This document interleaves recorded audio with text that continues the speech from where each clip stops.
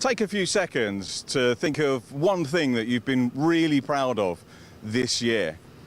I'm guessing for everyone involved in the paddock, one of the things that I've been superbly proud of this year is Lando Norris taking his first ever Grand Prix victory. Lando's roots in car racing, of course, with Ginetta. Welcome to Anglesey, welcome to the 2024 Ginetta G-Fest. Over 2 days of great action, the Pro Tyre Ginetta Academy, Pro GT Championship, the Ginetta Academy, and of course the very well supported Ginetta Junior Championship, all taking part in effectively a double header. We've got 2 races for each class today, and then the same again tomorrow. Weather here, greeting the drivers about to go out on circuit for their qualifying, a little bit damp, so conditions on the international circuit we're using this weekend today likely to prove a little bit tricky, but that'll sort everybody out.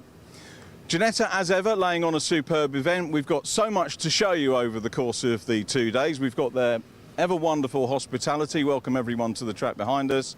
And over there, we're going to be taking a little look at their sim setup and talking to drivers a little bit later on about how they get in training for driving on the various circuits around the UK that Ginetta focus on. Obviously, normally the home for Ginetta at the moment is the very well supported and spectacular British GT Championship. Many of the drivers, of course, racing in the Academy and the GT Championship, looking to make their way up the sports car ladder, ultimately perhaps to Le Mans. Lawrence Tomlinson, Ginetta founder, did those years ago. Plenty to bring you, including a great commentary team today with the BRSCC. We've got Scott Woodwison, first of all. Say hello to Andy McEwen.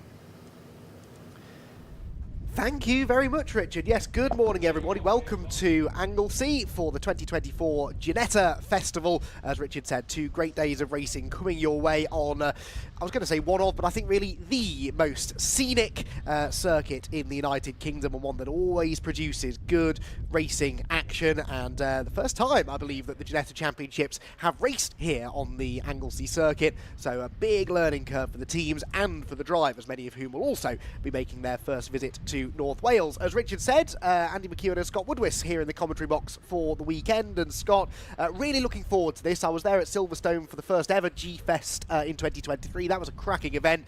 This event looking a little bit different, certainly a very different venue, but I think the perfect place to go Ginetta racing. It's one of the best venues for me in the country in terms of the location and how picturesque it is, and it's a wonderful setting for Ginetta to come here for the first time. It's a great way for them to celebrate everything about their season. As you can see, 2.1 miles, the full international circuit used. It was built back in 1989. It's changed a little bit since it was first made, but it certainly is one of those hidden gems in motorsport, particularly in the UK. It's a wonderful venue. It can be sometimes a bit of a long trek to get there depending on where you are in the country, but it's always a circuit that I always say, once you get there, it's absolutely worth it because it's magnificent. Quite challenging. A lot of these drivers won't have even seen Anglesey before, let alone driven it, only probably in the sim, so ultimately they'll be getting to have their first laps across testing the past couple of days. But getting used to it, we were here a couple of weeks ago for a BRSCC meeting, and there's lots of great spots to show off your racecraft. I think one of the key spots is going to be that long run all the way out of Church Corner, out through the long back straight through School Corner up towards the Rocket Complex. That's what we saw plenty of overtaking a couple of weeks ago, and I anticipate in all 3 championships we're going to see more of the same. But I think Ginetta are going to be in quite good form, even if the weather isn't quite the case you can see on the screen. Yes, it's not the nicest of days so far. Not cold, in fairness, not particularly chilly. There is quite a stiff breeze blowing across the track as well, which hopefully will move this rain through relatively quickly, but there is a forecast for showers throughout the day. It has, I believe, stopped raining for the time being, but the circuit definitely still fairly damp after some pretty significant overnight rain. But as you can see, the circuit, this isn't a track that suffers particularly badly from standing water and from the water sort of collecting anywhere. It's got a really good drainage system.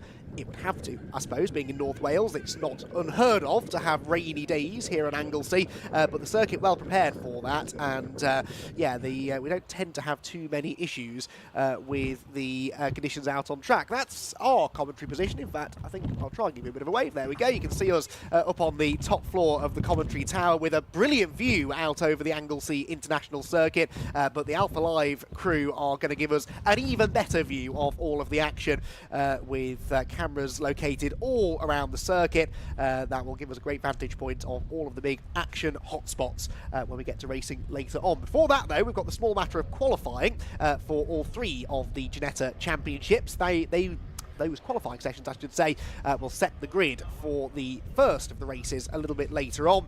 And qualifying is always important, but particularly I think on a circuit such as Anglesey. Yes, there are places where you can overtake, but I do feel that if you're a driver who is in tune with this circuit, Scott, and you can qualify on the front row of the grid, it is the kind of place where actually that clean air can really, really pay dividends, and it is possible to break away and take control of a race. Especially when you've got qualifying in such mixed conditions. I mean, yes, it's quite damp out there. There is no rain around at the moment, but it has been raining this morning, and so because of that, it's going to make conditions pretty tricky. And so tyre choice is going to be crucial either. Do you try and bank on it possibly getting a little bit drier? Do you try and keep on the wets because primarily most of the circuit is still a little bit damp? Do you bank on it getting a bit drying out as the session goes on? That's the gamble that you've got to try and make as the session goes on. One thing we should point out, I was doing some research this morning, we haven't had a multiple pole sitter so far this season. All 3 qualifying sessions that we've had 3 different pole sitters, Scott McKenna, Luke Garlick and Nick White. Interesting enough though, the championship leader in pro class hasn't taken pole position yet. I wonder if this morning it's going to be any different. Mackenzie Douglas,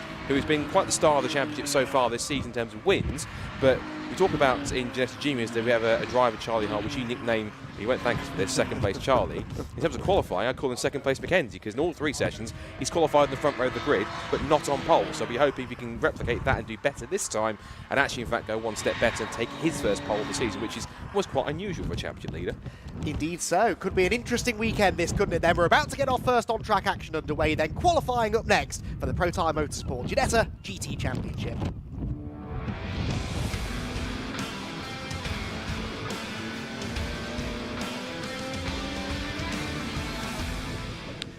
So the cars are out on track, and here you can see our first glimpse and the driver's first glimpse of exactly what the track conditions look like. And well, certainly this part of the circuit, pretty grim is the answer. There is a fair amount of water on the circuit, a bit of spray being kicked up behind the drivers.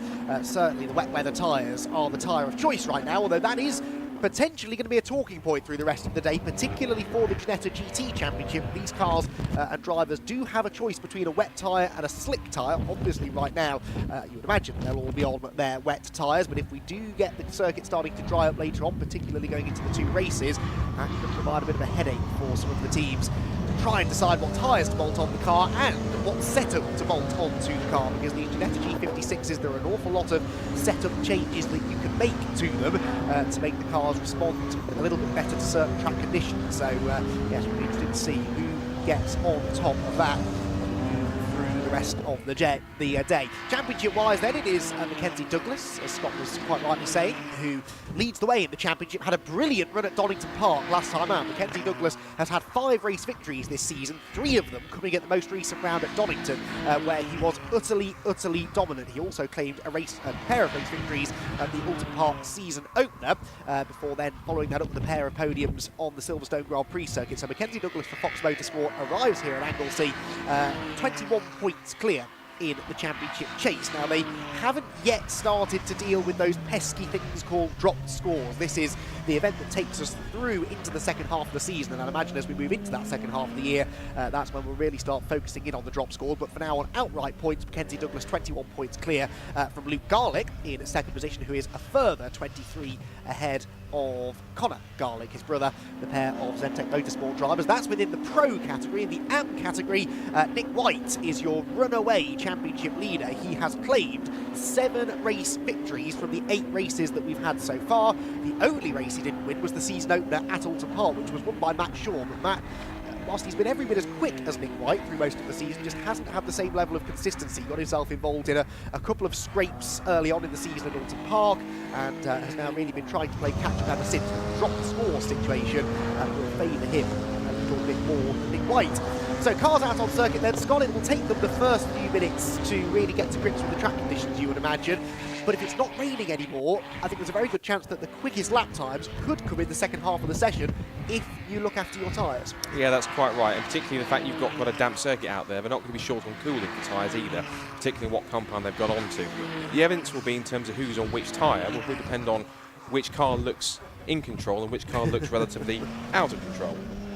And it's those, potentially, if you're kind of more slipping and sliding around, it'll be more on the slicks. If it'll be sort of more slightly in control, more grip, then it'll be certainly more on the wet tyres. But that gives you an example, if you've never seen Anglesey before, just what a beautiful location it is to make a mark on that. It's right on the coast of the Irish Sea. It's the Isle of Anglesey. You have to go across a small bridge to go across to get onto the island. There's some wonderful roads and rolling hills around here, but the scenery you get, I mean, there's not many circuits you can get with a magnificent view of, well, sort of the Irish Sea out there, you can see in that one.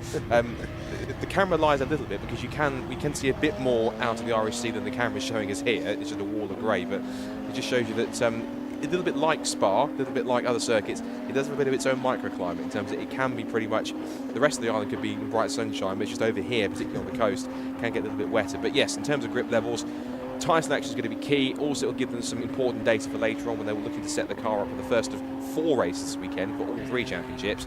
And so they'll be key. Oh, with someone getting a bit wide on the exit. I think that's one of the Garlicks. I think Conor Garlick, who still went 3rd fastest despite running incredibly wide over the curb and almost losing it into the pit wall, which is what we never wanted to see.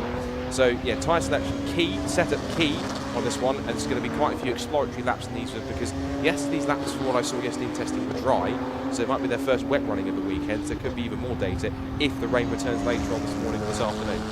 Indeed so Mackenzie Douglas then car number 24, fastest at the moment from Nick White. So you've got your 2 championship leaders, the Pro Championship leader and the AM Championship leader at the moment, who would start on the front row together, but I do definitely expect to see further improvements, and in fact already we're seeing improvements from Nick White in the first sector on his most recent lap, personal best in that first of 2 sectors that the Anglesey International Circuit is being split into this weekend. So the first sector only 34 seconds in length, so I'm going to imagine that takes you from the start-finish line to partway up the school straight. The rest of the lap is then sector 2, so it's really sector 2, which is over a minute in length for most, if not all, of the drivers at the moment. That will really be where you gain or lose big chunks of time. Here is Nick White though, heading down towards the hairpin, and the number 57 car which leads in the AM Class Championship coming into the weekend, 2nd fastest in the qualifying session right now, but up into 3rd place recently has got his big rival in the AM Class, Matt Shaw, who is just going down towards the final corner in that sort of red and orangey coloured number 33 car. So those two looking reasonably evenly matched. Nick White goes across the line and improves, does a 1 minute 38.291, but we'll find out momentarily what Shaw can do. Can he match that sort of pace? The answer is no in the end, no improvement from Matt Shaw, and in fact gets dropped out of 4th place now as Conor Garlick goes 3rd, Scott. Yeah, Conor actually putting a lap time in after his lap time was disallowed, and it was for him trying to that wide moment on the exit of the final corner, which is what lost him that, which is all's fair in love and track limits, or some kind of phrase like that. So Nick White then has actually taken an outright pole. He was on an outright pole position in qualifying last time at Donington, so the AM's certainly proving as quick as the pros. And in terms of his qualifying record so far, in terms of overall where he's sat, he's taken 2 of the 3 AM poles, because the first pole of the season was taken back at Alton Park by Matt Shaw, his key rival. If he can keep this up, he'll be on a run of 3 AM poles in a row as he slivers his way through rocket in and rocket out on this particular lap. In terms of his overall standing in qualifying results, he's qualified 6th overall at Alton Park, then 3rd at Silverstone, and then overall pole at Alton Park. So he's getting himself a good position on the front row of the grid and proving that, you know, regardless of the field size, he's looking pretty strong in terms of pace as far as he can push it. He's ahead of both the Garlicks as well and Matt Shaw in terms of pace. So decent lap so far for Nick, and long may it continue. It's been fascinating for me to watch the progress of Nick White and Matt Shaw this year, both of whom have come up through the Ginetta GT Academy ranks, where they were rivals last year, and up into the GT Championship itself, where they're both within the AM class, but on occasion have both proven themselves more than capable of mixing it with the pros. Now, there is Conor Garlick just behind Matt Shaw. To me, I don't know whether that was just a trick of the camera, like he had some sort of tank tape over the front headlight of his car. We'll try and get a glimpse of that as he comes back through the final turn, but I think that left front corner at some point this weekend has taken a bit of a knock, because the team have had to make a few hasty repairs, and it's not slowing it down particularly, but yeah, it's already that the Anglesey circuit has been catching a few drivers out. New improvement there from Nick White. Nick White there stays 2nd place with a 38.0, means he's now only a quarter of a second slower than Mackenzie Douglas, Scott, who is not really improving at the moment. He's not, but at this point in time he is in the pound seat, which is pole position. It all depends on how much quicker this circuit can get as the session goes on. There's Mackenzie Douglas himself, talking to the devil. He's making his way down through this sort of flat-out right-handed kink and up towards the Rocket Complex. I bet this is probably going to be the main passing place all weekend, because we saw that a couple of weeks ago in several of the championships on that BRCC weekend, but I imagine that it's going to be more of the same, particularly, well, in all 3. We see them head through. There is 63 Conor Garlick making his way out of the rocket complex. And it does look as though, I haven't ever properly seen cars of this ilk, GT cars around Anglesey, but it does look as though, what I can see, it is a rather fun-looking circuit for a GT car to drive. It's got one or two banked sections on it. It's got one or two kind of very fast sections in the mix as well, as Luke Garlick decides that he wants to join his brother in getting a lap disallowed for track limits. So he's also going to stay where he is in 5th position. But Mackenzie now making his way out of the hairpin, out of the Tom Price straight, named after the late great Tom Price, one of, I think, arguably Wales' best motorsport export after he sadly passed away at Kyalami back in the 70s. Looks like, I think Mackenzie Douglas is abandoning this lap. He's taking the tight inside line, which suggests he's probably coming to pit lane, which he is. So championship leader has abandoned that particular qualifying lap. He's going to give some feedback to the team. So the Fox Motorsport crew ready to receive him. Well, there's 33, Matt Shaw, second fastest in AM, 1.4 seconds off the top time of pole, chased down by Conor Garlick on track at least. 9.5 minutes to go, and can't really see a fully dry line starting to form. What I can see is that possibly more and more of that surface water is going to be dispersed as the session goes on, of course, and then we still have GT Academy and Ginetta Juniors to come, and that will further dry up the circuit. So by the time we go racing, if it does stay this, I can't see if it is probably raining yet or not, although the wipers are going. But so, I think definitely if you're going to make a tyre selection, I think wets definitely seems to be the way to go. Yes, for the time being, definitely, but I don't think it is raining. There might be a bit of rain in the air. It's certainly not raining heavily, and because we've got this wind blowing across the track, that will aid in the drying effect.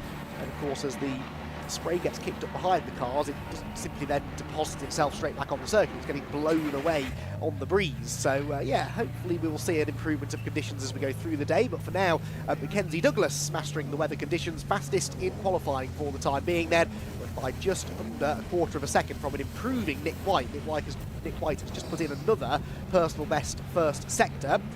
He's one of really only a handful of drivers improving. Nick is about to come across the timing line now. What can he do? Now again, the second part of the lap, it gets away from him slightly.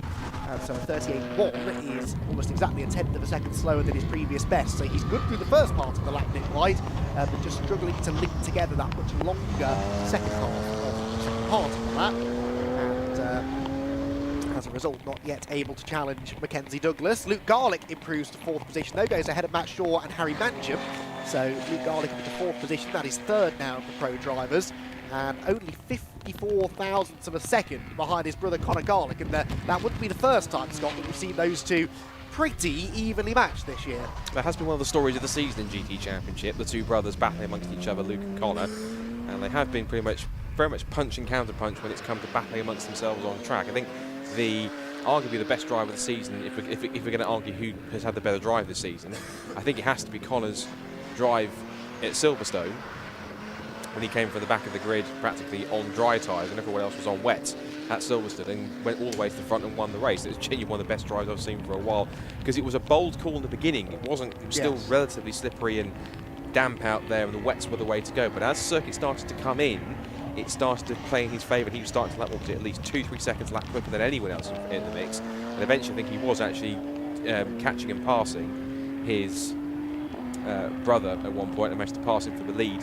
and then went on to take the victory. So Conor's certainly looked pretty good in that sense. In terms of the Battle of the Championship for them, they are separated by 23 points. It's Luke's advantage over Conor at the moment. So Conor, if he can try and steal a few more points, could get a little bit closer to second place after this weekend. He's got 4 opportunities to do it, so I'd be surprised if he doesn't get one over him at least once this weekend. You would imagine so, but yeah, they have had some good battles. That Alton Park finish was a real highlight, wasn't it, early on in the season? It wasn't for a win, it was for a podium finish, but still absolutely neck and neck in conditions even worse than these, actually, back at the Alton Park season opener. So Mackenzie Douglas still fastest. Nick White continues to put in these personal best sector times at the start of the lap, but just not quite able to hook it together by the time he gets back round to the timing line. This time actually he makes a liar out of it and doesn't improve in sector 1, and so we'll see whether he's saving himself maybe for the second part of the lap.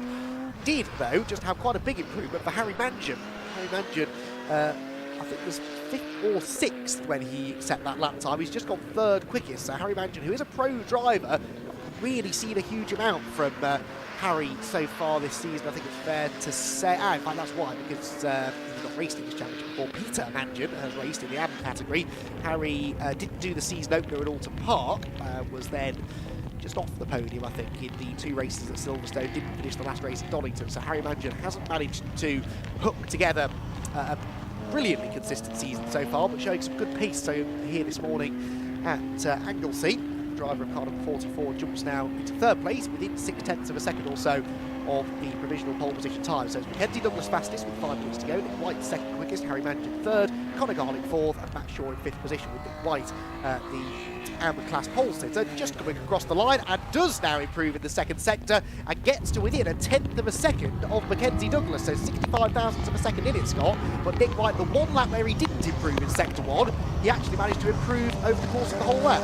So there's time to find. A little bit of oversteer through the banking there won't have helped him so much, but looking pretty good. In fact, actually, Mackenzie Douglas has further extended that time, as you've rightly pointed out there, because it was around, was it 600th of a second? It's now back to 3/10, because Mackenzie Douglas, championship leader, has now just punched in a better time of 1:37.482. So he now continues to be top, and he is on course for his first pole of the season, which again sounds strange given that he's the championship leader, has won about 5 or 6 races so far this season, which is odd, but that's how the season's gone so far. Yeah, Harry Mangan's 2nd fastest, and then in pro category, then it's Conor and Luke Garlick at the moment. James Taylor's just split the Garlicks because he's now gone to 6th fastest. So we've got a quite nice sequence of, at the moment, we're going to have all the pros lining up on one side of the grid and all the AMs on the other side of the grid, which is might look staged. That's just how the qualifying sessions run. There's still 4 minutes to go for that to change.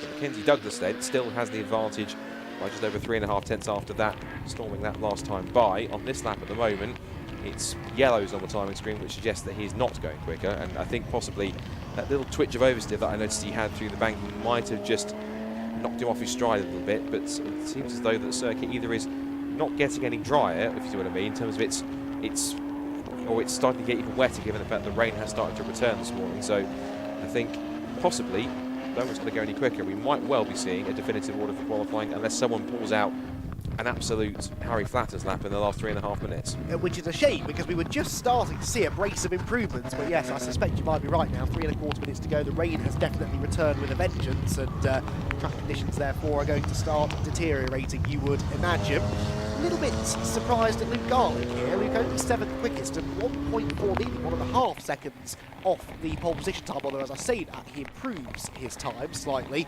and now does go to a 1:38.7, but still nearly 1.3 seconds off the ultimate pace there for Luke Garlick, and being outperformed by 3 of the 5 AMP class drivers.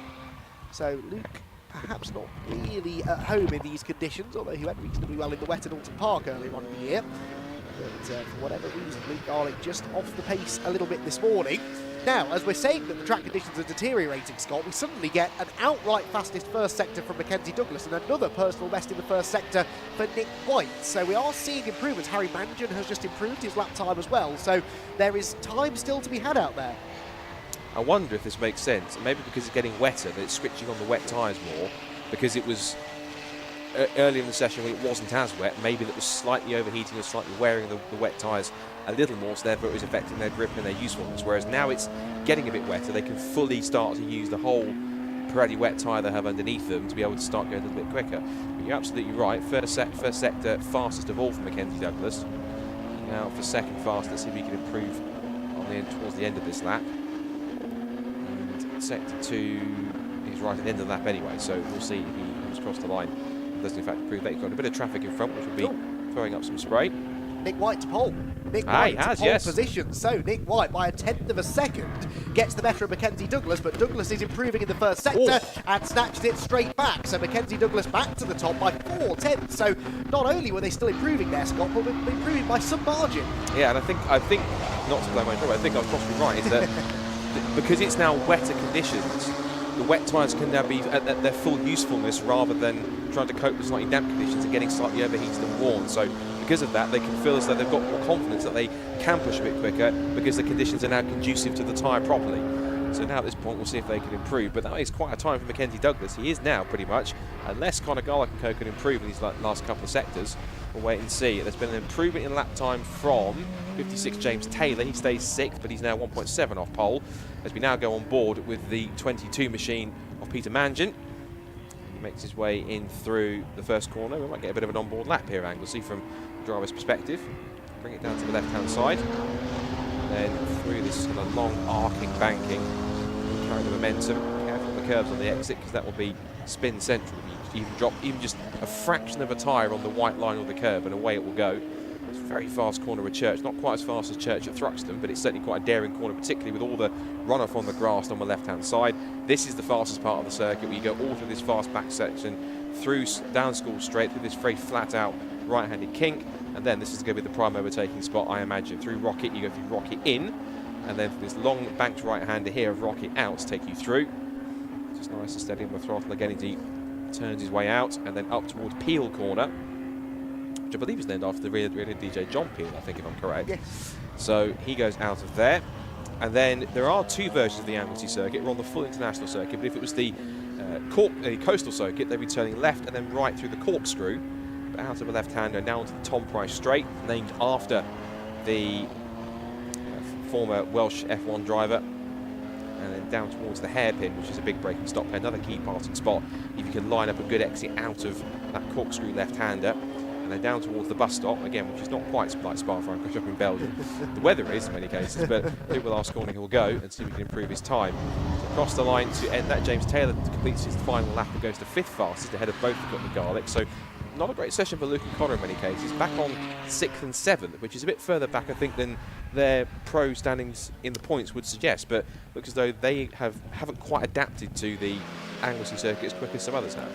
Yes, well, and as everyone else was improving late on, they weren't, and so they've slipped right to the back. And in fact, Connor Garlic now slower than Luke, so that has really changed around. Luke Garlic found a little bit of time to jump up ahead of his brother, but yeah, 6th and 7th only for those two. They've got work to do in the races, and I suspect they'll both be hoping that it dries out by the time we go racing a little bit later on today. So Nick White here, the only driver still on a lap. He's just making his way around the hairpin there in the white, orange and blue car. He's not improved in first sector. In fact, it's very slow first sector, so I think he's probably bailing for the pit lane. So Mackenzie Douglas then looks as though he is going to claim the pole position for the first of 4 races this weekend here at the Pro Time Motorsport Ginetta GT Championship, and does so by just under 0.4 of a second in the end. There's notes on the door. Please do not lock the door. This is a fire escape. Pro class.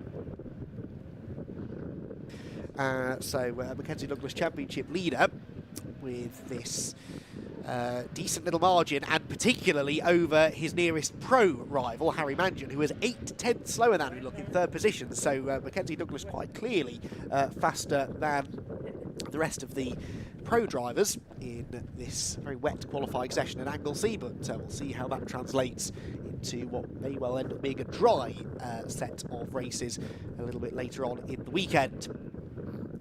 So the drivers then head back to Parc Ferme. James Taylor there, we're getting a late notification, had a lap time disallowed in the number 56 car. His 11th lap time, so that I don't think was his fastest anyway, so that shouldn't matter too much to the result. So Mackenzie Douglas gets pole position provisionally then for our first race of the weekend in the Pro Time Motorsport Ginetta GT Championship, with Nick White in the end just under 4/10 of a second adrift in 2nd place. White then came home 3rd at the end of the session, the top top AM driver in the session. Harry Mangan was 3rd ahead of Matt Shaw, with James Taylor, Luke Garlic and Connor Garlic next. Then was Callum Noble and Peter Mangan to complete the runners and riders. Pro pole sitter Mackenzie Douglas then will have the AM pro pole sitter Nick White alongside him on the grid for the race a little bit later on, the first race of the weekend a little bit later on. We'll wait with interest to see exactly how that one pans out when we get to racing for the first time for the Ginetta GT Championship later on today. Yes, that first race, what will the conditions be? Well, it will kick off at around about 11:40, so about 2.5 hours time. So they've got a little bit of time to wait the weather out, but of course any setup changes they're going to make have to be made some time in advance, and that means they don't really have that full 2.5 hours to make their mind up. Realistically, they've got about an hour, and then they will have to start bolting the setup onto the car that they're going to go with ahead of the First of the races later on. Right then, I think we are almost ready to head down into Park Ferme, where we can catch up with Richard John Neal and perhaps have a chat with our pair of first pole sitters of the day. So our first Park Ferme of the weekend. The drivers are being ushered by Ron Humphries, one of the Ginetta officials, around to be weighed, and the drivers are going to be making their way. Let's see if we can get Mackenzie. Has Mackenzie gone already?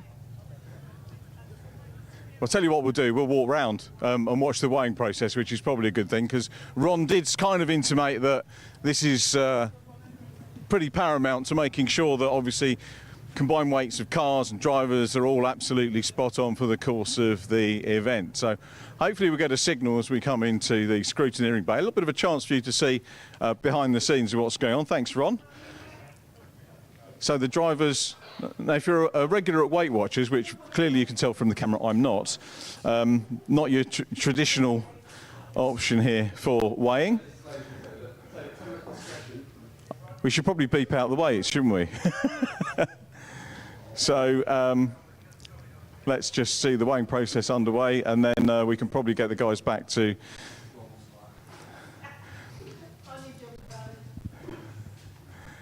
Matt goes, and Mackenzie Douglas on the scales at the moment. I can't think, for me, this would be a very embarrassing moment.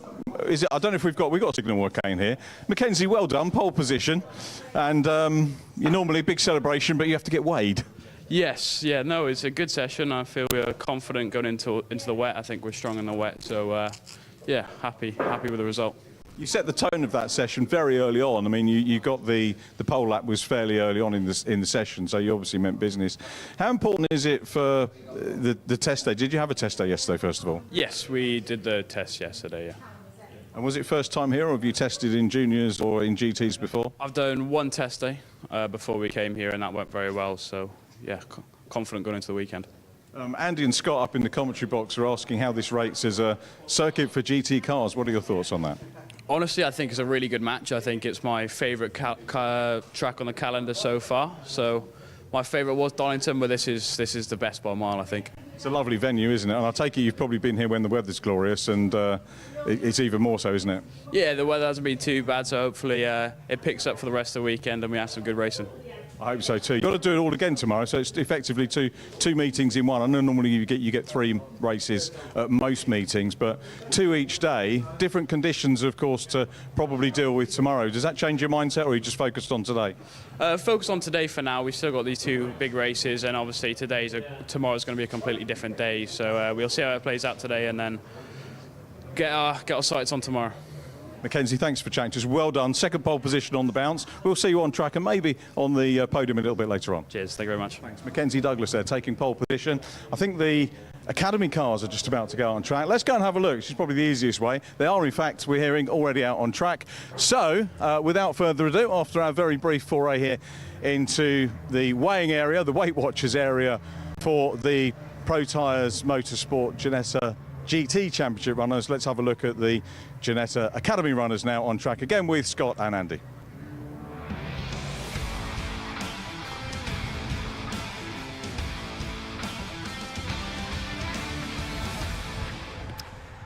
Thanks, Richard. Yes, so good to hear there from Mackenzie Douglas. Some interesting thoughts from him then there, that the Anglesey International Circuit is his favourite circuit on the calendar. I'm not saying I disagree with him, it's a lovely place to come, but that is pretty high praise. They'll have that quote, I think, printed out, put on the cafe wall or something here, won't they? Mackenzie Douglas reckons it's the best track on the calendar, but hey, not difficult to see why, is it? It's a challenging circuit, it's a brilliant location for racing, and even in these conditions, clearly quite a lot of fun to drive.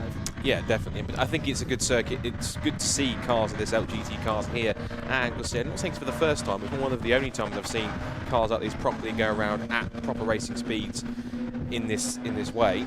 And it's because we've got the GT Academy cars out now, we get more chance of them to try and either drive the track up a little bit or explore this wet Anglesey circuit here in Wales. I have to say with GT Academy, good entry this weekend. It's at 19 on the grid this weekend. A couple of newcomers this weekend also. And talking about the championship, this really has been a season where it's literally been all about the rookies. If you look at who has been taking pole outright, victories outright, it's all been rookie drivers. And I think that just shows just the strength of one, just how popular this championship has continued to be ever since it switched to British GT from the token package and going forwards, but also as well the fact that it's continuing to welcome new drivers more and more as the season's gone on, and GT Academies, as it kind of says on the tin, it's pretty much setting a lot of these drivers up for becoming a really good proving ground, ideally on the British GT package, to then step up into GT4 or GT3, where Ginetta is still quite prominent in GT4 these days. And so it's going to be interesting to see how many of these drivers move up, I guess, going forward into the GT Championship, and then possibly into the GT ranks. I think I just heard someone have a bit of a spin, I think, in our ears, and you had to turn around to see who it was. I couldn't see anything out of the windows. It could have just been a snatch break, potentially, but you will hear a lot of that in GT Academy, because these cars are notoriously challenging to drive. It was a really interesting concept, I thought, actually, when the Ginetta GT Academy came about, 3 years ago now, I think, that it made its debut, because it sort of replaced the G40 Cup as the entry-level series onto the Ginetta racing ladder. But the G40 Cup, well, they used, obviously, the Ginetta G40s, which were much smaller, much less powerful, much easier to drive, honestly, than these cars. And then they brought in the G56, and they used that as the basis for the GT Academy car, and they decided to essentially create much more difficult cars to drive. These cars don't have traction control, they don't have ABS, they have tyres that don't yield a huge amount of grip in either the rain or in the dry. And many people perhaps questioned that logic, given the fact that this is supposed to be a series targeted at beginners. But actually, the more I've seen of it, Scott, the more I think that's a real stroke of genius. Making these cars so difficult to drive means that you learn a lot more from quicker racing in a championship like this than possibly you would have done with the G40s. Racecraft-wise, maybe the G40s are great. That's a kind of car we'll see it with the juniors a bit later on that does create really good racing. But as far as learning car control, learning setup, learning how to balance the car in different conditions, this is about as challenging as it gets for a beginner's series, but you learn a lot. Yeah, and even though they have got a rear wing and a front splitter, this is very much a car where you have to really truly learn it on mechanical grip. And I've always said that racing drivers should learn it properly, like every Formula Ford or anything else like that. Learn the mechanical grip first. That's what you're going to have to kind of feel on that car. And aero will come as you go into the faster ranks. But if you can set a car up and drive a car, race car, purely mechanical grip first and foremost as your baseline, and then sort of have aero as kind of like the, I don't know, call it like a sticking class, but kind of like the added on point to kind of fill any of the gaps which the mechanical grip doesn't fill, then you'll be able to use that as an advantage and be a much more rounded driver. I used to say, for example, to use it as a pure example, I used to say back in the day when the Formula 3 drivers, who were the drivers that came through from Formula 4 because they learned their craft and that grounding in mechanical car setup and mechanical car grip in that sense of things. And this is kind of the same thing. These cars are very much more low grips, therefore you've got to try and run it on mechanicals and use whatever that you've got, and then be able to get that grounding. Once you're there, this is literally training them, hence the name Academy, training them to move up into the GT Championship when you've got a slightly quicker car, and then go into the GT ranks, whether it be in Britain or Europe or anywhere else. And this is a great platform to do it. And of course, it is not that the G40 wasn't, but this is a proper race car, proper little mini GT car. So what better for them to learn the way if that's the route they're going to take in the next few years? Indeed so, yes. Certainly a challenging car, but a rewarding one when you get it right. And, well, the driver who's been getting it right more often than not this year is Harry Gamble. Harry Gamble, our rookie class drivers podium. As Scott said, there are two different classes of driver. You've got the rookie class and then the GT Academy class. You score points within your own individual class, so it doesn't matter where you finish in the overall running order, simply where you are within your class order. And that being said, the rookie drivers have been doing all of the winning really this season. So Harry Gamble with his only one class win, actually, but he's been very consistently up on the podium with 4 other podium finishes in the Elite Motorsport number 23 car. He has the championship advantage in the rookie class by 16 points over James Nicholas, with Luke Shaw a further 28 points back in third. Then, within the GT Academy class, Julian Wantling is the leader by only 11 points, so both of these classes pretty finely poised, actually, as we arrive here at Anglesey. Mark Elman is his nearest rival in second place, but then it's a further 70 points back, 4 drop scores this is, to Emma Tomlinson, the first of the 3 members of the Tomlinson family on this grid, who sits third in the points. This is Amy Tomlinson on screen, the number 11 car. Amy, 4th in the GT Academy class championship. And Amy just dropping her way down through the top of the corkscrew there and out onto the Tom Price straight. Amy has had 3 podium finishes so far this season and is only actually 3 points behind Emma in the GTA Class Championship standings. And that's how the championship looks. Well, within this qualifying session, it's actually Mike Taylor who is going pretty quickly. Mike Taylor, 4th only in the championship, but dropped scores. I think Scott will be his friend because he had a non-finish at the start of the Donington Park weekend when he tangled with, well, not one but two of his big championship rivals going into Redgate Corner, Harry Gamble and James Nicholas. So that one non-finish won't help. We had a couple of iffy results, one at Alton Park and one at... in fact, he had a non-finish, didn't he, as well at... no, sorry. 2 finishes outside of the top 5 at Alton Park at the start of the season in Mike Taylor. And so once he drops those, he'll be right up there in the points, I reckon, and clearly seems to have wrapped his head around these conditions a little bit quicker than the rest. He seems so, and he's getting to it pretty well. The man who's been pretty impressive in the wet alongside Mike Taylor has been James Nicholas, of course, the Palmer Sports Scholarship winner, because he was quick in the wet at Alton Park, he was quick in the wet at Silverstone, and of course he's been showing his prowess as well in the dry too, but James has been incredibly impressive in that sense. But you're right, Mike currently 4th in the rookie class standings. He scored he has had a win so far this season at Alton Park, and also he picked up 2 third places and a fastest lap at Donington Park as well. So he's been steadily looking at some good form and pushing his way through. There is Mike in white and gold, which is quite a neat little colour combination for a Ginetta. And he's picking his way past none of his fellow rookies. That was car number 3, which was Julian Wantley, who is he's on a rookie plate, but he's in the GT Academy class, which is interesting. But he is currently at the moment 3rd in the GT Academy class. But it's Paul Livesey who's fastest there for Mark Elman. And that's Emma Tomlinson, in fact, up to 2nd quickest. So Emma now finding some pace and up there into P9. So Amy's currently winning the family battle. And Mark Elman completely puts paid to that, now going 2nd fastest. But so far, Mike has looked pretty good at this point in time. Look to try and get a good haul of points. And that's the key thing to remember, of course. 4 races this weekend. That's 4 chances for these drivers to put in to score over the course of the weekend a heck of a lot of points. And this could be a pretty key weekend, given that you've got so many races. Of course, there might be some relatively short turnaround times of a few hours before you get out once again. It keeps the teams busy, but of course it means that this could be a weekend where you could see some people literally make or break their championship chances, because it could be one slip in one race, but you've got, unlike other races where you've got 2 or 3, you've got 4 races. So if you mess up in one race, you've possibly got 3 to make up any of the points and the time that you lost in that sense, to keep yourself in a relatively good position by the time you leave. Yes, but if you don't get on with the track or you don't get on with the conditions, it's going to affect you over 4 races as well. So if you have a bad weekend, it's just going to be compounded further by the fact that there are so many more points on offer this weekend than there would be on your traditional double or triple header weekend that they've had so far this season. Whilst we were talking there, James Nicholas has gone to the top of the times, by the way. So James Nicholas then now with the fastest time of a 1:40.793. However, Gareth Thomas has gone fastest of anybody in the first sector. Didn't actually manage to link that together through the rest of the lap though, so he stays down in 5th place. Up into 2nd place comes Luke Shaw. So Luke Shaw then up into P2. There is a sideways James Nicholas sliding his way into the banking, carrying a little bit too much speed up the inside of another car. And interestingly, it's Gareth Thomas behind him as well. So neither of those drivers had particularly strong second sectors. I think they both got caught in traffic slightly, but if they can find some cleaner air, they might be able to improve a little bit further.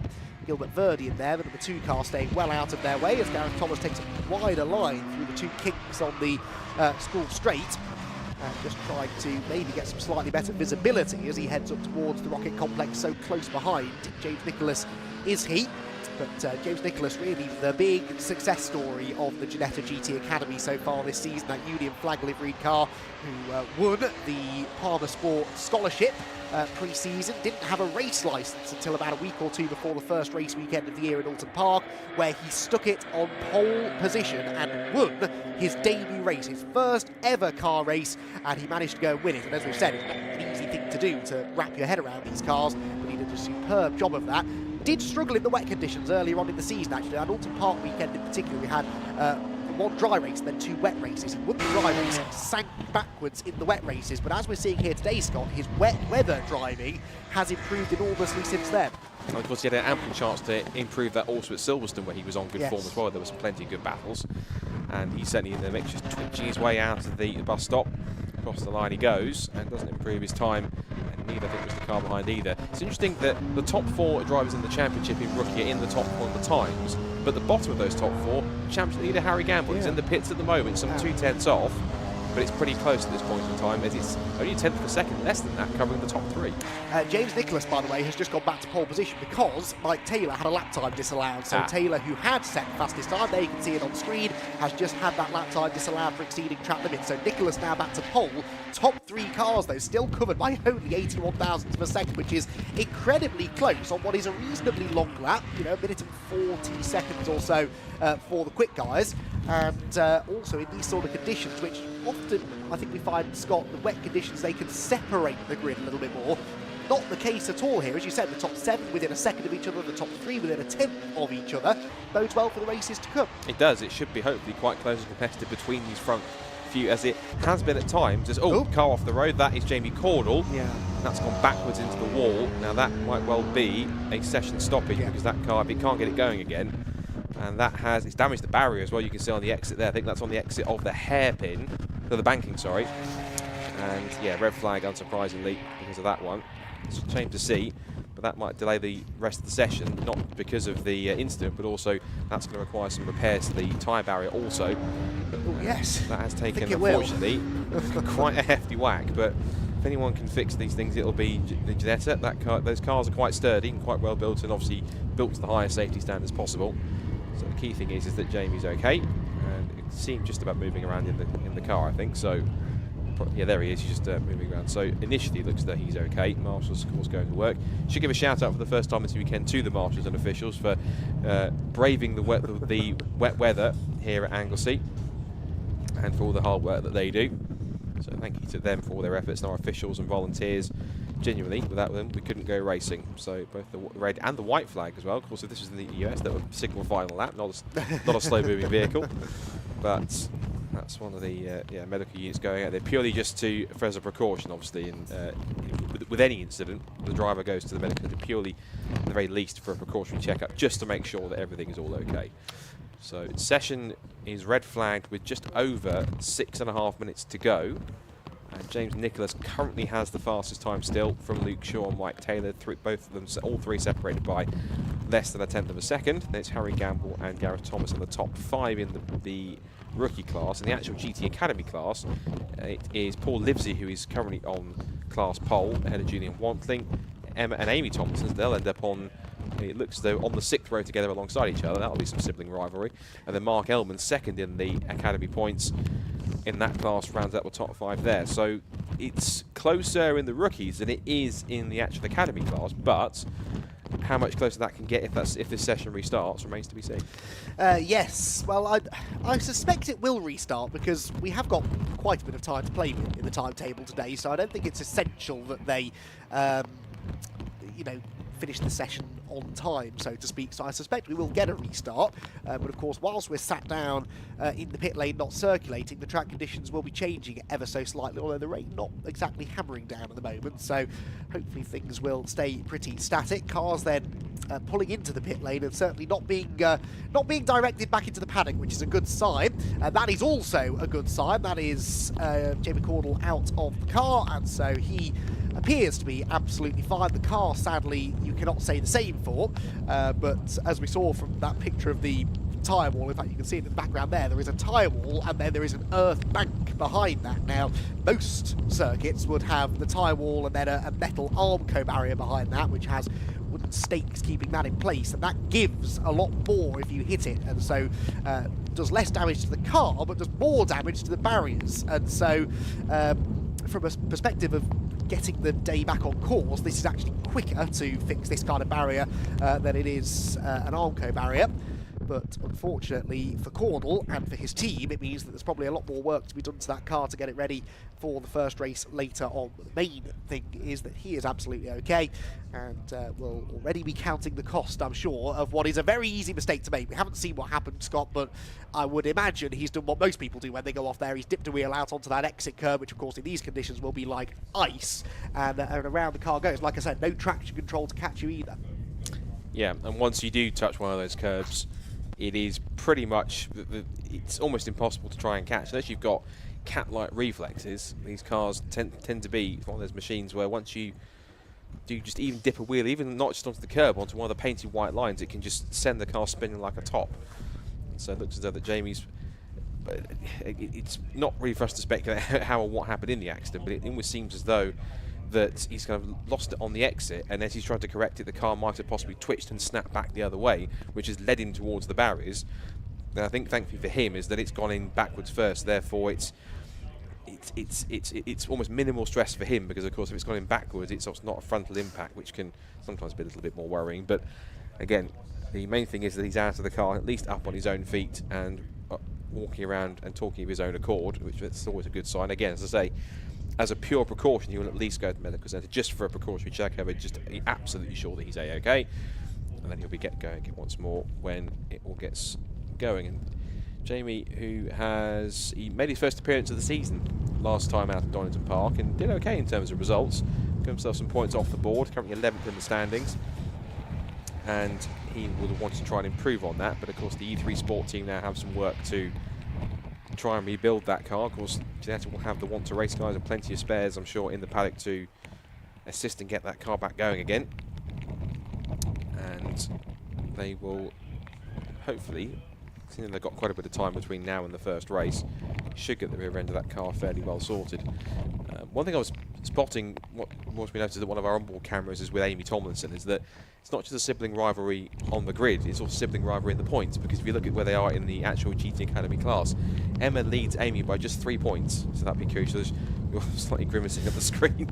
Well, it's not a pretty sight, is it? And I'm trying to see exactly what damage has been done. Certainly the exhausts have been bent upward quite significantly. The worry is whether the chassis has been damaged at the back. Now, there's quite a bit of bodywork that overhangs the back of a Ginetta G56, and so I'm hoping that absorbs most of the impact. It is hard to tell from this camera, but yeah, if that's twisted the chassis at the back, then that might be the last we see of Jamie Caudle this weekend. But we hope that that's not going to be the case. But yeah, that's certainly done a lot of damage. But as you can see in the background, the Marshals already pretty much have got that tyre wall back in place. So to my point, it's done more damage to the car, but the barrier is at least a little bit quicker to get built. So it's very little solace for Caudle, but it should hopefully mean them get a resumption of that qualifying session before too much longer.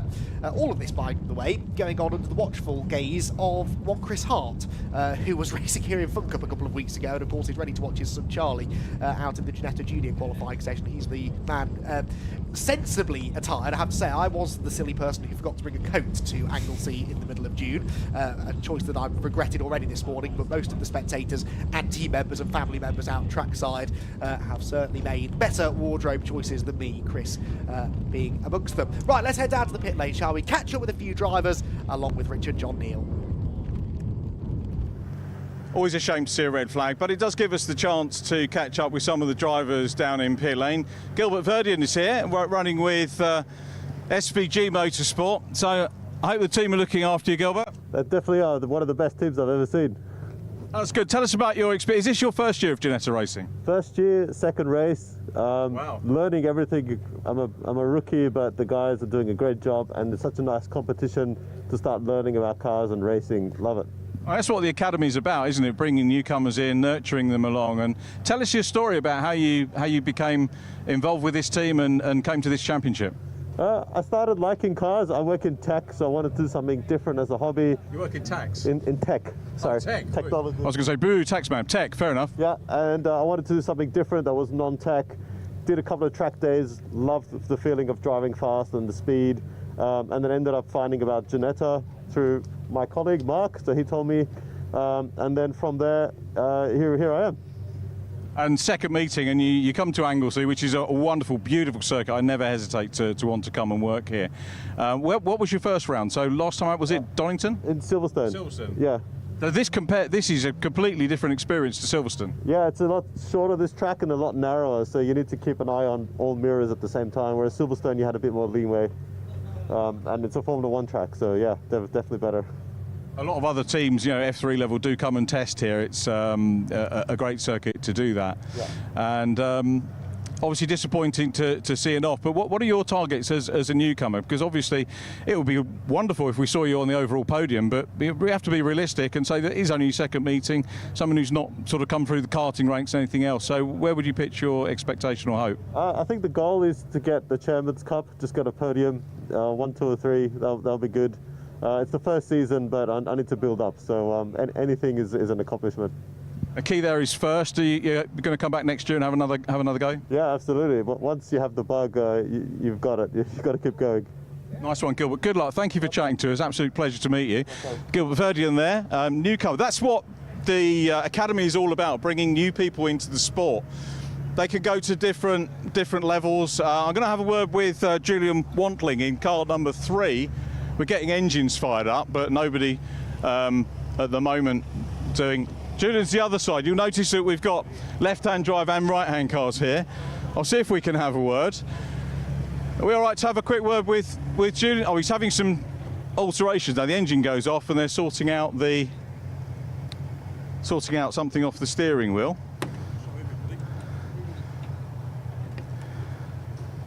I'll shove the mic down. Sorry to be rude. Can you tell me as you're doing that what's going on, what the problem is? No, hang on. Oh. No is the answer at the moment. That's all right. It's rude of me to stick a mic in the face. We'll come back in a minute. Have a word with. Obviously, getting the car sorted out is the most important thing for the rest of the qualifying session. Looks like we're doing some gear changes, and I'll have a word with Julian in a moment. Firing it up. This one, the E3 Motorsport car, Jim Edwards Junior's team. Okay, it doesn't look like we're going to get a chance to do a lot more because the whistle was blown and the signal from the end of the pit lane, which means the drivers, I think, are getting ready to go back out. So engine notes are starting to happen. So apologies, we had one interview. It was a nice one, wasn't it, with Gilbert, which was great. Thank you to that, Gilbert, if you watch it back. And I'll hand you back to Scott and Andy for the resumption of the session, which should be in just a few moments' time. Yes, thank you, Richard. We've got, as you said, the track clear now as far as we can tell, and the timing screen still showing 6 minutes and 40 seconds on the clock as the green flags wave again, so it's going to be a full resumption of the session then, so they will get the entire 6.5 minutes or so. Of course, they'll need to do an outlap, get the heat back into the tyres, find a bit of clear track, but there should be time here, Scott, I think, for a few more improvements, because the track conditions really haven't changed that much, if at all, since the red flag flew. Yeah, they even look a smidge brighter in terms of how it looks out there, which should be quite an encouraging sign for them. Even as out of the pit lane, they're racing each other down towards Church Corner, because that's another one of the key things when we talk about qualifying. Track position is vital, so obviously you can hang back in the first couple of laps to try and find some clear air, but ultimately you want to find your own little spot, your own little piece of real estate on the circuit to get that lap, to get that clear space. If you're running with teammates, sometimes on some circuits they'll give you a bit of a tow. Depends if you get some of the turbulence off the back of that car in front in order to possibly disrupt the front handling, particularly if there's cars that are quite aero heavy, which these cars aren't too much. They are a lot more mechanical grip.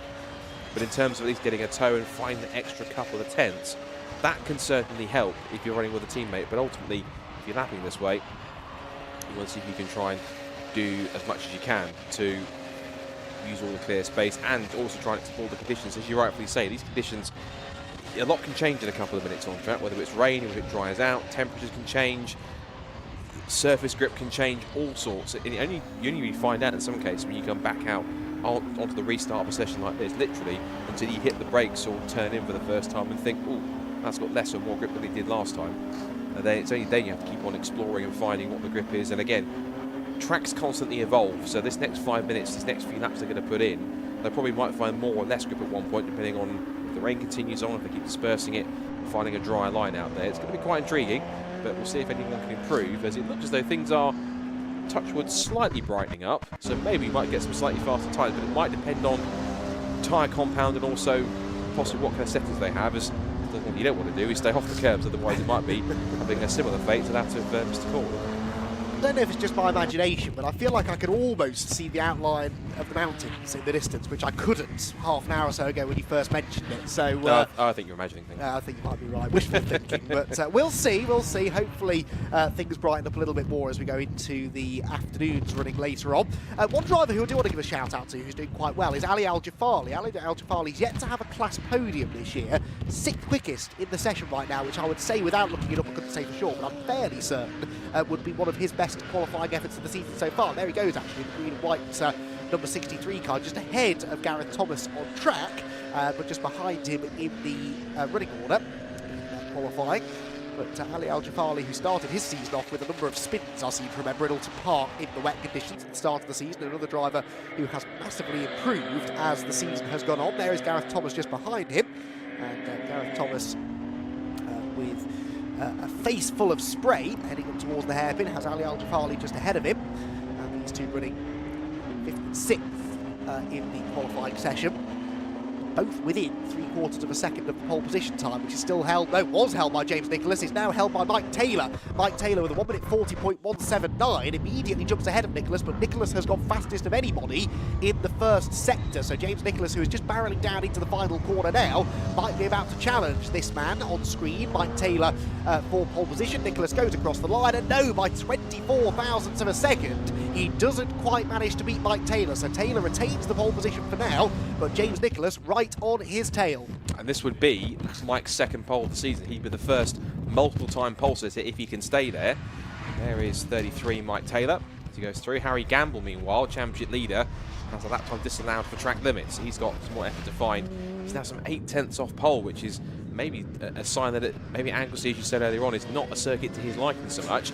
There is Harry working his way out through Rocket in and Rocket out. And just have a quick look up some of the times you're talking about Ali Al-Jafali. If he does stay where he is, it will be his best qualifying of the season, because prior to that, his best qualifying effort, well, I can reel him off where he was. He was 14th in qualifying at Alton, he was 10th at Silverstone, and then 14th again at Donington. So 10th was his previous best, so a bit of a market improvement for Ali Al-Jafali. I presume he's the same relation to the Jafalis that race in single seaters, like Rima Jafali and others that have done other things, potentially.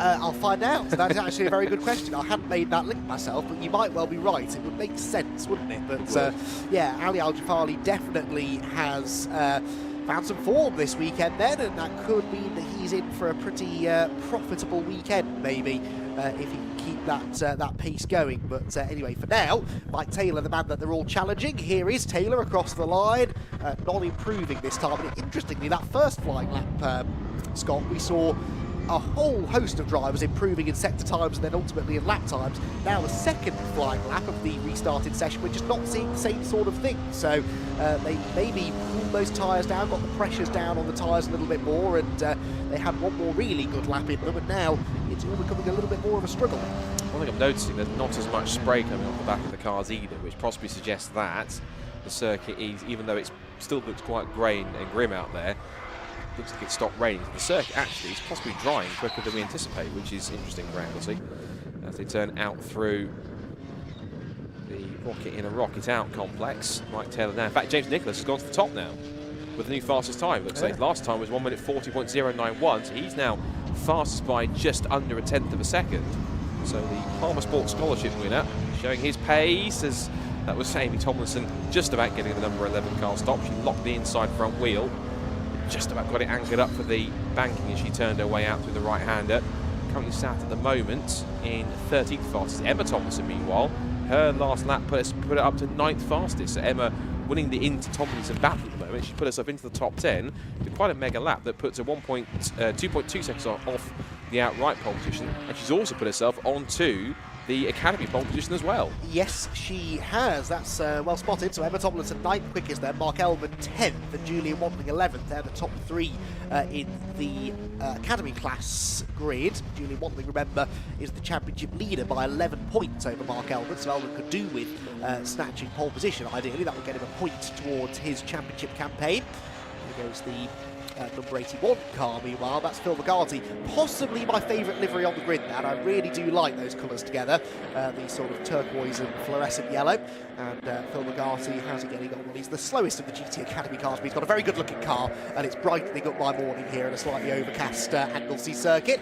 Julian Watling, meanwhile, he'll be in a better mood now than he was a few seconds ago, because he has just gone to the top of the GT Academy class times by some way as well, about 6/10 quicker now than Emma Tomlinson, and leapfrogs ahead of a couple of the rookie class drivers as well. He's going 7th quickest overall. Yeah, excellent stuff from him. So the checkered flag comes out on the session, and all four of the front four taking the flags, and no improvements for them. The only other person in the top 5 who could improve possibly is Luke Shaw, but they're looking at yes, Luke Shaw, but unfortunately his last lap was not quick enough either. So our rookie and GT Academy class pole sitters are set, and it is James Nicholas who picks up his second pole of the season because he was on pole at Silverstone. So at the moment, it's literally being the pole position is literally being traded this season between Shaw and Nicholas. It's now gone in sequence. Nicholas' second pole of the season. He'll certainly be delighted with that. But Taylor is right on the front of the grid on the front row with him. Looking pretty close as well behind fourth, fifth, and sixth. Ali Al-Jafari went to fourth, in fact. Wow. He didn't miss that. So that's by far and away his best qualifying effort. So well done, ahead of Luke Shaw and Gareth Thomas. So Ali Al-Jafari, who coming into the weekend is 7th in the rookie class at the moment, and his best finish so far has been a pair of 5th positions which he took at Silverstone GP. Could be, of course, maybe to get himself a contention for another top 5, even possibly if he plays his cards right, maybe even a podium if the conditions and luck falls his way. You may well be right. So an interesting start to the day then in the Ginetta GT Academy, qualifying headed in the end by James Nicholas, who of course lost the Rookie Class Championship lead last time out at Donington Park, but now finds himself back on the top, at least within qualifying anyway. Once a race driver then takes pole position from his teammate Mike Taylor, who will start alongside him, less than a tenth of a second in it though between the two. Then a pair of elite motorsport drivers, Harry Gamble and Ali Al-Jafari, with that career best qualifying effort from Jafari, with Luke Shaw and Gareth Thomas on row number 3. Julian Watling was the best of the GTA class drivers in 7th, ahead of Jamie Cornell, who unfortunately brought about that red flag after his off at turn 1, but still managed to hang on to 8th on the grid if the sport team can get that car fixed. Peter Thompson 9th, ahead of Paul Livesey, the second of the GTA drivers in 10th. Then it was Emma Tomlinson and Mark Elman, with Amy Tomlinson slipping down in the end to 13th, just ahead of Ben Cook.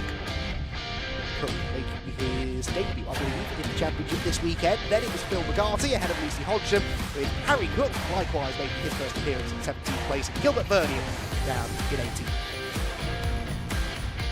So that's provisionally at least how the grid will line up for the first GT Academy race of the day. That one will kick off in theory at around about 12:15, depending on how the rest of the day goes. But as we've seen already, this Anglesey circuit catching some people out, including on the way to the pit lane, one of the Cooks who have just gone completely the wrong way, getting into the pit lane. So even on their in-lap, people getting things slightly wrong. So we'll wait to see whether or not we have any further delays as the day goes on, but hopefully that won't prove to be the case.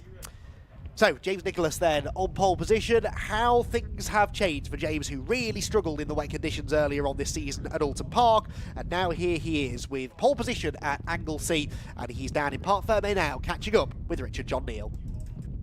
James Nicholas takes the pole position. He's having a quick natter at the moment. I'm going to be really rude. Go and doorstep him. Let's have a word. James, congratulations on pole position. Thank you. Well done. 4th pole this year? Oh, it's a question for me there. 4th or 4th, 2, 3, 4, 5th. Congratulations. Pole, yeah. Superb. And your backstory is interesting, isn't it? Yeah. So February, I wasn't racing at all. So I entered a competition with Palmer Sport, won the scholarship. And now I'm so into it. I can't imagine what would have happened if I hadn't got here. It's just such a big part of my life now. But yeah, it's brilliant. It's just so thanks to the guys, obviously Palmer Sport and Ginetta. They were so good. So it's so real team sport. Even though it's an individual driving, it is massively a team sport. I remember chatting to Mike Simpson when he said that Palmer Sport were doing a deal to get the cars. That was a couple of seasons ago, and obviously they use these cars and they're bringing people in, which is great for them because you're going to, the top of the marketing apex is word of mouth, isn't it? And you're going to be buzzing about Palmer Sport, getting people over there, getting them into Ginetta, and maybe possibly enjoying coming and racing with you as well. Yeah, I mean, Palmer Sport's amazing. If you haven't done it, I'd say it's other than actually racing in this series, it is just the best day you'll ever do. So, go Palmer Sport. and scholarship-wise, tell us about the experience of coming into Ginetta. I had 2 weeks' notice, basically, from the time I won the scholarship to get my licence and obviously get up to speed with everything. The experience is it's just unbelievable. I mean, I would never knew this existed. Something like this, which you can. I know it's obviously not cheap, but something where you can actually just enter and compete in. And yeah, I mean, I think if more people knew about it, I think more people would enter. Team Want to Race obviously look after the car for you. How's that been? Yeah, Want to Race, brilliant. all the guys. Yeah, if they make you feel important, you know, make you feel like, you know, you're part of the team. And yeah, I mean, I wouldn't have changed teams even if I could. So yeah, it's great. And what about the wider paddock? How's the feel? Yeah, all the guys are great. Yeah, I mean, I get on really well with everyone. Yeah, it's like a real family kind of spirit, you know, everyone's friends and we have a good chat afterwards, all good spirits. So yeah, it's great. I think you need it. Is it weighing time? Is it weighing time? Oh, we're not, because the GT Championship had to be weighed. Have you had an instruction to go and do that? No, I've been weighed before. Got my kit checked yesterday, but I haven't been weighed since Alton. So maybe I'm due a weighing, I don't know. But Very I've possible. lost some weight, so...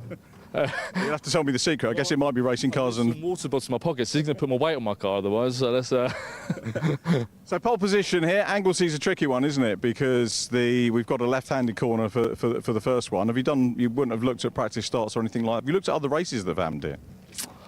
I haven't. I've been on the sim at home, learning Anglesey. Yeah, but am I starting on the left or the right in pole? I don't know. Where I start on the right? Ginetta, that's a good question. I think it depends on the organisation. I'm not sure, but hopefully... You need to check that out, James. It's on the left, so hopefully I get the inside line, but we'll see. We'll see. But yeah, I mean, you know, Luke's next to me, I think, maybe. So we started side by side together before. Who's second, do you know? It's Mike Taylor. Ah, it's Mike Taylor, okay. So he's a teammate. So yeah, I mean, it'll be good spirits into turn one, and I'm sure we'll stay clear of each other, hopefully. Nice one. James, congratulations on pole. Lovely having a chat with you. Good to meet you. Good luck for the race. And enjoy the preparation for the race as well. Hopefully maybe it'll dry up a little bit. Everybody else has vacated, so there are literally no other interviews to grab at the moment, other than to say what a fantastic paddock we've got here in Park Fermé. James having the photo op, so I'll move Johnny out of the way so that we don't crash him, but I can hear cars on track. So it's time for the Ginetta Junior qualifying. Let's hand you back to Andy and Scott.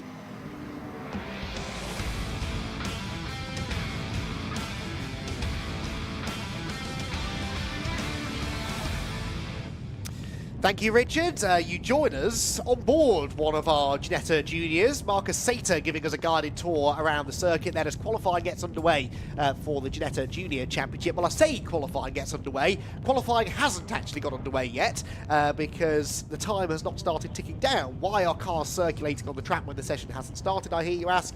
Well, we're not really sure, but we think it's because the clerk of the course wanted to give the drivers a couple of laps, maybe just one lap behind the safety car, to take a look at the conditions before the session starts proper. So the time hasn't actually started to tick down yet.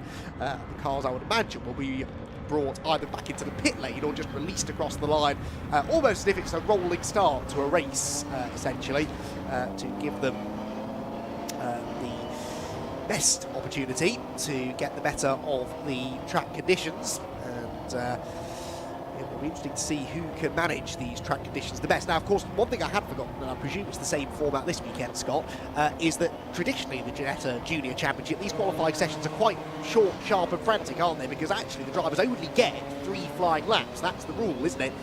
They get 3 flying laps. It's a 20-minute session, but that's notional, really. Traditionally, it's only been 3 flying laps. Now, no one's actually officially told me whether that's the same format this weekend. I'm going to presume that it is, and that, again, perhaps explains why they're taking them out behind the safety car, because they've got so few opportunities to set a good lap time. They want them to at least have had a little look at the track conditions before they're released at full speed. That, and also any testing they would have done yesterday will have also been performed in dry conditions rather than wet. So for them, it's extra precaution just to make sure that there's no issue. I'm presuming that's either it's just me or it's just the water on the windscreen or something, but does it look to me as if the 35 car that's got a slightly cracked windscreen? Yeah, it does. I would agree with that, which is not an uncommon sight, let's be honest. They won't replace that windscreen unless they absolutely have to, because the crack is on the left-hand side of the car, which is the passenger side. It's not really interfering with the driver's line of sight all that much. So, yeah, I think that's quite a common sight. In fact, that's something that you don't really appreciate, I would say, Scott, just from watching racing trackside or at home on a live stream, is the absolute battering that these cars take when they're out on the circuit. If you get up close and personal with a racing car after a race, or certainly after a race weekend, you see all of the stone chips across the front of the car, the tyre marks down the side of it, the little bits of paint that have been taken off the back bumper maybe where there's been some contact, and you really can't see it from our cameras, but when you get up close and personal with them, you realise they're not quite in the pristine condition that you might think. But unless it's inhibiting performance, the teams won't necessarily make the effort to repair little bits of damage that you or I on our road cars, we'd have that car straight in the carriage to be resprayed, but it's not really a priority with these guys. It isn't, no. It's something I've not really seen before, kind of an active race car on track with a cracked windscreen as it has left the pit lane, which is quite intriguing. It does look as though the weather conditions are getting slightly more deteriorated because, yeah, the wipers are going, at least they were going on the safety car, and they are still going on the dunes as well. The other thing I suspect as well is why they've got them around the safety car like this, as you say, because there is little chance for them to kind of get proper laps in and the changeable conditions. Also, you have to remember as well, this is the first time Ginetta Juniors has ever been to Anglesey, so there's been a lot of drivers here, in fact everyone here, aside from maybe some laps they've done at the simulator, and any laps they would have done yesterday in different conditions, won't have ever driven around Anglesey before, so it's a brand new circuit for them. So all of the above that we've just mentioned is all the factors we think that are what's permitted their main clerk of the course, Paul Levitt, to essentially say, right, as a sensible one, it's a sensible decision, send them out behind the safety car, let them get 2 or 3 laps at a decent enough speed, get acclimatised to the grip levels, the conditions, how the circuit feels, how the car feels in these conditions, the tyres, everything else, so that they're ready for those 3 flying laps, rather than just going gung-ho with absolutely no idea what the conditions are like whatsoever. And so they'll be feeding that back to the teams now who are in the pit lane, and have their stop there to give an idea of what the car, what it's like. A couple of the cars with the sort of front clamshell bonnet up, and check things over, which will just be some initial feedback. One thing we should mention is that these Dunes do have something called Racing, which is simply, it's a one-way radio system, same as what we've experienced in one of your favourite Champions Fun Cup, which is it's a one-way radio from race control to the drivers. And essentially, it's a radio transmission that every single driver hears every time Paul Levitt pushes the button. He'll be giving them instructions on what to be doing. So therefore, keep pace, slow down. Even at the times that I was actually in race control at Donington when he was during the Ginetta Junior race. Anytime they needed a red flag or a safety car, he was instructing them over the radio to tell them you need to back off, speed up, group up together for the restart, safety car is off on this lap, etc. And he's essentially helping them keep as tidy and as prepared as possible on track to what's going on. So he'll talk to them about the conditions, say, right, you're coming in now, going out now, etc. And that's going to be key to keep them going. And that's also key to have them as a voice in their ears to kind of make sure that they are being as orderly as possible. I think that's a big thing that's been quite a help, along with the efforts of Paul and everyone else, to make sure that Ginetta Juniors this year genuinely been incredibly impressive in driving standards, in their competitiveness, in their racecraft and everything else in particular. They've had genuinely one of their best seasons to date, I think, so far in terms of competitiveness and how they've been on track. And so hopefully there's more of the same here at Anglesey, because they really are fantastic champions. When they get it right, it's genuinely some of the best racing out there in the country. It's fantastic. It certainly is, yeah, absolutely. That's why it's got such a special place in the hearts of most motor racing fans in the UK, because it does produce fantastic racing. It's produced, as Richard John Neal made the point at the start of the day, some fantastic driving talent over the years as well that have made it right to the very top levels of international motor racing. And the Ginetta Junior Championship drivers of 2024, many of them I'm sure we're going to be talking about for quite a long time to come. Right then, the cars have now been released then at full speed in qualifying. As you can see, the time has started to tick down, and let's see what the drivers can manage. It's Henry Jocelyn, by the way, who before drop scores anyway, leads the championship standings by only 6 points over Charlie Hart, who is second place in the championship. Third place then, Chase Fernandez. He's a further 13 back, 8 points back to Isaac Phelps, who's 12 points ahead of Ethan Jeff Horn. It's remarkably close among those top 5 drivers, all of whom are covered by only 39 points. But when you consider there are 35 points available for a race victory, it's not difficult to see how that could change as the as the season goes on and as the weekend goes on. Certainly we could see a real turnaround in the points situation.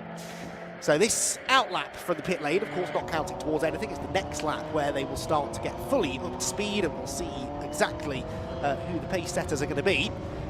Increasingly murky over at the hairpin, isn't it? I think that rain has returned. There's a bit more water now on the commentary box windows than there was perhaps 10 minutes ago. So it's going to be an ever-evolving racetrack that greets the drivers then as they begin now their first flying laps of the session. So we'll see who can nail it over these hot laps as they continue on. And at the moment, these kind of out laps aren't in the mix. Essentially, this is almost a little bit like, it's almost kind of like one-shot qualifying in many ways to try and get this absolutely right. So these drivers under a little bit of pressure in order to do so on a relatively unfamiliar circuit. As I say, they're more probably commonly used to racing on circuits like Silverstone and Donington and Alton Park and Brands Hatch on top of that. But Anglesey's, for them, an absolutely brand new venue they're going to learn from scratch. It's almost as if everyone starts on the same point, starts from zero in terms of track knowledge, and therefore that makes this a little bit more unpredictable in terms of what we might see out there with times and who might be top, and you might get a surprise or two from somebody who, as we talked about, adapts to the circuit better than others and adapts quicker as a result of that. So any of the order you see on the screen here is purely just someone who is the order they come through, as that was a really neatly held slide through rocket in from Charlie Hart, so he'll be hoping not to do that on his actual flying lap. This is his flying lap essentially, so that was him getting a bit too crossed up. There's Henry Josselin as Chase Fernandez takes the more wider line out of the Peel corner. And head down towards the bottom of the circuit, down the corkscrew corner, down the Tom Price straight. We'll get the first proper laps on the board. It looks like as though Henry Josselin has found some good pace and kept with Chase Fernandez on this first proper flying lap of the Anglesey International Circuit. Different lines being taken through the hairpin, slightly wider approach, what they call the wet line being taken by Fernandez, whereas Josselin feels more comfortable on that traditional racing line, more towards the middle of the circuit. You have to say that at the moment, unless that Josselin's pace looks on this lap a bit quicker than Fernandez, because he's been getting closer and closer, almost corner by corner, and again, difference in lines through the final corner at the bus stop. Tighter run for Josselin, cross the line they come. What's the time difference? Who's quicker? Henry Josselin by 2.5 seconds initially. That's the initial lap, and of course, again, we talked about the fact it's a brand new circuit, some adapting quicker than others, and Josselin seeming to be pretty much on it. Ethan Jeff Hall, though, goes quicker than the pair of them. He'd gone fastest of anybody in Sector 1, did the same in Sector 2, and Ethan Jeff Hall went to the top of the tyres by half a second, but Henry Josselin right behind Chase Fernandez, who is sideways over the curb coming out of the banking. But the trouble is now, Scott, I would say that Henry is too close to Chase Fernandez. This lap, surely now, he's going to be delayed. He might be able to use the slipstream now to get the run up the hill and make a move into Rocket, but he could do without doing this, really, on a qualifying lap. He will try to pull to the right-hand side of the road, can't quite get the overlap halfway up the hill, and if he's going to make the move into the Rocket complex, it will be a late one into braking. That's exactly what it is, and Henry Josselin gets past, but that will certainly have cost both of these drivers time. And I'm sure Chase Fernandez won't quite appreciate having to race somebody in qualifying when he's trying to do a hot lap, so that might well be some sort of polite words between the two of them post-session, I think. If Chase might be thinking, I'm trying to set a lap time here, you might be quicker, but why are you racing me when I'm trying to get clear track? But ultimately, Henry will sit there and go, well, I'm faster at the moment in terms of track position. My line's working, so if I'm going to get around you, I'm going to get around you, and that's it. One thing I was going to mention, I think Tom Ingram Hill has a lap time disallowed. Charlie Hart's time hasn't properly gone up onto the board, but the time screen shows he's at a 2-minute 1.151, and that should put him third fastest. But for some reason, that time hasn't gone up to the time, and neither has time. I think it's been for track. I'm guessing it might be the same way as Ellis and also Ingram Hill. I'm guessing those laps have been disallowed for track limits. The reason why it's not up there, that's answering my own question. There we go. So that's something I see on the timing screen. If it hasn't actually popped up, because it's questionable track limits in that sense. Looks like there's been improvements in the first sector for Marcus Sater and also for Archie Clark. So watch for those two to try and improve on their lap time so they come across the line. And Josselin did improve his time. No, he did a personal best in second sector. Marcus Sater does in fact go now to second fastest, 2 minutes 1.143. But he's still got half a second to find on that in mega time from even Jeff Hall. And you're riding on board with Marcus Sater now as he begins his third lap of the session. Down the gears, really rough with the gearbox there, wasn't he? As he ran right to the edge of the road into the banking, scrabbling around, trying to find some grip, trying to carry the momentum down the hill towards the right-hander at Church Corner. But it's the car behind him, his R-Racing teammate Ethan Jeff Hall, who is currently fastest in the qualifying session by half a second, despite not improving on that most recent lap. Actually, Sater did. Charlie Hart has now registered a lap time, which for the time being puts him on 4th place on the grid. But half a second Jeff Hall to Sater. The next half a second takes you all the way back to the bottom of the top 5. Sater wrestles the car into Rocket in. Alfie Davis, the latest to have a lap time disallowed. Lots of opposite lot there from Sater. You don't think of these cars as being terribly powerful, but in these conditions, certainly through these tight, twisty sections of the circuit, they are rear grip limited, aren't they? Sliding and slithering around on corner entry and exit, and you can really see now the car control levels that are required just to keep these things pointing in vaguely the right direction, let alone to set a quick lap time. I think the optimal word is twitchy. They're very twitchy out there. But again, this great onboard that we've got of Marcus Sater gives you a really great, almost driver's eye view, and also gets you a great chance to see literally the handiwork of the driver watching away. You see just how much he's twitching away and working at the wheel to keep the car working. And again, I do love a sequential gearbox. He gets to punch down through the gearbox and sort of turn his way in. He's got one of his teammates just behind him, car 25, which is even Jeff Hall. So he's got his teammate right behind, who on this current lap is not going faster. Marcus Sater, meanwhile, has to set a personal best first sector, so he's going a little bit quicker. But again, he's still got half a second to find. Here comes Sater, slightly wider line, tries to straight line the exit of the corner, tried not to run wide too much as he comes across the line. And Sater's lap time does improve, but it keeps him second, but he's only improved it by a couple of hundredths. So he's just now under, and in fact it was 0.496, it's readjusted itself to 0.499 now, so that's even so. He's improved, but he's just ever slightly chipped away at that time. But he's got 11.5 minutes to try and get a bit better, as even Jeff Hall almost follows him in the same line, almost follows him off the road as well at the same time. And Jeff Hall's lap actually was even quicker on that last lap. That's the reason why it changed. He went even faster, but only just 2 minutes 0.625. So he's currently the only driver that's gone sub 2:01. Everyone else has got quite a bit of time to find in what conditions that are either they're stabilising or they are improving and getting brighter, but ever so slowly, not as quick as some drivers probably would like. I definitely can't see the mountains anymore. It's got a lot murky. In fact, we can hardly see the Irish Sea. Look at that. You can see in the background the rain rolling in. Big improvement from Chase Fernandez on the previous lap. He's still only 9th. And in fact, he's just been beaten by Harry Moss, who has gone 8th fastest now in the R Racing car. So Chase Fernandez then 9th position only. Chase is 3rd in the championship. Remember, the likes of Henry Jocelyn, Charlie Hart, Chase Fernandez, the top 3 in the points, all second season drivers in Ginetta Junior Racing, whereas you've got people like even Jeff Hall, for example, who is a rookie driver, who didn't do a full season last year. In fact, I can't remember him coming out at all in 2023 within the Ginetta Junior ranks. So 10.25 minutes to go then in this qualifying session. Ethan Jeff Hall with half a second over Marcus Sater, neither of them improving on the first sector in this most recent lap. Alfie Slater did improve his time, goes to 6th quickest. Isaac Phelps 7th now, so sort of shuffled around a little bit towards the bottom end of the top 10, but drivers now heading into the pit lane because of course they have done 3 flying laps, so that is it for the majority of the Ginetta Junior drivers.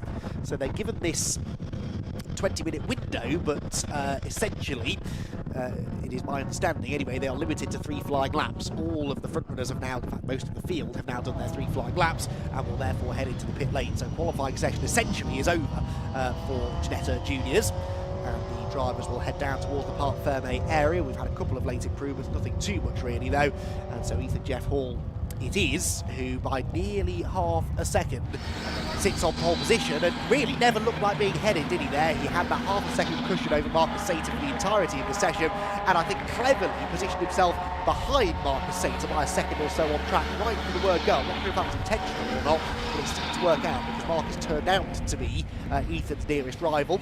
He was able to keep an eye on exactly what pace he was running at, get a bit of a slipstream at times up the back straight as well. Every time Sater improved, either Jeff Hall had a response. He did, and that will also give him his 2nd pole of the season, first time since Alton Park, another 2nd time pole sitter. It's been quite a theme this year of a different pole sitter in the first 3 meetings, but Ethan Jeff Hall the first repeat pole sitter, and that's also, to give a bit of a nerdy stat, I know you like them, that's the biggest pole margin of the season also, because it was 0.499, the next biggest was 0.381. Guess who was on pole for that race? Ethan Jeff Hall. So he certainly does like to put a good lap in and put himself a bit of a distance on that side. The others, for those who care to listen, which will be probably nobody anyway, but I'm just Andy's a stats man, he might well do. Henry Jocelyn was on pole at Silverstone by 0.364. The closest pole margin was at Donington. Chase Fernandez 0.165. So it's relatively close. The pole margins haven't gone any further than about half a second or so, which just proves again there's a bit of a spread and quite close, particularly in sort of the bottom of the top 10 of the mid-pack. just literally quite close. We're talking literal thousandths of a second between, what's that, Harry Moss, Chase Fernandez and Tom Ingram Hill, like 5,000ths of a second, which will be a very close midfield battle when we get it. But it shows that this year's Ginetta Junior Championship, which has got a lot of rookie drivers, lots of new drivers coming in the last couple of seasons, which is brilliant, it just shows just genuinely, in terms of lap time, how close and how competitive this group of drivers really is. So it'll be intriguing to see how they get on when racing gets underway. This is the onboard shot of Marcus Saith. Now he has exited his race car, number 67, and as Andy mentions, everyone's completed their 3 flying laps essentially. So that means that they are done for the session by the looks of it. And it means as though that it will be Ethan Jeff Hall on pole position with Marcus Saith alongside him on the front row. So teammates, which will be very intriguing, to that short run down towards turn 1, as it usually is when it comes to front row starts for this championship. But a very close and intense qualifying session, and Andy can take us through the results from what has been quite an intriguing session for Ginetta Juniors. And a successful session for Ethan Jeff Hall, who leads an R Racing 1-2 on the grid for the first race later on. Ethan Jeff Hall then takes pole position here at Anglesey. We will have Marcus Sater alongside him on that front row of the grid, Henry Jocelyn and Charlie Hart on row number 2, with Archie Clark and Aaron Slater completing the top 6. Then it was Isaac Phelps and Harry Moss with Chase Fernandez and Tom Ingram Hill behind. Ruben Dan 11th ahead of James Shotton, Jude Peters and Ethan Carney.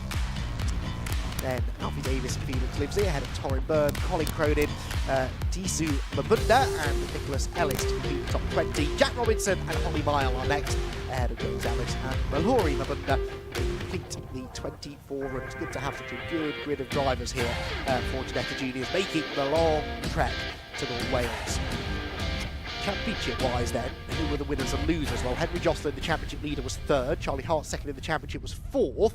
Chase Fernandez, the loser, really, isn't he? 3rd in the championship, only 9th on the grid, whilst Isaac Phelps, 4th in the championship, was only 7th. So those are the two with maybe a little bit more work to do. Whereas Ethan Jeff Hall and Marcus Sater, well, they're only 5th and 6th in the points. They are 39 and 70 points back, respectively, but they've just netted the top 2 positions on the grid. So that gives them a really good chance, doesn't it, to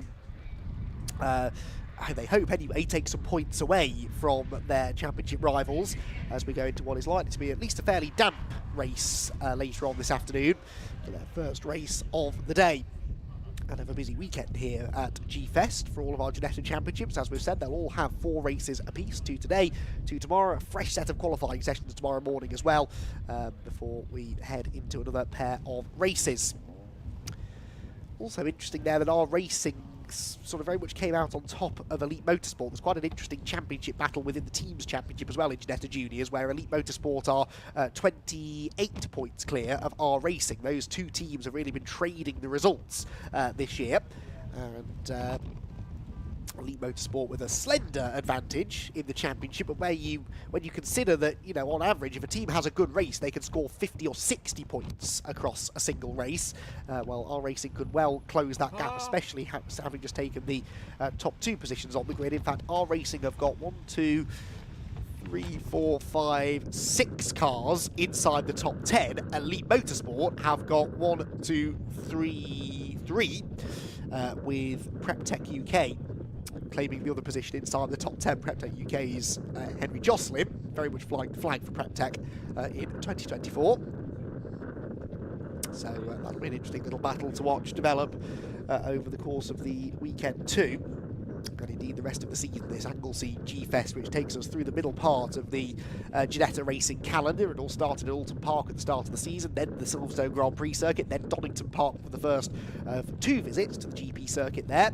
After Anglesey, they've got 3 races of the juniors at Snetterton, 3 on the Silverstone National circuit, which is also going to be part of a BRSC, so I think that's the TCR UK weekend, is it not, on the Silverstone National circuit. Then they're back at Donington Park and the Brands Hatch Grand Prix circuit at season's end. So actually, after this weekend, we'll be on round 13 of 25, so almost exactly halfway through the 2024 campaign. So we're just waiting, I think, for drivers to assemble down in Parc Fermé I've said it before, I'll say it many times again, Scott, it's like herding cats trying to get drivers to the right place. Out on track, they know exactly what they're doing. As soon as they get out of the car, all they want to do is disperse and talk among themselves or go to chat to their family or their team or whatever, trying to get them all in one place to have a little chat with them. It's not always the easiest of things to do. It'd be nice to see we have a fantastic group of championship coordinators, and it is a regular occurrence that when they come out, it's a regular occurrence in Parc Fermé. The first thing drivers like to do is not get their trophy or celebrate, they like to talk. And they talk a lot with their team, with the other drivers, etc. And they'll talk. And sometimes you have to call them 2 or 3 times. Podium, please. If you want your winners' trophy, second, your third, please come to the podium to come and get it. And it'll be intriguing. Let's see what the top 3 fans out have thought of that qualifying session down in Parc Fermé. Let's go to Richard John Neal with our pole sitter, Ethan Jeff Hall. So just outside Parc Fermé, as with the GT Championship, we had a weigh-in for the drivers. First of all, congratulations, Ethan Jeff Hall, on a 3rd pole position of the year. You had it at Alton Park, double pole there, and great news for today. Thank you very much. Yeah, it was a hard qualifying, obviously my first time here in the wet, so it was a bit tricky just trying to learn what to do in the conditions, but you know, we did a really good job. The team did a great job setting up the car, so yeah, I'm really happy. The team is R Racing, isn't it? I've got a very good reputation, and people will say, you know, yeah, you've got a good team behind you, but also you've got some very good teammates within that team to beat. So there's kind of 2 competitions, really. There's one to be top of the stack in the team, as well as being top overall. Yeah, and I know we got tough teammates, Chase Fernandez, Alfie Slater, Marcus Sater, so it's really tough, but obviously we've got a great team behind us, and the boys do a fantastic job at keeping us ready for the racing and just doing a great job with the car and the data and everything. It's amazing. Highlight of the season for you so far? We're nearly halfway through the campaign. I'd say my highlight is probably first race at Alton, first ever race in a car, and came first, so yeah, it was really good. And lowest spot? 7th, I think. 7th. Was that the most disappointing thing in the season for you as well, would you say? It was quite disappointing. I think it was at Alton, 2nd race, it was wet, and I sort of had a little incident with another driver, spun me around, so bit unlucky, but probably my fault, so yeah. We're used to racing on the British GT programme. Gives us a little bit more time to get to know some of the drivers, which is great from our point of view. But what sort of feeling is it different? What sort of difference is there for you coming here to Anglesey for Ginetta's festival? It's obviously a big difference.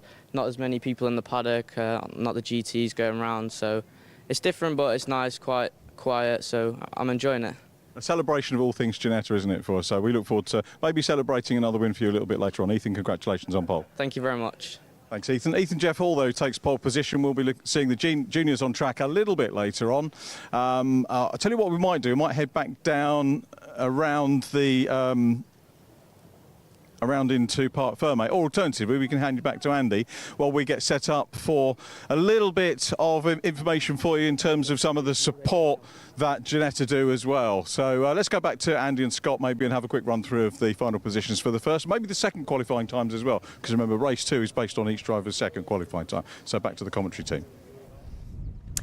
Thank you, Richard. I wish I had that information for you, but until it's published by TSL Timing, sadly we don't, but we will let you know about that a little bit. In fact, no, they are on the ball today, TSL Timing. I don't know why I sound so surprised. They always are, and they do give us the 2nd fastest time. So Ethan Jeff Hall, perhaps unsurprisingly, will have the pole position for race 2 as well, ahead of Marcus Sater, with Henry Jocelyn in 3rd, then Charlie Hart and Archie Clark. So much the same, I think, that really, Scott, as the first race grid as well, at least at the front. There will inevitably be changes further back, and most significantly, I noticed Chase Fernandez, who scraped into the top 10 for race 1, will be 13th only for race 2. Got some work to do from the 7th row of the grid, and certainly he's going to be the one to watch to try and come through. It does seem as though we talked about earlier on, this is going to be a weekend where if you're not getting on with the circuit in qualifying, either you get on top of it by the end, or you ain't going to get on top of it by the end of it anyway. So Chase Fernandez possibly is going to be, genuinely no pun intended, chasing the rest of the pack in terms of trying to get himself up there. He's going to have to rely on his racecraft and possibly some good fortune to get himself some good points. And who knows, maybe he can get a good result in race 1, but his tough one's going to be in race 2. And he'll probably hope, he might well hope for slightly drier conditions, because maybe the wet was something that was possibly making him a little bit unpredictable in terms of his pace, but you have to wait and see. But whether or not Chase can make it up there and make the most of possibly starting from the 5th row of the grid in race 1 in 9th to try and get up there and get a top 5 at least. I think it's for a couple of these drivers, depending, it might well be a case of possibly damage control. Just do what they can and try and at least do something which is going to give them some decent enough points, because we talked about this before with championships. It's the races where you don't win, that's kind of where you win your championship, because it's the points that you can bank in order to make it happen. I do believe we've got a little bit of just it's a kind of like an open track session in a minute, in a second. We were told a moment ago that there wasn't any cars in there, but we now see, you can see, a Mazda MX-5 and a Ford Escort Cosworth at the end of the grid. So they're possibly going out just for a couple of laps whilst we get ready for our first of our races that are coming up later on this morning. I do believe that's the Ford Escort Cosworth that we were both drooling over yesterday evening at our hotel, which we were trying to identify the drivers of. I have my suspicions as to who it might be, but anyway, that car, if ever was a car that could handle slippery conditions, it would be a Cosy, I suppose. So yeah, I think we're going to get a bit of a demo run from those cars. What they've got to do with Ginetta, I don't really know, other than the fact I do believe it's owned by a Ginetta driver. But anyway, we won't complain if they do head out onto the circuit and give us something to watch for the time being. For those of you wanting to know what the plan is for the rest of the day, we'd love to tell you, but what I can tell you is 11:40 is when our first race will kick off. That will be for the Pro Tire Motorsport Ginetta GT Championship, followed by Ginetta GT Academy at 12:15, and the Ginetta Junior Championship will have their first race at 12:50. There is then a lunch break of an hour, which may become 2 hours, and we will then start again racing at 3:20 for, again, the second race of races, basically, so the GT Championship, the Academy, and the Juniors, before it all finishes at around about 5 o'clock this afternoon. So that is, roughly speaking, the plan for the rest of the day. It may well change. I think the weather conditions will have a part to play in all of that as well. But first racing action will be underway at about 11:40, so in just over an hour's time for that first Pro Tire Motorsport Ginetta GT Championship race. And as we made the point already, Scott, a few times, we don't really know what the weather conditions will be like going into that race. And that's, of all the races, that's the most intriguing one, really, because that's the series that does have the option for the slick tyre and wet tyre, and if the track conditions do dry out significantly over the next hour or so, that could provide the teams with quite the headache. If there's any use, I could see the Irish Sea again. Yeah. So that's certainly a guy. Anyone that's wonders why we keep referring to the Irish Sea, there is a kind of a rule of thumb in many cases when you come to Anglesey in terms of the weather. If you can see the Irish Sea, then it's going to be relatively clear conditions. If you can't, and it's relatively grey, best batten down the hatches and at least get a coat and an umbrella or something to kind of keep yourself dry at least, or because it's not, usually when it comes to Anglesey, when it becomes wet, it becomes very wet. It's one of those, again, like Spa place, but it has its own microclimate that we talked about earlier on, is that when it goes to rain, it genuinely rains quite hard. Of course, I was here last year for the Race of Remembrance, and on the Sunday, it was obviously quite wet in the morning, but then quite fortuitously and also quite coincidentally, but in the best possible way, when it came to the Remembrance service, the rain stopped and it became a bit clearer for that service. And as soon as it finished, it was back to wet weather again. But that was a wonderful sort of coincidence in the break in weather, which was quite nice. I think there's also been a bit of wait whilst you looking out the window, that some of the juniors are waiting on to come in, as some of the cars that were being weighed, but they now are being allowed into pit lane to go ahead and get prepped for their first race later on this morning before lunch.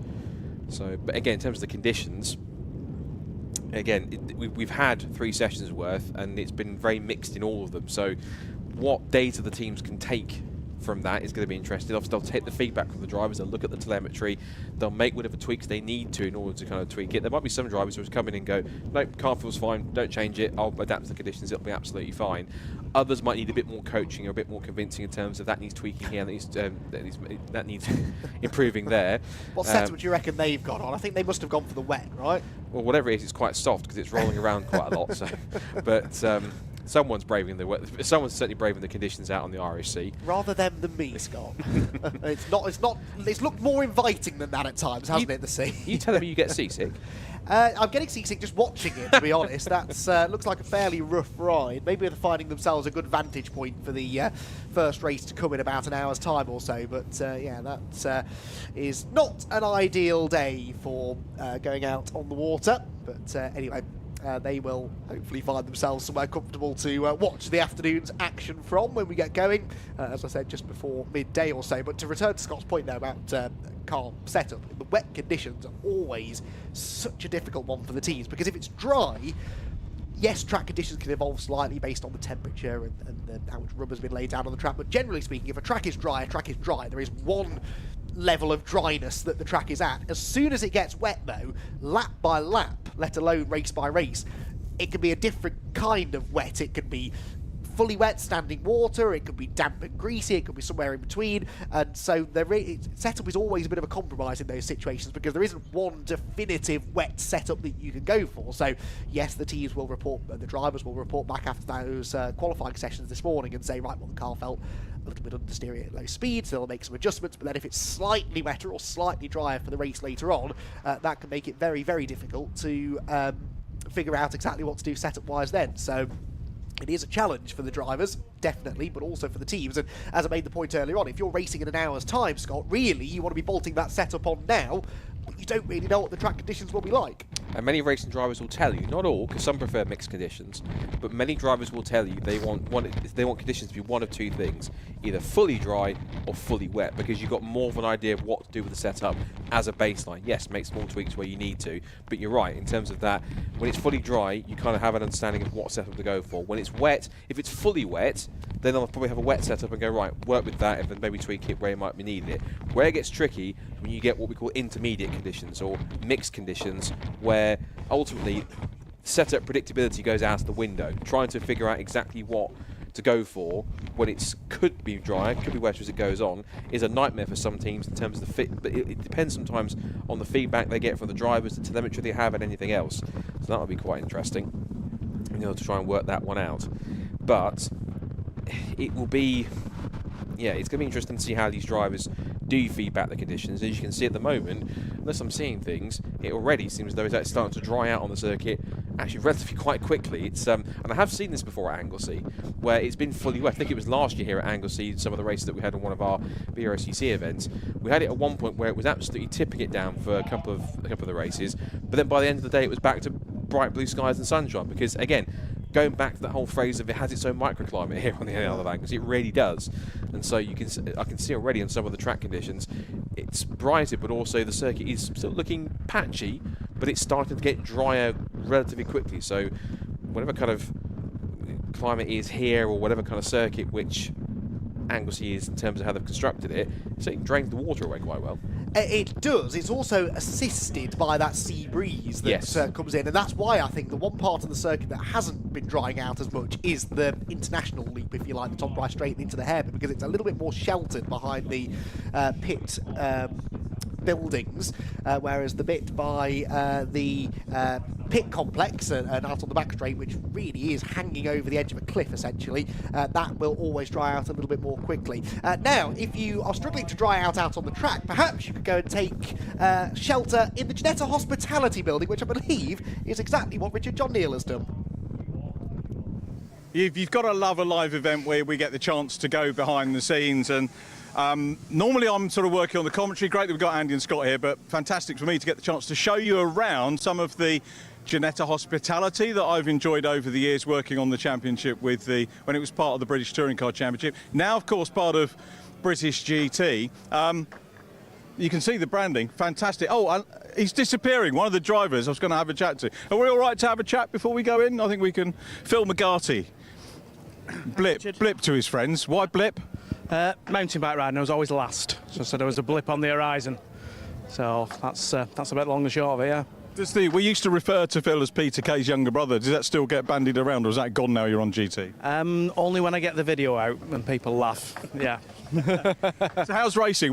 I've obviously missed you this year and not seen any GT ones. Follow the live streams, follow it on TSL, but lovely to see you still with Ginetta. Yeah, I did Alton Park this year, and then we've not got the sponsors that we used to have, so we're just doing 3 to 4 rounds this year, so we chose Alton Park, love Alton Park. Then we've got Anglesey, which I've never done before. Decided to come and have a go, and it's a brilliant track.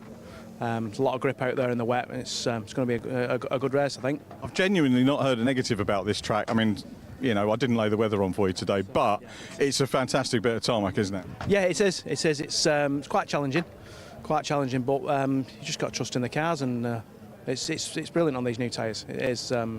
It's a totally different car than what it used to be. Chairman's Cup podium beckoning for you? Possibly, yeah. The fat old man's class, as I call it. But yeah, no, we can have a look. I don't think we're starting from the best of places, but we'll push through. A lot better at starting than I am at. But we've got these rolling starts now, which I've not quite worked out yet. Okay. But yeah, looking forward to it. There's a nice camaraderie around the paddock wherever you come. I mean, I know GT is a lovely place to be, but Ginetta on their own, this gets us to see that Ginetta has that little buzz about just when it's self-encompassed, doesn't it? Yeah, it's. I mean, you can see all the people around you in the camper vans and everything. Everybody tips up and makes the best of what we've got, and it's a real good feeling. Yeah. I'll let you get back to your family time because I doorstepped you here, but good to see you, Phil. Thank you. Enjoy the weekend. See you on the podium. See you later. Fingers crossed. Let's go and have a look inside hospitality. Phil McCarthy there, racing in the academy. I'll let Johnny go in first. And yeah, this is what we enjoy on a race weekend. If you have a look around, chance for the drivers to give us have a little bit of a chill out. The race officials probably pop down here as well. Let's doorstep a couple of drivers actually as we come in by the door. Not sure if I've met you guys before. Apologies if we haven't. We'll just wait for Johnny to swing around. So I'm going to put you on the spot. Introduce yourselves, class you're racing in, what team you're in, and how's your weekend going? Now there's the thing. I'm Alan Stockton. I'm the safety car observer for this weekend. Neil Stratton, he's a driver. Neil actually races in the MR2 Championship, and he's a front runner, let's say. So I'm in good company. Let's say. How long have you been safety carring? This is my 5th year. I actually do it with the GT Championship, the British GT Championship, and this is my 5th year of doing it. Previously to that, I did 24 years on the rescue unit, race rescue unit, the ARC Northwest Rescue Unit. Retired from that and got a phone call for do I fancy doing the safety car. They said they visited Spa. Well, that was a deal. That was a deal breaker, you know. Oh, go on then. Yeah, I'll do it.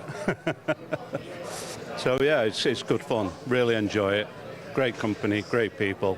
It's good fun. I forget to chat. I work BTCC weekends. Obviously, get to chat to your colleagues. We call Matt, Kieran, and Scott. Do you have a little group? Do you guys sort of chat about experiences when you bump into each other? To be honest, no.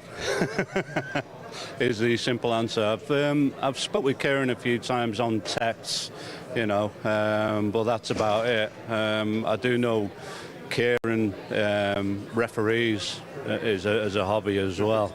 To a very good standard, absolutely. And we don't keep in touch with each other much. No. It's a good group and great work that you do. It seems to me everybody's from up north, though, safety car drivers. Do we not have any southern ones, or are we a bit slow? No comment. I couldn't possibly pass comment on that, could I? No, not at all. No.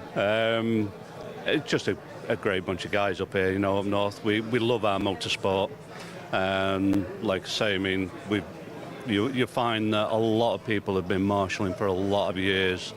I mean, I started in 1984, first week in June. In fact, this is my 40th year. So, you know, a lot of people, you know, they are dedicated to the sport and they just love motorsport in the northwest, certainly around Ulm Park and that area, you know. It's good fun. Yeah, some quick pedallers about. I'm going to nip over and chat to your colleague. Thanks for the quick word. I'll go this side. And so, racing MR2s at the moment? Yes, I've been racing MR2s for 14 years now. Had a Mark 1 originally and got a Mark 3 now. So it keeps me busy. The racing experience, is that vital for being part of the safety car team? It helps in certain situations. It's not essential, but it gives you a bit of experience with different track conditions, and it just means you've seen a lot of different things that have been going on, and yeah, it just gives you a bit more experience, I think. And have you actually driven a Ginetta yet? Have they given you the chance? Just a safety car. That's the only one I've driven, but it's a great car. It's an awful lot of fun, and it sounds fantastic as well. I do. Thanks. I'll let you enjoy your coffee. Sorry for doorstepping you. Thanks very much. Safety car, that was an added bonus for us. Thanks, guys, for having a chinwag with us. Let's nip back around the corner. I'll tell you what I'm going to do now. She doesn't know I'm going to do this. It's Rachel Sitek, who I know is putting together the Ginetta Scholarship, who turns her back on me. We need to grab a quick word with Rachel. Sorry to interrupt the conversation. Rachel, you're live on the stream. How are you? Lovely to see you. Good, thanks. How are you? I'm very well, thank you. So, progress is happening on the Ginetta Scholarship. Is it happening? Well, you asked me if I could work on it, and I couldn't, so you're working on it. So how are things looking for it this year? Good, actually, yeah. We're around half full, so it's going well. I'm glad you said half full and not half empty. Yeah, I'm a half full type of girl. But no, it's looking good. It's a lot of work to put together, isn't it? But tell us a little bit. I mean, I know about it, but tell the audience a little bit about the scholarship, what's involved over the 3 days. So you have 2 qualification days where you'll do fitness, media and driving. 60% of it is marked on driving, 20% fitness, 20% media. So you'll have an intense media session with whoever it may be, not you this year, and then an intense fitness session with Richard Chessman, and then a driving assessment. And then we'll pick a couple of people to go through to the next round, which is the final day, and then you'll drop the fitness and just do the media and the driving. And then we kind of chop it throughout the day and we get our final couple. And it always amazes me. I mean, I've been involved in a couple of other ones, but the Ginetta one is the one where everybody comes back. If they don't win, they come back the second year. Yeah, we've got a few people that have re-signed up, definitely. And equally, the people that don't win from that year, we always get a couple that sign up to the championship anyway. We have probably like 5 or 6 each year, so it's a great thing for people to kind of come in and get the chance to see what they can do. It's good. And how do people enter if they maybe seeing this little promo which might get chopped up into social media? So you just go onto the website and you click on racing, and then there's a junior scholarship tab, and you can click which day you want to attend. So it'll be the 11th of October or the 12th of October, and you can sign up through there. Rachel, thank you very much. Lovely to see you again. Well done. And we've got a doorstep Kelly at some. She keeps running away. Kelly Edmund. When she sees the mic, she disappears. But thank you, and thank you for answering. Well, you could probably do the media stuff yourself this year. Thank you, Richard. Rachel Sitek from Ginetta. Thank you very much. A little bit of information about the scholarship, and we'll talk more about that because we've got scholarship winners in and around the. Are we getting a signal to go around and outside? By any chance we are? Okay. We've had a quick look inside anyway. Haven't had a coffee, but that'll be one for later on. We'll do that. We're going to go and have a moment with the sim people. So apologies back to camera. Let's get Johnny through. Shut the door. And we're heading over here to Perfect Acceleration Sim Racing. And we've got a number of junior drivers with us that we haven't had a chance to talk to as of yet. And a little bit of sim work going on. Hi, Mick. Hi. That looks suspiciously. I was talking about scholarship winners. That looks suspiciously like a scholarship. Mick Sutton with us here. Mick from Perfect Acceleration Sim Racing. You do a lot for Ginetta. I do. I'm very fortunate, really, to have a really good association with Ginetta. We're currently opened up the entry list for our second Junior Ginetta E-Series, which Ginetta very, very kindly allow us to present the first prize of a place in the Junior Ginetta Scholarship, which for me as a sim racing provider, it's for me it would be the really proud thing if I could get one of my sim races to compete in an E-Series, win the E-Series. First of all, they've got to beat 30 people in the E-Series. And then you know, because you're obviously involved with the scholarship with Ginetta, I know, get them to win the scholarship and go basically from their bedroom to the racetrack. If that could happen, then I will be a very, very proud Perfect Acceleration owner. The links between live racing and sim racing and certainly sim practice are getting stronger and stronger by the year, aren't they? Yeah, absolutely. I think, you know, most of the guys now sort of anywhere between sort of 12 years of age and 17 have some sim experience. the older people like me, of course, coming back the other way, it's a little bit more of a difficult transition to come back from the real world to sim. But to go from sim to the real world, because the sims are so close now, it's much better and easier for the juniors to make that transition from sim into the real world. Yeah. How did you get into this world? I mean, what was your path to running the company? Okay, well, my son George used to race in junior series. He raced in junior Saxos. He ended up on the mini JCW grid. And like all fathers, eventually, I'm afraid, the money ran out for me. It's just how it is. George is now away and working. And so I wanted to sort of be involved in motorsport in some way if I could, and so I started sim racing myself, then started building sim rigs for people, then started providing E-Series, and it's grown and grown and grown, and this weekend we're actually in a place where we've got 3 separate venues all over the country all operating this weekend. So very. Where else are you? We're at Worcester at Malvern County Showground. There's a 42 car club show on there. We've got 2 rigs there. And we've also got 2 at Alton Park for the Pageant of Power, as well as here. Well, all that links into Ginetta, doesn't it? So it's all about, people talk about business to business, and it's a bit of a cliche, but it is very much about networking, linking up, getting in front of people, pulling them in. It is, and sim racing, I think, is a great tool for that. It's social. I've said before, racetracks are my happy place, and I'm providing something which, in the main, provides somebody with a happy place to be. So for me, it's a win-win, and I'm looking forward to growing the business a little bit more, and obviously being at more and more venues as the years progress. Yeah, that's good. Is it possible we can get these 2 head-to-head, or are they? We can get. I was thinking of, because we've got a couple of. I'll let you sort that out. Yeah. Thank you, Mick. We'll sort that out. We'll maybe have a quick word with a couple of the juniors. So basically what we've got here at the moment on the Sims, we've got the 2 last scholarship winners. And this is by accident, I think, but we're going to maybe have a little race between the 2 and maybe stick the microphone in as they're doing it. A couple of other drivers with us here. Torin Byrne. Torin, I'm sure we met on the scholarship, didn't we? Yeah, we did. How nervous were you on the interview? I can't remember. So you're obviously okay, because I remember the winners and the finalists, but I don't remember. And I remember the really bad ones, but I don't remember yours, so it obviously wasn't a really bad one. I was all right. I was fine. I wasn't really that bothered, yeah. But you made it into the championship, which is great. Tell us a bit about your year so far. All was good. We dropped off a bit, but still finding things, and we're getting back to where we were. So, Collie all right today? No. What? What were the issues?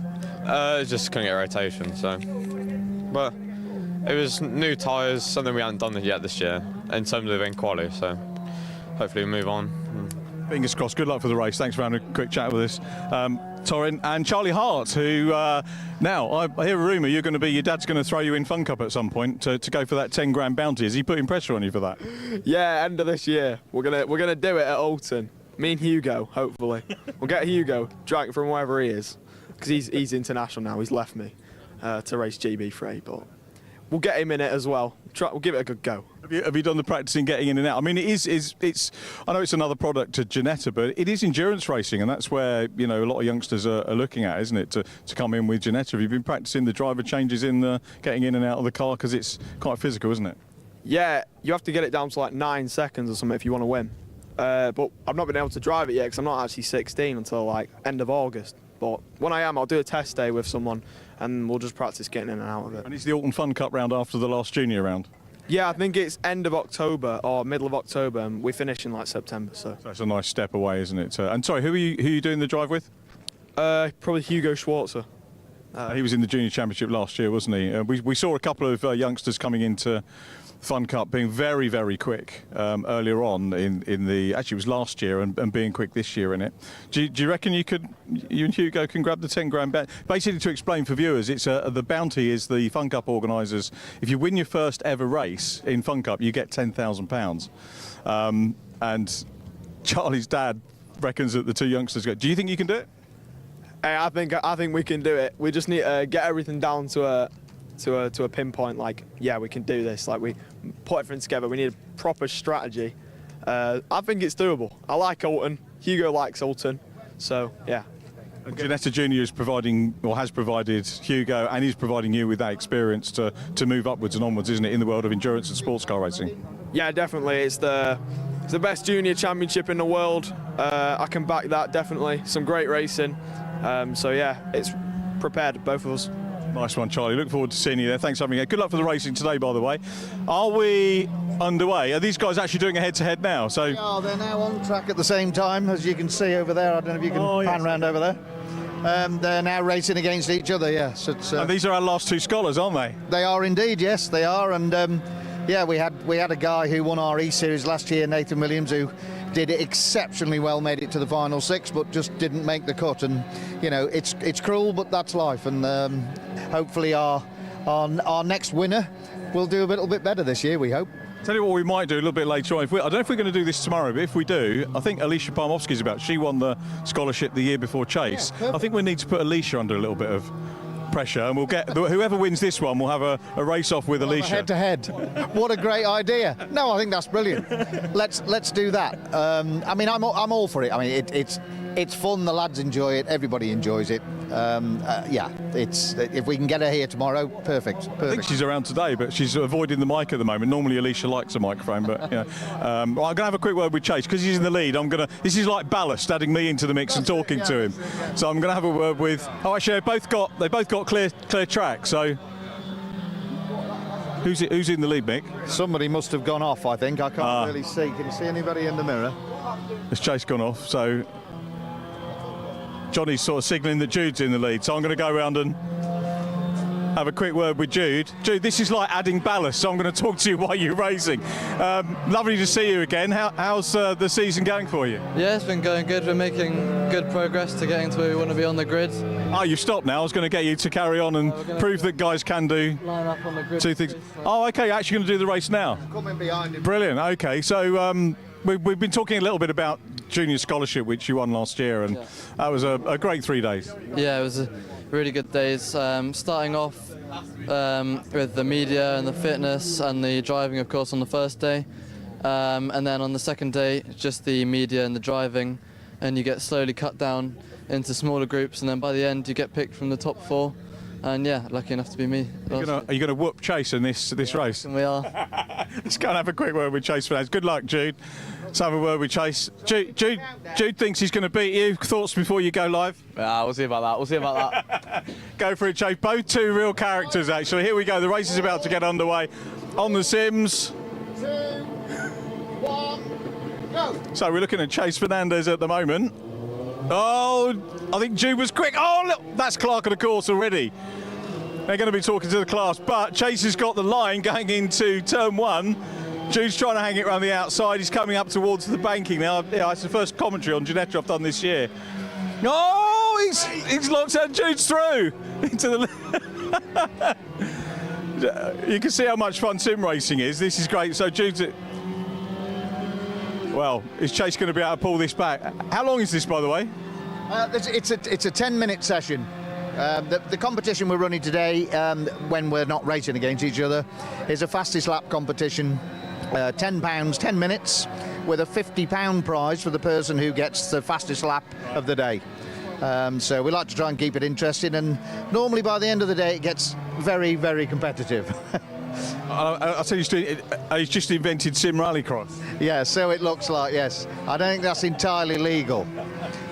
Coming down to Peel Corner, we were here a couple of weeks ago. Did you know Peel's named after John Peel, the DJ? Say it every time we're here. I did, actually. Yes, I did. The youngsters don't even know Andy McEwen. I had to explain to Andy McEwen who John Peel was. And I did a possible impersonation, and he just blanked, you know. But John was there. And he did his national service here, John Peel. That's right, yes. That's so I believe, yeah. So I believe. What a brilliant track, though, isn't it? And both variations are good. The international circuit's great.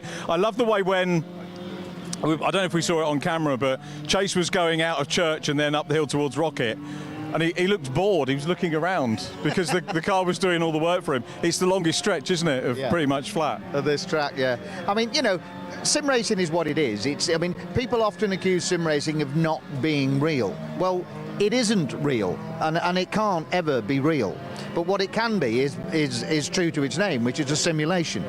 And to learn lines, learn braking points, look for your datum points around the track, sim racing is, in my opinion, the best tool there is. And obviously, especially for juniors who parents are working hard to keep them on track anyway, you know, not all of them can afford all the test days that are required.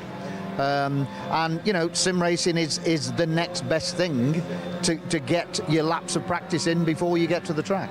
Do you do the? Do you sell the kit as well? Arrange the rigs? Everything I do is I build and sell the sim rigs. I custom build them now. I don't really do bronze and silver and gold. I do everything is custom in my world.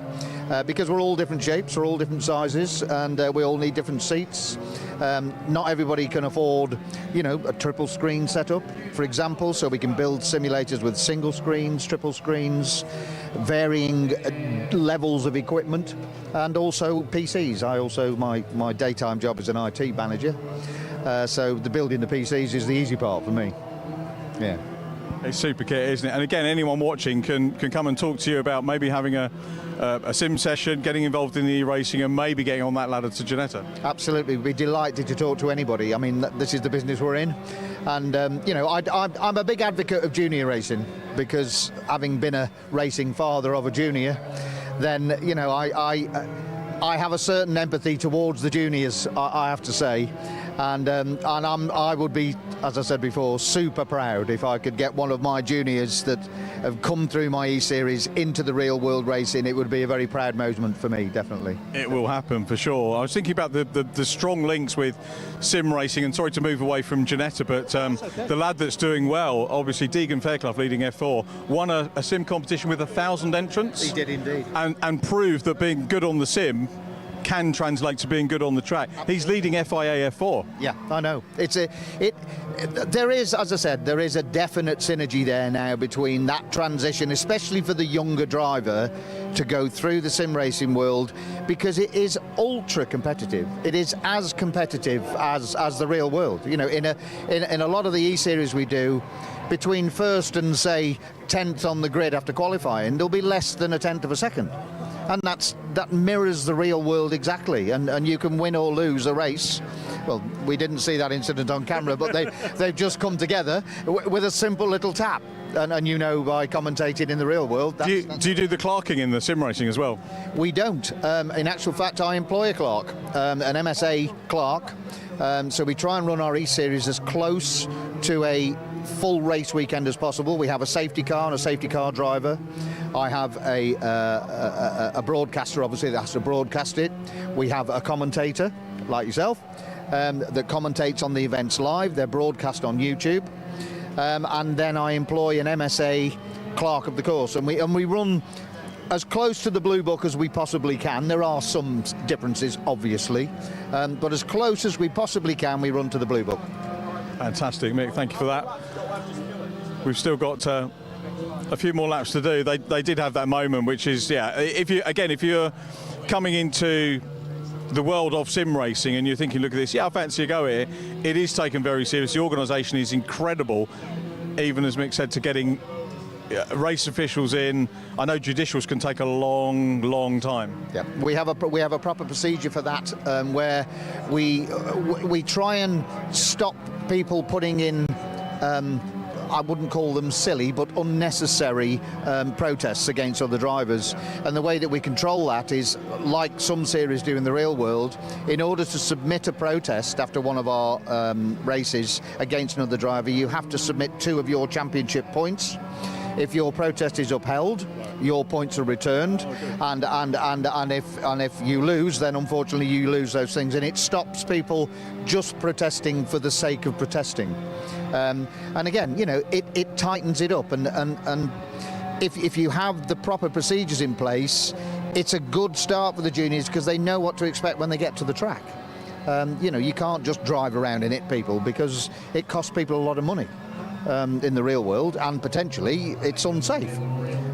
Whereas on the sim, of course, there are little consequences for having an accident, let's say. But in an E-Series, in a competition, then it's important not to have those accidents and to finish the race. And every point, as in the real world, every point counts, because you will have good rounds and bad rounds. Yeah, and that's how it is. Yeah. These guys are enjoying it. That's great. We'll maybe chat a little bit more about these tomorrow. So, Tom Ingram Hill is here. Good to see you too, Mick. Thank you for that. How's it going, Tom? It's going good, thank you. How are you? Yeah, very well, thank you. Weekend so far? Yeah, it's been pretty good. Had a lot of pace, especially after Donington, which was a rough race for us. Got P10 in quali, which is pretty good. So hopefully we can go forward from there and be good. So you're a first-year driver, is that right? Yeah. I did the last round at Donington last year, but I only had like 8 days in the car before doing that race, and I got a top 10 on the first day, so that's quite good. That's pretty impressive. Part of the R Racing team, we had a word with Chase earlier on, didn't we? And, a great little team. Yeah, it's great. Everyone there is so friendly and so supporting, and it's no surprise that they're shaping people to be really good drivers like Freddie Slater. Everyone's there working really hard, and it shows. Now, I do a bit of work, you may or may not know, with Phil Glue, who's one of your driver coaches. Give me some dirt, give me some gossip on Phil Glue, something that I can take the mickey out of him on in future. I don't really know, but it was his birthday yesterday, so yeah, it was his birthday yesterday, so they were just putting photos on Instagram of him, and there's quite a lot of funny photos. Do you know how old he is? 41, I think. Yeah, spot on. Well done, well done, Tom. Yeah, know your coach is a good thing, and that's good. So we're going to have some more folk coming over to chat to, I think, a little bit later. Tom, good luck for the weekend. What's your prediction for the race, by the way? I think I'm going to win it, to be honest. You're gonna win. Good man, well done. That's what we like to hear. Tom Ingram Hill has a quick word with us, and a few more drivers lining up to have a go on the sim. Chase, that looked okay. Bit of fun. It was. I think Jude's very fast on the sim. I'll give him that. Hard to keep up, but it was good racing. The sim. I use the sim to prepare at home when I can't get the track time. It's a great tool to use for anyone trying to get into racing, especially with the Ginetta. And yeah, it's a good laugh, isn't it, really? It's great fun. And we're a year down the road from when you won the scholarship, and I noticed, Shane, you came back for the final day of scholarship last year, and you were a great little character when you won the scholarship, but that seems to develop. You enjoying your racing, you enjoy it. It is about characters in the paddock, and how are you sort of finding this, and where's your next move? Is it Ginetta Senior, or will you look outside?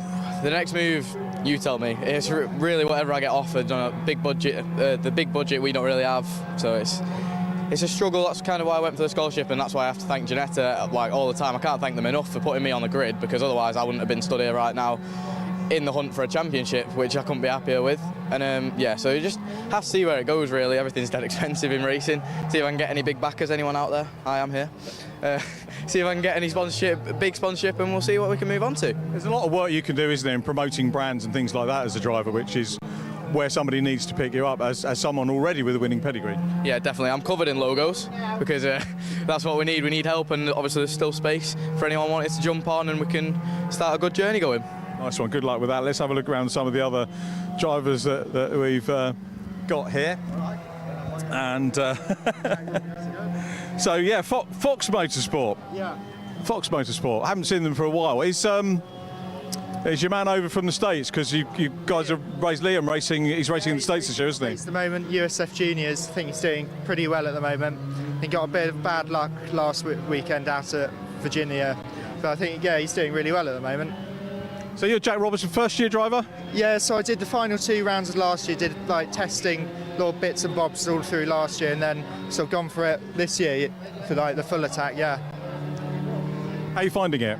Yeah, it's because for me, I only came from 2 years of sort of club level karting, so it's been quite a struggle to get up onto the class of what this field's got to offer, sort of thing. But yeah, I think I'm getting there, sort of thing. So yeah, all good at the moment. The rookie year is really important, isn't it? Yeah, it's really difficult, especially if you've not got the experience. My teammates James and Colin, they're both gone and done really well in Europe in Miami karting and stuff and they've picked up to it really quickly. But I myself haven't had quite that much experience, so it's taking a bit longer.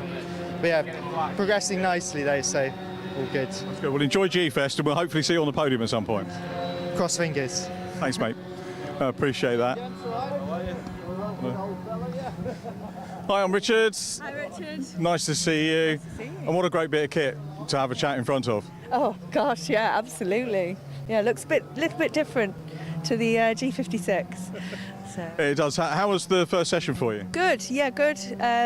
Plenty of grip. Quite happy. I'm an utter rookie, so every race weekend it's it's a challenge. But the main thing is I'm thoroughly enjoying it. So how many meetings in are you now? 4. So I only stepped foot on a circuit ever for the first time August last year, and I'm racing. So, but the main thing, the points and podiums, I'm not really fussed about. I just love the whole picture, I just enjoy myself. The people thing's mega, isn't it? With the paddock, whichever paddock you're in. I've lost touch a little bit with Ginetta, obviously. Now they're on GT. I'm on the Want to Race team, the Ginetta Works team. So, and yeah, we all get on great. But this is my local circuit, so I'm a Welsh girl on my local circuit today, which is quite nice. Have you driven it before? I have, yeah. Yeah, I've done quite a bit of testing here. Not so much in the wet. I have had a couple of days testing in the wet, but yeah. So it's there's a lot of people coming today locally to support, which I don't know what to think of that, to be honest. It can put a bit of pressure on, can't it? But just go and enjoy it. That's what I'm here to do, enjoy it, and really am. Well, thanks for the chat and good luck for the rest of the weekend. Thank you very much. Thank you. I think we're getting a little bit of a talk to wrap up. Sorry, I couldn't hear the radio as well as the other boat. So I think we're going to... Oh, we've got a little bit more to go, have we? OK, a little bit more to go. So what we're going to do then, we've done this sim, maybe go for a wander round over here and look around some of the cars that we've got, the GT Academy cars.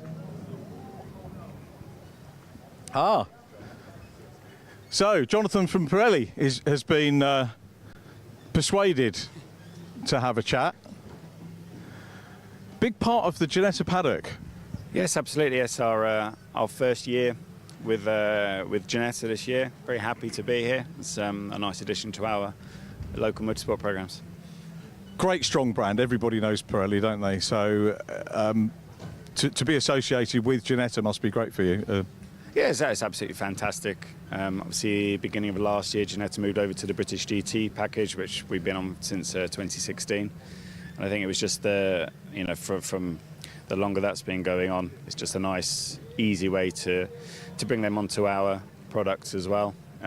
Because we're quite fortunate. We support a lot of championships like British Formula 4, which obviously goes all the way up the FIA pyramid into Formula 1.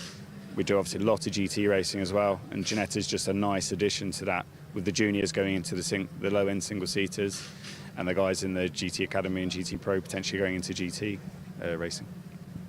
How complicated is it over the course? I mean, this sort of weekend for you is solely Ginetta, our wonderful G-Fest. How many different compounds of tyre do you bring along? I mean, is it the same one for the GT Championship as it is for the Academy, or is there a difference there? And I guess the juniors will be different again. Yeah, I mean, it's fairly simple, to be honest, so that the juniors have their own tyre. It's a really standard road tyre, our Cinturato P1, which you can buy in any tyre dealership around the land.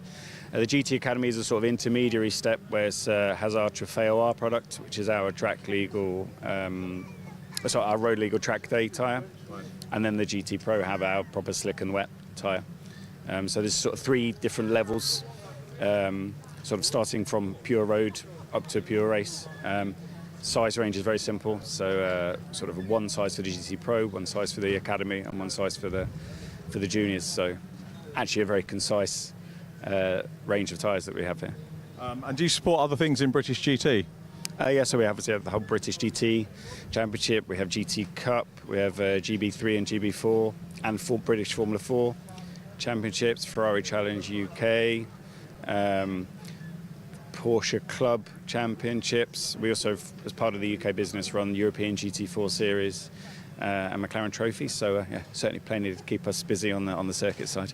But this weekend a little bit more straightforward, which is quite good. Obviously, we're just being the focus on Ginetta. Absolutely, yes. For me, it's very good because all my colleagues are down in Spa for the 24-hour race, and I've certainly the weather maybe not quite as good, but I have certainly got the slightly easier weekend. It's going to be nice tomorrow, I think, James. So that'll be okay. One of the questions I wanted to ask you guys is, obviously, you do the deal with the championship and the commercial side of it. is signed up. How many people, in terms of representatives from teams, or maybe the drivers themselves, actually come and talk to Pirelli about the tyre? Obviously, in the initial phase, when they've had the previous tyre manufacturer was with Ginetta for over a decade, so it always represents, I guess, on their side a risk when there's any change, not only in product but in manufacture as well. Now again, we're fortunate because we're on many race packages around the UK. We're quite a known quantity, even on a personal level, for the majority of people, I would say. So that makes the transition easier. But look, we always have at least one senior member of staff at every event in the UK that we go to. So we're certainly always willing and able to discuss anything, if it's just what's going to happen on the weekend, nice chit chat, or something more specific about the tyre on the technical side. I just wonder whether any of the drivers, this might be a thing for the scholarship, particularly with the juniors. Do any of the juniors ever come and say, hello, I'm so-and-so and I'm racing in juniors, thanks for what you do? Or not so often, but obviously they're young guys, aren't they? And they're maybe slightly more timid. I think as the drivers get older and slightly more forthright in their opinions, they're much more willing to come and engage. That's interesting to know. And season, obviously we're halfway through the season, or there or thereabouts. Decent year so far? Yes, very good. I mean, look, the standard of driving has been really, really good. The juniors have really impressed me this year, actually. Our tyre is quite different from the previous manufacturer. Very much like a very standard road tyre. Right. But the way that they conduct themselves on track, considering their age, they all seem it's very hard, strong racing, but very respectful as well. And to be honest, a lot of the more experienced guys could learn a lot from the way that the juniors conduct themselves on circuit. That's really nice to hear, and it's a very good, strong championship again, isn't it, this year, the Ginetta Juniors? Yeah, absolutely. I love it. I think it's so great, for that first step into car racing from go-karting for a lot of them. That's why I say it really, really represents a good championship for further stepping stones in their career. And honestly, if you can race at the front end of Ginetta Juniors, you're always destined for good things. Excellent. James, thanks for taking the time to talk to us, and thank you for your support of the championship. Thank you very much. Thanks very much. So nice to get a little bit of background there with James Pirelli, and not sure if we've got any other bits and bobs being teed up, getting a little shake of the head at the moment over there. Let's go this way. Are we going to go back into hospitality, are we thinking about? Because it's raining, it's not a bad shout to do. Obviously the Ginetta LMP car, which is absolutely still. I don't know if we'll get to see that on track over the course of the weekend at all. I'm going to talk to some guests actually. Hello. Hello. You all right for a chat? We got some. Sorry, Johnny. We'll try and get you around this way for the light and not to get rain on the camera. So, purpose of visit? We're here with these guys supporting Ethan Carney. Yeah. So we sponsor one of the cars as well. TW Jones Property. Okay, which car was that? Ethan Carney's car. I think I remember Ethan from the scholarship. He joined us at the scholarship, so you're involved. So what does your business do? We're a building company, so we specialise in heritage building projects and big house renovations, that kind of thing. So have you been around the course of the season with Ethan and supporting him, or is this the first time you've seen him? It's the first time we've come, yeah. What do you reckon? Yeah, it's good. It's nice to see it up front. Noah's a huge F1 fan, so he's really enjoying it, and just nice to see cars up close, isn't it? And see the actual speed and on the actual track. Noah, who's your got to ask the question? Who's your favourite F1 driver? Charles Leclerc. Leclerc. Why not Lando Norris used to race juniors? Yeah. That's okay. You're entitled to. What is it about Charles Leclerc that you like? He just races Ferrari, and I don't know. I'm a Ferrari fan, so yeah. Big Ferrari fan. Yeah. Nothing wrong with being Ferrari fans. Thank you for joining. Enjoy the weekend. Thank you for supporting one of the drivers as well. And Noah, now your dad's supporting a driver in the championship. He'll be supporting you, I think, on the way. Have a go on the sim. Get yourself bedded if you haven't already. Lovely. Have a great weekend. Lovely to chat to you. Thank you very much for sticking with us for our little informal chats around the paddock. We'll have more during the lunch break. I think in the meantime, time to go back to Andy and Scott. Thank you, Richard. Top work from Richard John Neal, by the way, padding out this lunch break out in what is Not exactly. Well, I was going to say not your typical summer's day. Maybe it is the typical summer's day here at Anglesey, but the weather very much closing in around us once again as we move ever closer to a resumption of on-track action with 3 races to bring you in the relatively near future, with the Pro Tire Motorsport Ginetta GT Championship due to kick off at 11:40, so in just over 15 minutes time, so 10 minutes or so hopefully before we get the cars out onto the circuit. And after that, we will have a race apiece for the GT Championship, the GT Academy, and the Ginetta Juniors. Then the lunch break, and I think I said before that there was going to be a demonstration after the lunch break, but that apparently is not happening anymore, so we should resume racing at about 2:10 this afternoon. So any timings that you've seen for the afternoon races in particular, you can lop an hour off those now, and we'll be starting a little bit earlier than originally planned.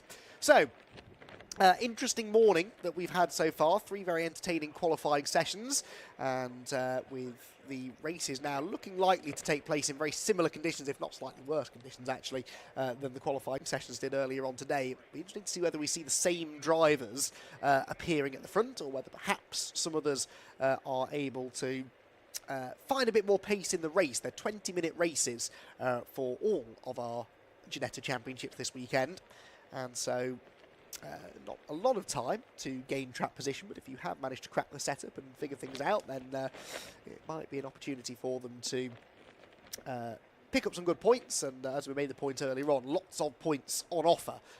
73, I think I'm right in saying, each day.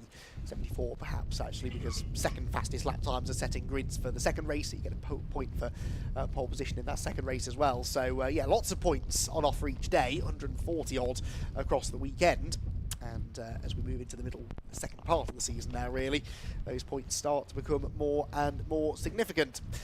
So Andy McEwen and Scott Woodwiss up here in the commentary box. And Scott, we've had the much easier job over the course of this little break than Richard John Neal has. We're sat in the warm, in the dry, with a lovely view over the Anglesey International Circuit. A spare a thought for not only Richard, but all of our camera operators and, of course, to the Marshals all out there braving the conditions. And, you know, hopefully that weather's going to improve for them later on this afternoon. But actually, I'm sort of intrigued, Scott, to see what sort of racing we get if it is wet, because obviously, drivers far more prone to making mistakes if the conditions are slightly challenging. We could see a bit of a shuffling of the order, and at this midpoint in the season, that could be really interesting to see the effect that it has on the championship tables.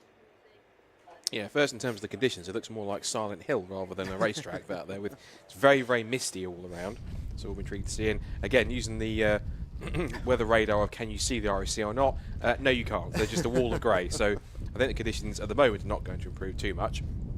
But you are right in terms of how intriguing these races are going to be. It's just how mixed are these conditions going to turn out to be. Is it going to be fully wet?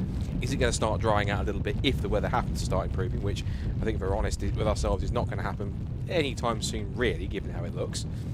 But in terms of these mixed conditions, that will certainly be the challenge for everyone to try and put the right setup on this one, particularly when it comes to getting the right choice on tyres, because I'm certain everyone will probably go on to, those who have to pick wets will go onto wet tyres for that side, but it's whether or not how they use them and how they burn them up and who's more conservative, whose driving style suits these conditions, and the tyres on top of that as well. It's going to be very interesting to see who can make the right setup choices and who in turn can then master this circuit the best. And also see how much these drivers will have learned from that qualifying session, how much will they've gone over some of the data and gone, okay, well, where can we improve here? Can we brake a little bit later here? Can we kind of get on the power a bit sooner here? Turn in a bit sooner here? Take this line through the corner instead? Because we saw with the mix of conditions, there were different lines being taken, of course, given on the wet or the dry lines, depending on maybe the setup or what they were more comfortable with. I think a good example of that was when we saw, I think it was Chase Fernandez and Henry Jocelyn together on track, and they were taking 2 very different lines, and you could see by the pace that not only was Henry Jocelyn quicker, but he was more comfortable on that the wider lines, what they call the karting line or the wet line, going off the traditional racing line where there would be plenty of grip down there. Chase stuck to the regular racing line. That's after that first initial lap.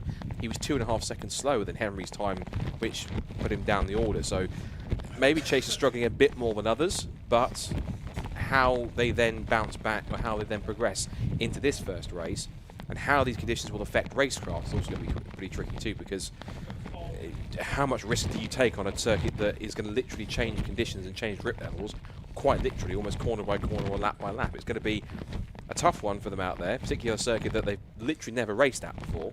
Done some qualifying laps, but never actually raced before, so even they'll be learning on the fly where the best passing spots as well. But the only time they've probably raced on there is, I'm guessing, on the sim against any AI competitors, and sometimes they're not the smartest or the brightest, sometimes depending on what sim you go on to. In fact, there isn't an official sim I know that has got Anglesey as a licensed circuit, so they've always had to go and get someone who has created a version of Anglesey, shall we say, in order to get themselves accustomed to it.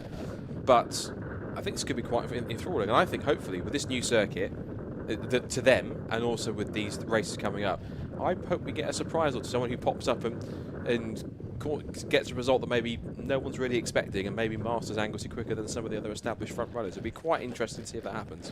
I think there's a very good chance that will happen, to be honest. It's a unique kind of circuit anyway. Anytime you go to a new circuit, a circuit that hasn't been used in the championship before, which is rare in the UK these days. It's been an awfully long time since a new racetrack was built in the UK. In fact, this probably is the newest circuit in a way, because it was redesigned. Perhaps Snetterton 300, I suppose, might, you would argue, be the newest one. That was, what, 15 years ago or so? That was about 2011 or so. Yeah. I think it was redone. I think it was a completely brand new circuit. It's made from scratch.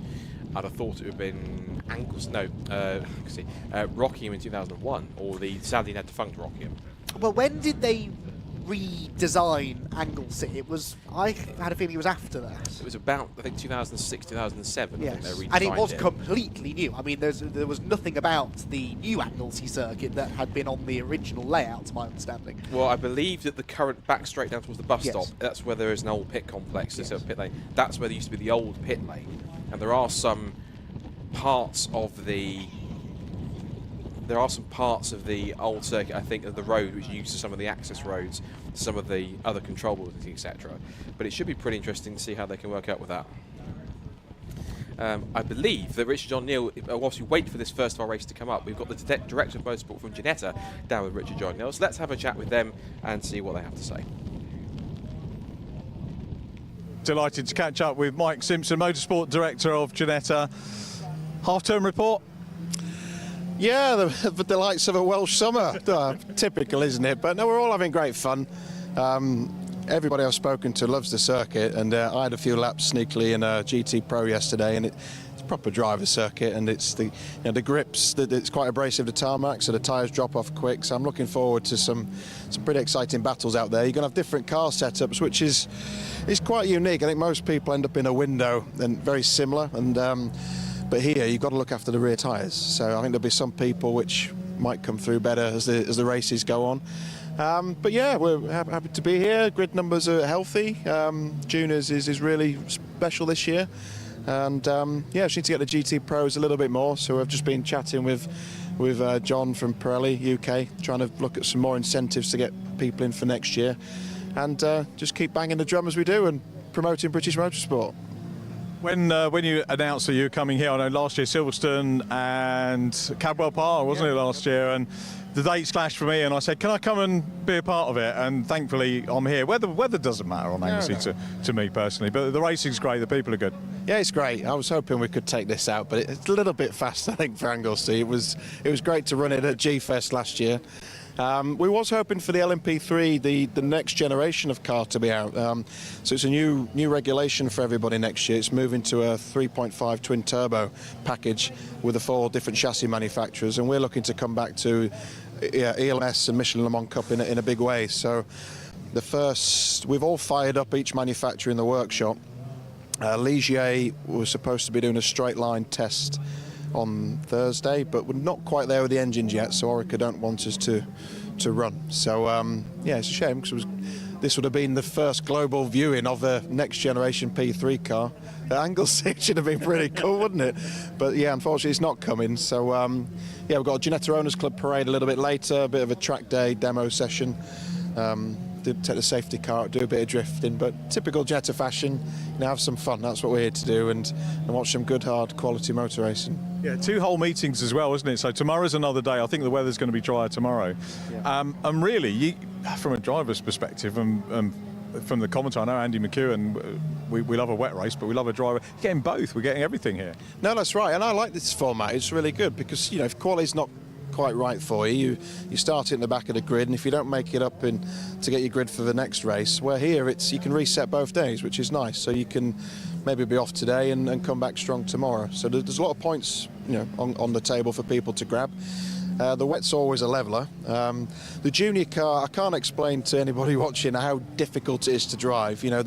It's a bog standard Pirelli road tyre, very, very capable to take you to Morrison's, but to drive hard around a circuit, it's challenging. So I can't wait to watch the junior race. Those boys and girls are going to be sending the car. They're going to be moving everywhere. Traction's going to be difficult, but it's what we want to see at Ginetta. It's true driving. There's no ABS, no traction control, no power steering. They're learning to drive in the hardest way possible, and that will make the best drivers of the future. It will. And look at what Lando's doing. Wasn't long ago he was here. Freddie Slater's on that trajectory. He was here last year. So, we've been around forever, it feels, in British motorsport, but we firmly believe in our formula, and it's all about the education, the apprenticeship. You've got to learn to drive. It's very easy to stick a drive in a car like this, and believe it or not, an LMP1 is a very easy car to drive. It naturally goes fast. It's got the best tyres in the world, the best brakes, sophisticated systems. But I want a driver to be able to come out of a junior and you could put them in a Lotus Cortina and they could drive correctly. And there's so many manufacturers now are rushing people into GT2, GT3, very sophisticated cars, but you're missing a bit of the art form, which is feeling what's underneath you, driving to the grip, and you driving. So, yeah, I think it's. I think we're growing in demand. The junior, there's a rival series coming online next year, which is exciting, and I wish them well. But we don't need to change anything. The cars have stood the test of time, done so many kilometres, hit every curb, hit every barrier in the UK, and we've got people coming back for more. So. Yeah, as long as people keep wanting Ginetta, we'll be here. But it's going really well. Export's good. A lot of cars going abroad.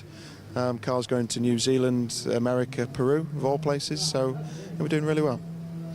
And I think I remember having a conversation with you at one of the scholarships about, you were telling me, we're talking to Jonathan Palmer about putting cars out for Palmer Sport, and now they've run their own scholarship to put a guy on the grid who's on pole. I know, exactly. And James was a shock to win, as anybody. He kind of got thrown into it, made the final, and went to Donington, and it was really close who won that. And yeah, just a breath of fresh air, James. He just runs his building business down in Essex during the week and jumps in a race car, and he's dynamite. He's really good. So I hope we can help James stay in the sport for years to come and be a really good AM, I think, going forward. But no, it's great to be working with Jonathan and MSV, and we're backing each other, which is nice, and promoting junior motorsport. So there's entry offers into the GB4s and GB3s from Ginetta Juniors. So we're actively pushing drivers into single seaters, and also the prizes we offer in our GT cars is pretty unrivaled. I mean, if you win GT Pro in Pro AM this year, I give you a British GT car for next year. It's a serious prize. So we're really laying it out there, and we're just wanting people to come and use us as the journey to wherever their dream takes them. Going back to juniors again, just to underline the strength before we go to our first race of the weekend, the GTs, as you mentioned. I always said year on year the juniors were getting stronger, and there's been an acknowledgement of that this year, because not only have you got the overall winner, who could be a rookie driver, but also you've got freshmen catered for as well now, who might not have had that experience. It's a really important champion your class, that, and podium, because we want to. It's great that you've done karting, but it shouldn't be about that. If you've got the desire to be on the grid and the family can commit to that, there should be an opportunity for you. And it's not fair you're competing with maybe a European FIA kart racer who's racing Super 8. So that the Freshman Cup's just to give somebody the recognition of, a lack of experience, but they're firmly out there on the grid and mixing it with the more experienced kids. So no, I think that will grow, and it's my job to grow that. And we're doing a lot of work behind the scenes, going into schools, different events to try and promote that and get more people on the grid. That's Ginetta's place, is to get more licence holders in motorsport. We've got some of them on the grid now. Mike, thanks for chatting to us. They're on the green flag lap for the first race of the weekend. Mike Simpson, thanks for joining us. Back to Andy and Scott for our first GT race of the weekend.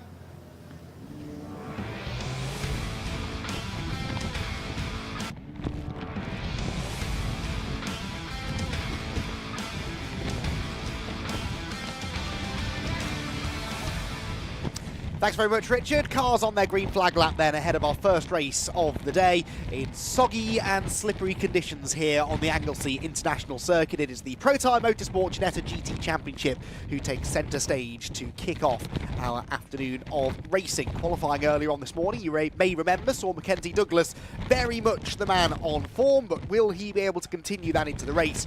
Well, we are about to find out with a 20-minute race in these slippery conditions set to get underway in the next few minutes. Mackenzie Douglas will have on the front row with him Nick White, the AM pole sitter, and those of course are your two championship leaders within this category as well. And so will they retain their positions at the top of the points come the end of the weekend? You certainly wouldn't bet against it, would you, based on what we've seen there from the qualifying session? Remember, it's an it is a fairly sizable lead, isn't it, for Mackenzie Douglas in the overall championship. He's 21 points clear of Luke Garlick, whilst Nick White is 97 on the road from Matt Shaw. Let's take a look then, shall we, at how they line up on the grid for our opening race of the day. Like I said, Mackenzie Douglas, the man on form in qualifying. 136.965 sees him qualify on pole position with Nick White lining up alongside him. I imagine Matt Shaw will have row number 2 together, another pro-AM combo there. Harry Mansion pro, Matt Shaw second of the AM and second within the AM championship as well. And there you can see they will be lining up in row number 2. Row 3 will be James Taylor and Luke Garlick. Connor Garlick and Callum Noble in row 4. Peter Mansion will be at back on the grid. So a rolling start it will be for the Ginetta GT Academy, as has been the case throughout 2024. And only the juniors now have a standing start these days. So 2 by 2 they run through the final corner. In the increasing gloom, it's probably the worst, I would say, the conditions have been so far today. And this is going to certainly provide a challenge for the drivers then as we prepare to get racing underway here at Anglesey.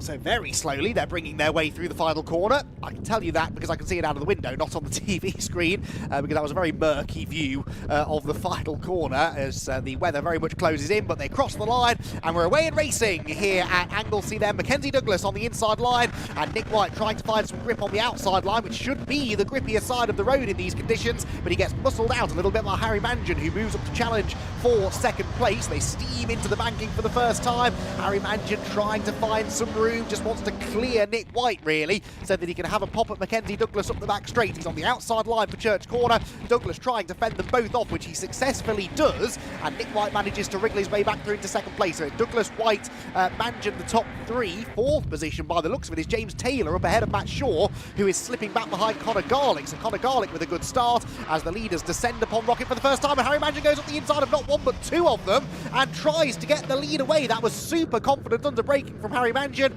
He clears Nick White. He is alongside Mackenzie Douglas. That's the outside line through Rocket Out, through Peel. But as we've said many times already, that is the grippier side of the road in the wet conditions. He doesn't quite have the grip to clear Mackenzie Douglas, but Scott Woodward, it looks to me as though Harry Mansion is up for the fight. He certainly has quite a rapid start. I wasn't sure if he was going to get that stop for Rocket, but he did manage to get it up on the anchors just about enough. And I did expect him to possibly take the outside line and go for the lead in through Peel Corner, but better grip and traction for Douglas on the inside helps him out. Down to the hairpin for the first time. Douglas still leads. It is now Mansion in second place. White into third. We'll figure out the rest of the order as they come out across the line for the first time.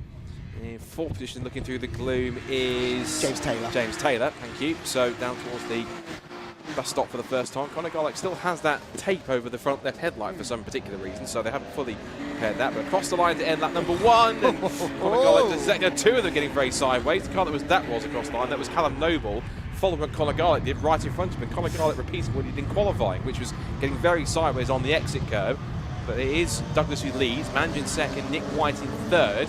James Taylor and Matt Shaw rounding out the top 5 as they come out of the hairpin and up to banking and up towards Church for the first time. Douglas has the lead, but I have to say, Harry Mangian, you're absolutely right, looking very racing and on his toes at the beginning of this second lap. Harry Mangian joined us at the second round of the championship at Silverstone, but has yet to finish on the podium within his class. Well, he's already second place in his class and challenging Mackenzie Douglas for the lead then as they head towards Rocket for the second time.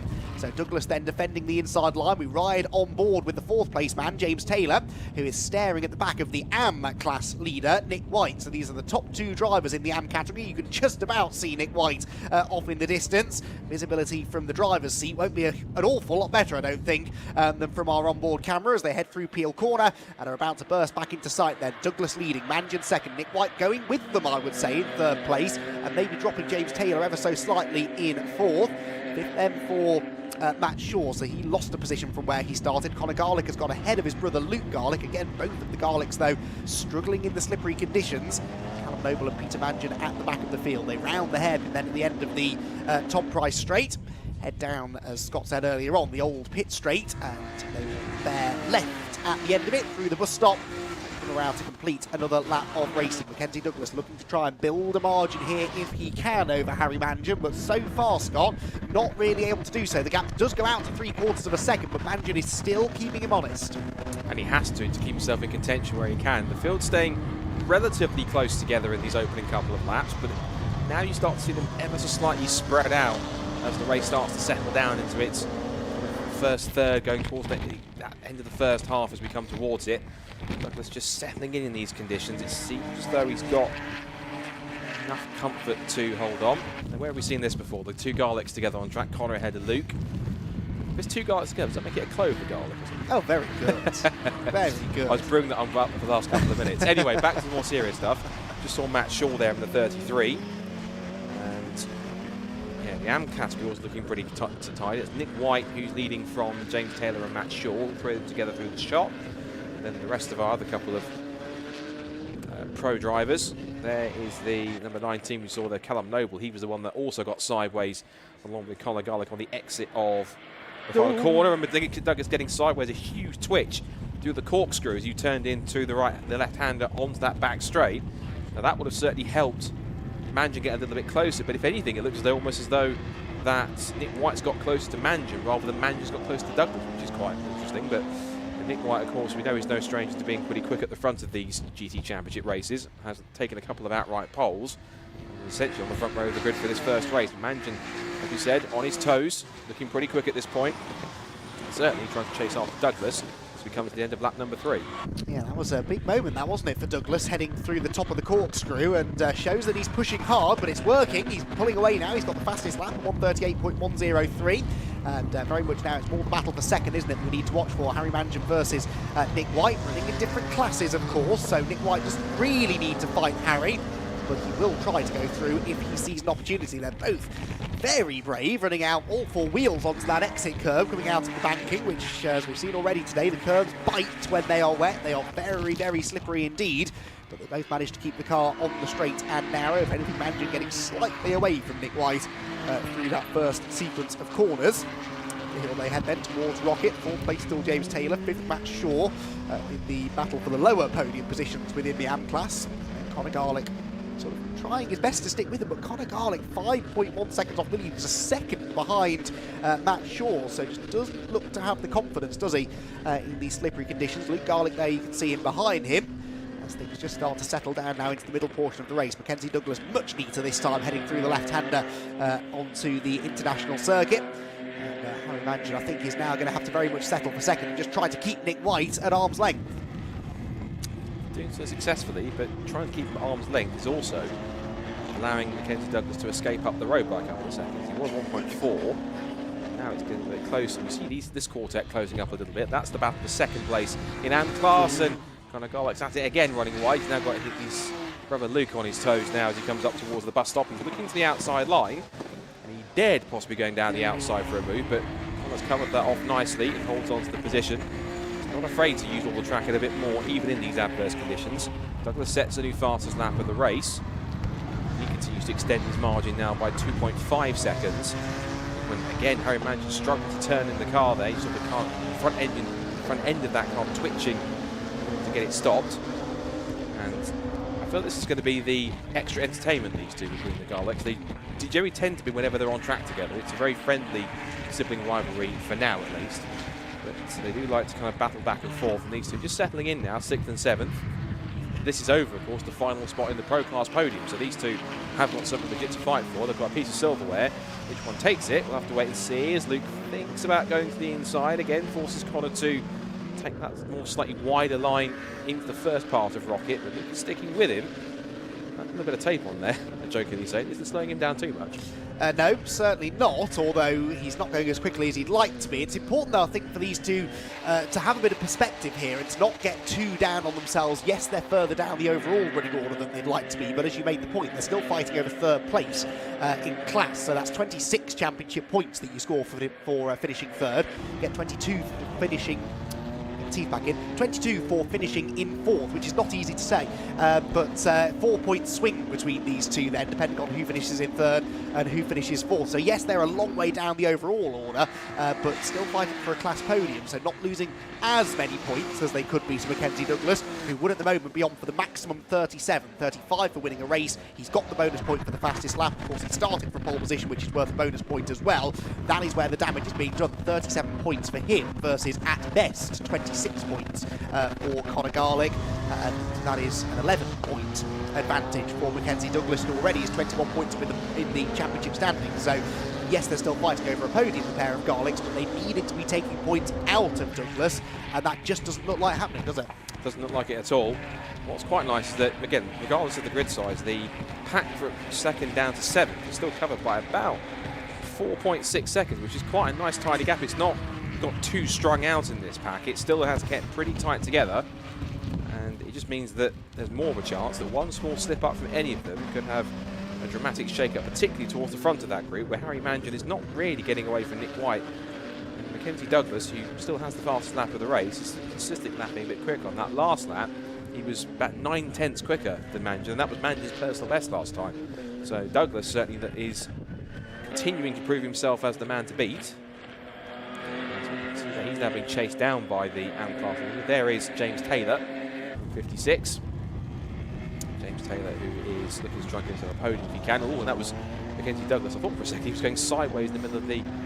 That's just the angle of the camera rather than him getting very sideways at all, trying to scrabble for grip in what is increasingly wet conditions. And if anything, I'd say that Harry Mangan, after making a lightning start to take 2nd place with Nick White, I'd say that White's shaping up to take it back again.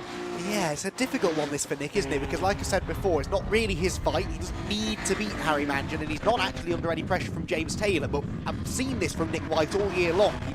He doesn't really play the percentages that much. If he sees a chance to gain places, then he will go for it, even if he's not actually going to net him any further championship points. I presume has got the AM class fastest lap, 38.241. No, so that's interesting. So he's been about 200ths of a second slower than James Taylor's fastest lap. So if there is an argument for having a go at Harry Mangan, it is that Nick White, if he gets past, would have some clean air in which to try and push hard to get that extra point for the fastest lap. But with a 97-point championship lead already, Nick White perhaps won't feel that that is all worth the risk. We'll wait and see.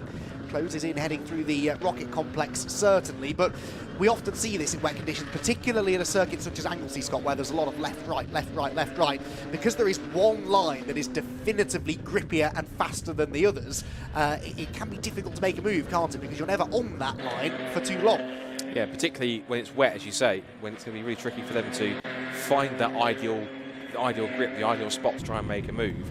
And tradition suggests that you take the outside line, but sometimes if someone's going to try and go deep and defend that place, it's always an option. I should mention, look at the timing screens, that both Nick White and James Taylor were starting to really amp up the pace, because last time by, it was the fastest 2nd sector of anyone from Nick White. Or you can say here, because only 2 sectors, fastest 2nd half of the lap, shall we say, from Nick White.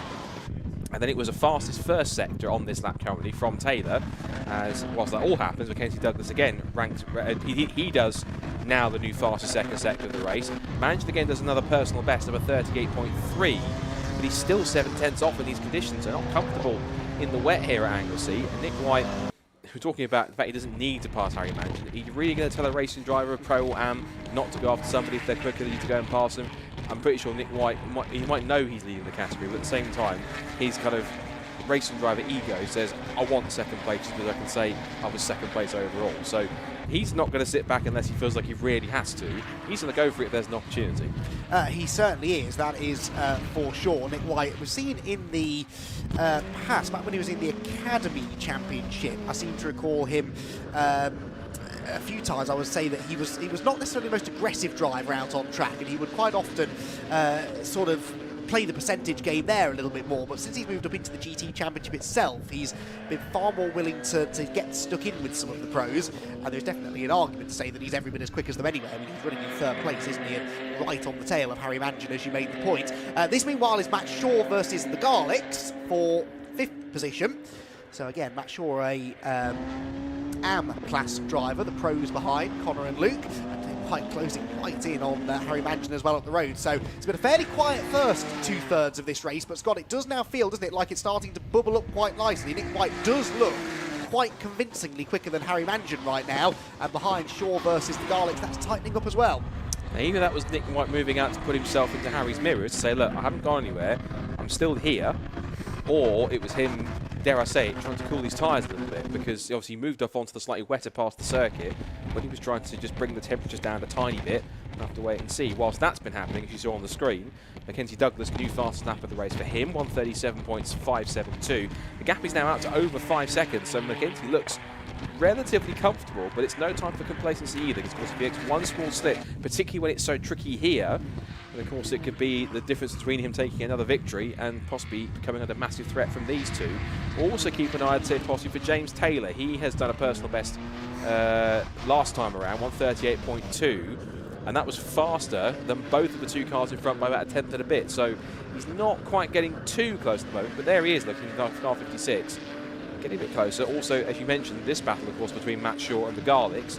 Again, two different classes, but at the same time, you're really going to tell Connor and Luke not to pass Matt Shaw. They're going to go for it if they get a chance. Well, they certainly will, because they will not like this, being down in 6th and 7th place and behind all of the top 3 AM drivers too, even though it's not costing them points, as, you know, racing drivers, I think it's fair to say, are known for their egos a little bit, and those egos might be being bruised a little bit right now with those 3 AM class drivers beating the pair of Garlicks, and they'd like to do something about that and get a little bit closer maybe to the likes of Harry Mangion, who, as you made the point, isn't that far ahead of this little group. Now towards the final corner they come then. Across the line has gone Mackenzie Douglas, 5¼ minutes to go, and he continues serenely on his way. His lap times have dropped off by about half a second from where they were before, which is more than most of the others, in fairness, but he is still comfortably the fastest man on track, so I think it's fair to say Mackenzie Douglas is driving within himself right now. Interesting. Nick White was the fastest man of anyone last lap. He did a 37.9 compared to Mangion on a 38.3 and Douglas on a 38.0. So Nick White is the fastest man on track right now in terms of their last lap times. You saw coming out of the bus stop and through the first corner, White is really starting to put the pressure on Mangion. He knows, again, regardless of the fact he's in different classes, he wants that second place, purely just for the bragging rights to say that he's done it, because he's up there, up in second place. And it all counts on the results sheet. If he's looking to try and show potential sponsors, he can say, look, I'm racing with the pro class drivers, I'm that fast, and that can give them more chance towards possibly securing his campaign for next year. And who knows, if he wants to step up into more GT racing, go forwards and something else, it'll be intriguing to see what his next step is and where he wants to go. But certainly giving Harry Mangion the run around here, and again, these two have been pretty much glued together in this small gap between them. So the slightly wider turn in there for Mangion, a little wider on the exit. Good run off the corner there for Nick White. He might get himself possibly lined up. Meanwhile, back at the front, completely oblivious to it all, with Mackenzie Douglas. You can see here, look, as Douglas continues to drive away by 5.5 seconds, Nick White just nibbling at the rear bumper. It's as close as he's ever been. This time he's got a good run exiting the hairpin. Now the sprint down towards the bus stop, but again, Mangion has to go defensive and cover the inside line. And White might go down the outside if he's daring enough. He thinks about it. If he can't go there, he'll try switch back on the exit on the run down this very short pit straight. 3.5 minutes to go. Gap is now 6 seconds, and on the last lap, again, I think White was a bit held up behind Mangion. He was still quicker by about literally 0.02 of a second. You can see by the body language of that car, Mangin's not comfortable, and he's having to defend very heavily from Nick White in third place. Yeah, that was all triggered by a little moment that Mangin had turning into the left-hander at the top of the corkscrew. On turn in, the back of the car just got a bit light, and that affected his run off the corner. Nick White was all over him through the hairpin, but ultimately no way through. They head out of Church Corner now with, what's that, maybe 2 or 3 Ginetta's lengths between them. So Nick White, for now, not quite close enough realistically to have a go into the braking zone at Rocket. This steeply uphill braking zone goads you into braking later and later with every lap, particularly as you try and second-guess the conditions every time up there. It can be very easy to snatch a brake and go straight on, but they all manage to avoid doing that, and they make their way towards Peel Corner again with Harry Mangin still holding second position. But a very impressive drive this from Nick White in these conditions especially, to be up there battling for second place overall, particularly impressive. So out of the left-hander they go then, down the Tom Price straight towards the hairpin, where Mackenzie Douglas arrives on the scene. He will have time for 2 more laps at the end of this one. So that's good news for Nick White, really, isn't it? He wants as much time as possible to try and have a go at Mangin. This seems to be the area of the track where Nick White is the most likely to make a move. The trouble is it's quite easy to defend, isn't it, into that final corner. Even if you go in tight and run wide on the exit, you're still likely to have the inside of the final corner, as once again is the case this time. Yeah, he's really making Harry work for this to defend it. He was moving this way and that. I thought he was going to go in for a late dive up the inside into the bus stop, but again, he looks to that outside right into turn 1, tries to set Mangin up for the undercut on the exit. He's got the outside line here, but we know that the outside of the wet can give you more grip. He does go for it to the banking, thinks about it, gets shown the edge of the road almost by Harry. And look at that, so much better run off the corner. He must be so frustrated not being able to put the power down because he's got the blue and orange machine number 44 right sat in front of him, not able to get the power down as quick as he can. So as they come out now through Church and onto the back straight, he'll have a bit of a tow here. Is this possibly his best chance to make a move for second overall? He's still by far and away, well, I say by far and away, the leader in the AM class by a couple of seconds. Again, has a little dart to the inside. That's just him possibly just reminding Harry's there, and Harry goes very deep into the first part of Rocket. This now gives, again, White just frustrated behind him in the second part. And all this battling might well start to bring, if they're not careful, Taylor, Shaw and the Garlicks into play with a lap and a half to go. And this is the worry for Nick White, because he doesn't have to get past Mangin, but he does need to keep James Taylor behind him because he's in the same class. So by now, really harassing Harry Mangin. It is holding them both up. It is allowing Taylor to close in. On the first sector on this lap alone, Taylor was about half a second quicker than these two ahead. And with another lap to go, he could yet buy into this. Into the hairpin they go. Mangin is very late on the brakes. Does he get the car stopped? Only just. Runs quite a bit wider of the apex than he'd like, though. And Nick White does now have a small overlap, does he? Maybe heading down the old pit straight, but it will be on the outside line, heading for the final corner, so Harry Mangin should be able to successfully defend here. White able to brake later, though, on that outside line. Tries again to get the switch back, which he might just have done this time. The final lap board is out, and finally Nick White has got the inside line into turn number 1, but it's not really the best place to be. Hanging on the outside line is Harry Mangin. They are still door handle to door handle as they head for the banking for the last time. Now we go right. That will favour Mangin on the way in, but perhaps Nick White will have more momentum on the way out. He tries to come back to the inside line, but still somehow, Scott, it is Mangin in front. That was unquestionably, she said, his best chance to get through, but Mangin somehow stood his ground and held the place for the first couple of corners. And has that possibly forced Nick White to think about this again? Particularly also think about the fact he's still on course with the AM win, and maybe even putting one eye into his mirrors and seeing that James Taylor's getting closer, because on that last lap, Taylor, well, he was still he was quicker by about 4 tenths. As Mangin now sets the fastest lap of the race, and somewhere Peter Mangin, from completely on his own, apparently. No, that's there on the timing screen. He did a 1:41, but the timing screen thinks it was the fastest lap of the race, which it wasn't. So up towards the hairpin, up the inside, he looks into Peel Corner, might be the chance he needs. Side by side on the exit, forcing it to the edge of the road, and Nick White now is on the outside, but we know how much grip there could be. Mangin fights back on the inside line. They're still side by side into corkscrew, and somehow he held on to that place, but he runs wide on the exit. 2 more chances to get through. Meanwhile, this man has got absolutely nothing to worry about. He's on course for another victory, but it's that fight for second down towards the final couple of the corners that could be the talking point. As for this man, it's going to be the perfect start to his weekend at G-Fest at Anglesey. Another victory on his way in the GT Championship. This would be win number 6 of the season then for Mackenzie Douglas to extend his championship lead. Off the final corner he goes. Checkered flag waves for Mackenzie Douglas. What's going on for second place? Harry Mangin versus Nick White. Mangin holds on the way into the final corner and gets to the line in front. So Harry Mangin claims second place. Nick White then in third position is the AM class winner with James Taylor and Matt Shaw next in line. Then Conor Garlick and Luke Garlick. They had to settle in the end for 6th and 7th, which is 3rd and 4th respectively in the Pro class, with Callum Noble and Peter Mangan to complete the runners and riders. But that was a superb battle, that between Harry Mangan and Nick White, particularly over the last few laps. Nick White was really applying the pressure and started to turn the screws increasingly as he got into the final few laps. But Harry Mangan, fair play to him there, Scott, didn't put a foot wrong, didn't crumble under the pressure, and even when it looked on a couple of occasions there like White had the better of him, that wasn't the case. He firmly stood his ground, kept himself exactly where he needed to be, and so basically,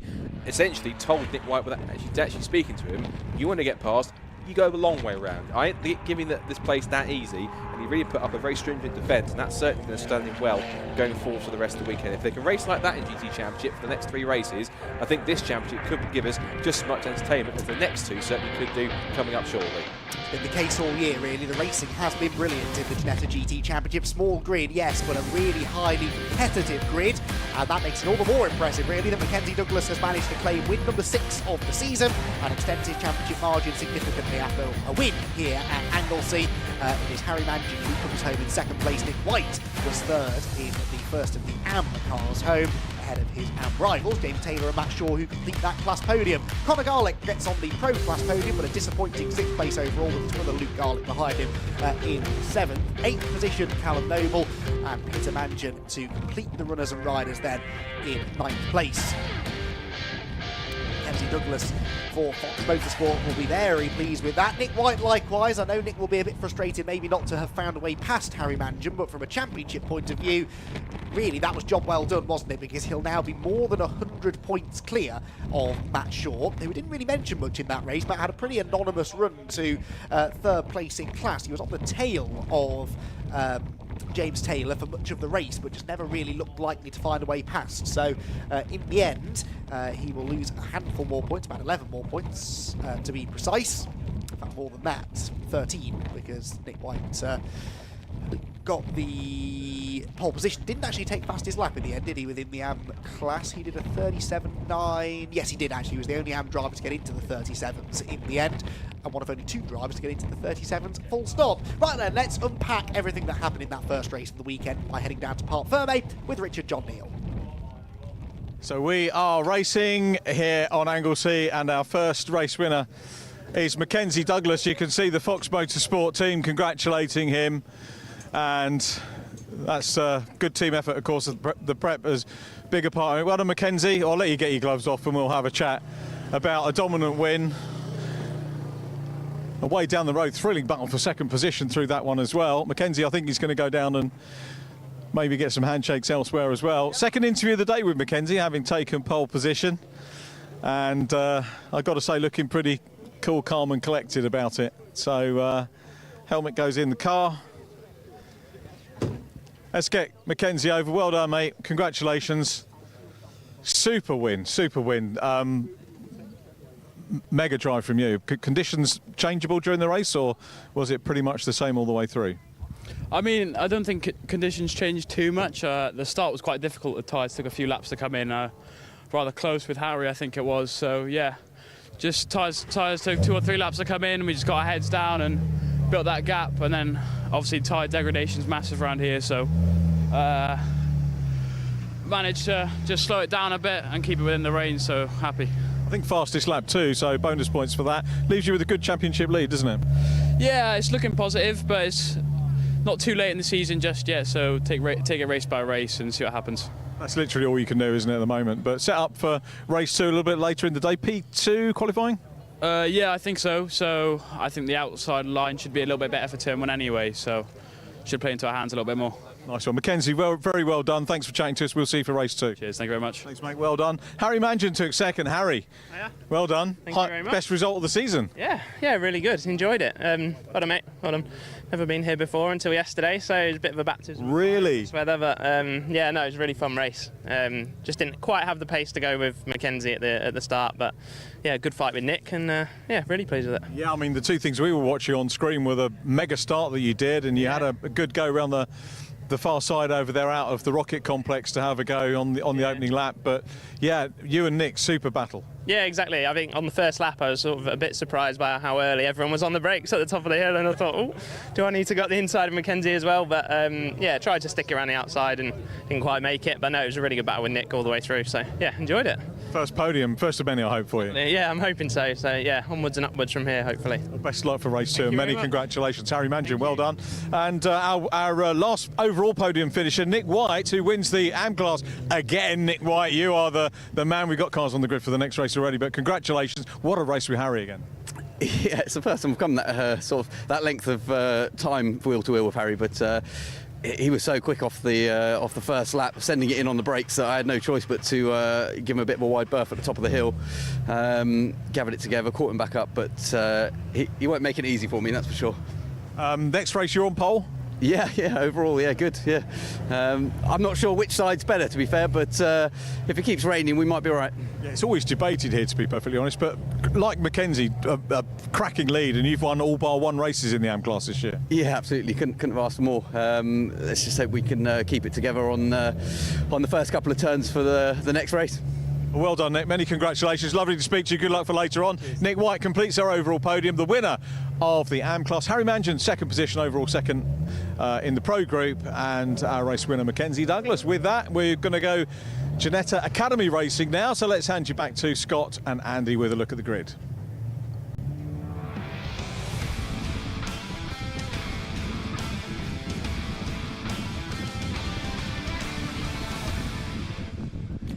So, cars on track then for our second race of the day.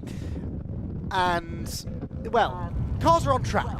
They're not all going where they're supposed to be, but they are on track. For some reason, some drivers have taken it upon themselves to do a full lap, by the looks of it, or a part lap anyway, of the Anglesey International Circuit. I'm not entirely sure how they managed that, but anyway, we won't draw any further attention to it, and instead let's just start our build-up for our second race of the day. It is the first of the weekend for the Ginetta GT Academy, and this was certainly a very interesting qualifying session earlier on this morning. James Nicholas and Mike Taylor separated by only 88 thousandths of a second in qualifying, and they will therefore share that front row of the grid.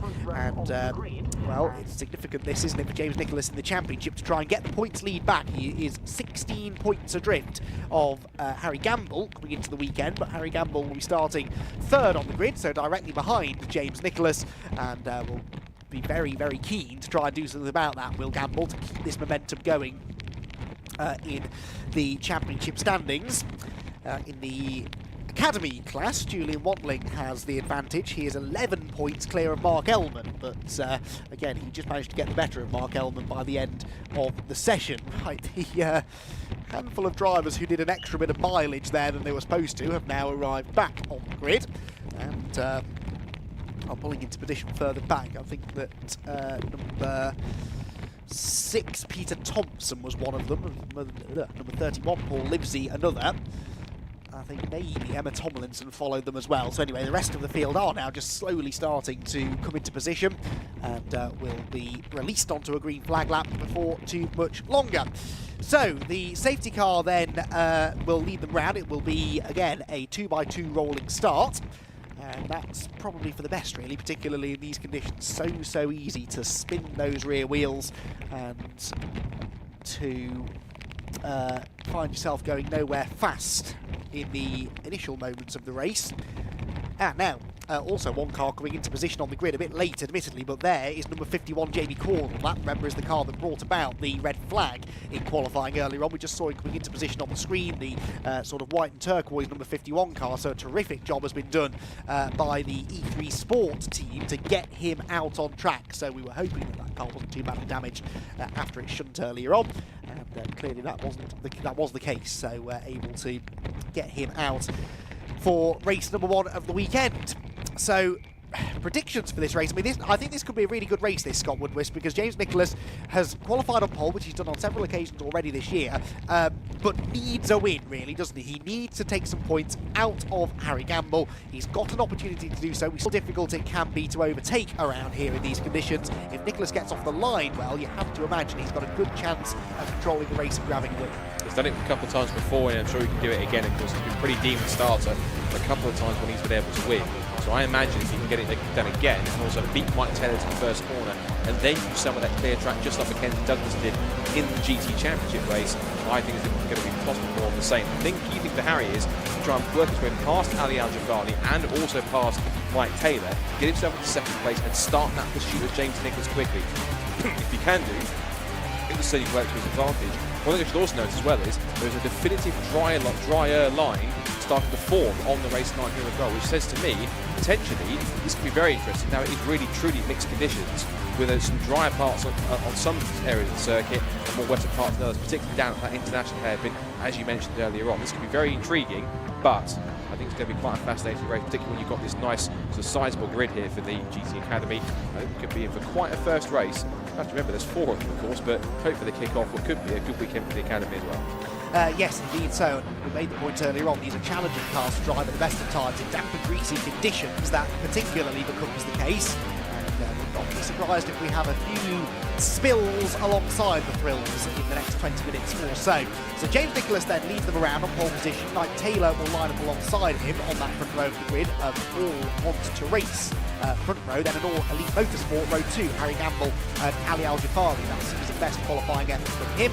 Then Raceway Motorsports Luke Shaw with Gareth Thomas for company on row 3. Julian Watling and Jamie Cordell are next on row 4. Julian Watling, the highest placed GTA class driver. Peter Thompson and Paul Livesey are on row 5. Row 6, Emma Tomlinson and Mark Elman. Row 7, Amy Tomlinson and Ben Cook with Phil Garty and Lucy Hodgson on row 8, with Harry Cook and Gilbert Verdian on row number 9. So, what is going to happen then in race number 1 of the weekend for the Ginetta GT Academy? James Nicholas hopes that he can get into that first corner first and from there control things. But is he going to have things all his own way? Mike Taylor, of course, will have the outside line for the first corner, which traditionally is not a bad place to be here at Anglesey, actually, because it is quite a tight first corner, so you can carry a bit more momentum around the outside, and in the wet that could be where there is a little bit more grip. Mike Taylor we've seen already getting feisty on the opening lap of races this year, and with a chance to get the lead here and some more valuable points for his championship as well. He's going to be on his toes, that's for sure. The lights are out, then away they go, and James Nicholas aims to hold on to the lead into turn number 1, which it looks as though he will. Mike Taylor tries to go right round the outside though, and succeeds in doing so. He's got the inside line heading towards the banking, and Mike Taylor wants this lead. James Nicholas carries lots of speed into the corner. There's contact further back though, and around has got the number 21 of Luke Shaw. And Gamble. That's Gamble. That is Harry Gamble, the championship leader, pointing the wrong way in the middle of the track. How they've all missed him, I don't know. There's another car off on the grass further round the corner as well. So a slightly chaotic start. Jafari is off as well. Ali Al-Jafari straight on at Church Corner. He might have broken steering. He already had some damage to the left front corner, and I wonder whether he got involved with Harry Gamble. They shared that second row, remember, and it is that left front corner on Ali Al-Jafari's car that has sustained some damage. So a dramatic start to the race. Oh, James Nicholas, I think, has been off as well, Scott, because I can see out of the window he's at the back with Shaw and Gamble. Well, that was all action for the first few corners, so out of it all, we have to try and work out who it is that's leading, and I think it's possibly potentially Gareth Thomas out of all. So Mike Taylor will be leading, won't yes, he? Because he wasn't involved in any of that, just completely oblivious to all of it now. For second place, we'll have to figure it out once they come past on the timing screen in a moment's time. But that was genuinely all action. But 3 of the 4 leading rookie contenders all getting caught up in some kind of drama at that point. And incredibly, it's shaken up the order. So second place, is that Jamie Cordell in second place? I think it is. Yeah. So from 8th on the grid, he's picked his way through. And that car, remember, was on the edge of the circuit with a damaged rear end after he went off in qualifying, which caused the red flag. But not only is it mega stuff from E3 Sport to get that car fixed, they've obviously raided the parts bin. I can confirm it is Jamie Cordell in 51, but also as well, he's now rewarding their efforts by putting it into second place and trying to chase after Mike Taylor. He's 2.4 seconds back, but even so, if he can try and stay there and get a solid result, this is a big reward for all the effort they've put in to get that car rebuilt. And Paul Livesey, who started 10th, is 3rd at the end of the opening lap and leads in the GTA class, because Julian Watling is all the way down in 6th position. We are watching Julian now on screen as he turns his way through the banking, and this time thankfully everyone keeping it pointing in the right direction. So What a topsy-turvy opening lap of the race there. Mike Taylor leads the way. Second is Jamie Cordell. Third, Paul Livesey. Fourth, Gareth Thomas. Fifth, Mark Elman. And sixth, Julian Wantling ahead of Peter Thompson, Emma Tomlinson and Amy Tomlinson 8th and 9th respectively, with Ben Cook in 10th. We've got James Nicholas only 15th, having started on pole. We've got Luke Shaw, who started 5th, running in 16th, with Harry Gamble 17th, and Ali Al-Jafali, I'm afraid, has limped back to the pit lane. So Ali Al-Jafali being greeted now by the Elite Motorsport team. They're going to go to work on the front splitter and check over the steering and the suspension as well. That's such a shame after what had been a very impressive run in qualifying earlier on. Right then, Mike Taylor leads by 2.4 seconds. He managed to come through all of that really well. And I just didn't see what happened to James Nicholas. I was so focused on the others spinning around behind. I don't really know what happened to James Nicholas. He must have gone off as well. Remember, he and Mike Taylor were side by side going into the banking. So you have to wonder whether maybe they got together again. Wouldn't be the first time, of course. It happened on the first lap at Donington last time as well, that those two made contact whilst fighting for the race lead into turn 1. And it may well have happened again here at Anglesey.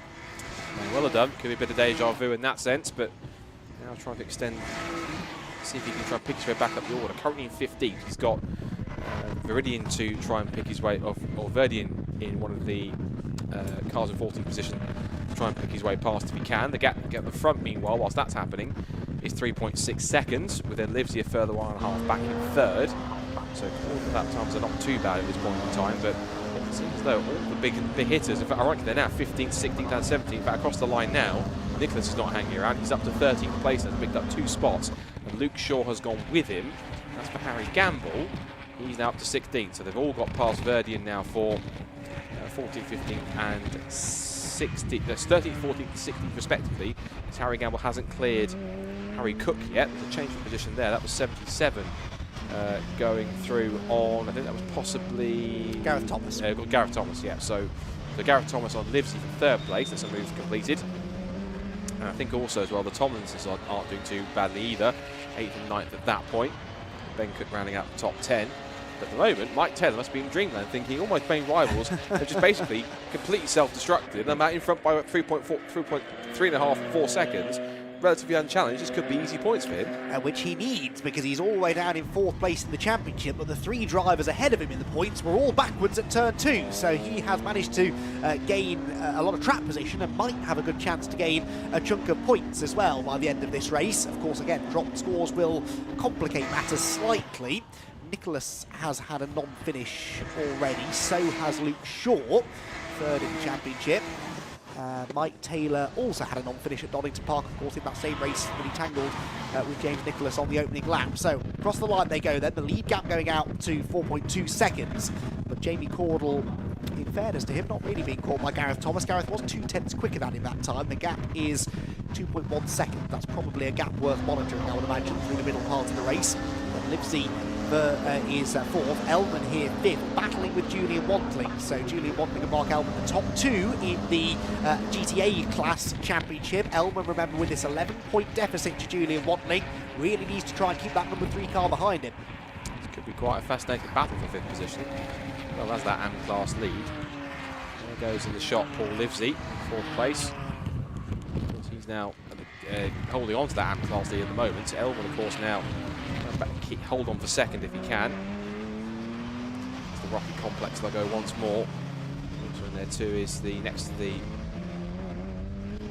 Pro Class drivers, which is the rookie drivers, forgive me, which is Thompson. And then the 2 Tomlinsons behind in 8th and 9th position.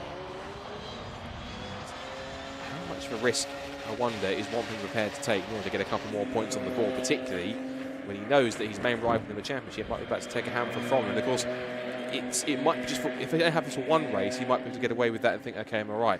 If this happens consistently over the next 4 races, that's about another, what, 5, 10, 20 points taken out of him by the end of the weekend. So if he finishes behind Mark for all 4 races, then Elman naturally would take the championship leads in the class. So that's going to be key for Julian. It's absolutely right when you say he has to try and get past him to minimise any damage that he might make if he finishes ahead of him. Well, yes, because it's only 11 points between them, and they've been remarkably evenly matched all season. It's 8 podium finishes so far for Wantling, 7 for Mark Elman. So 11 points, as I said, is all that stands between them. The reason it's 11 points really all boiled down to Alton Park, where Wantling claimed 3 wins wins.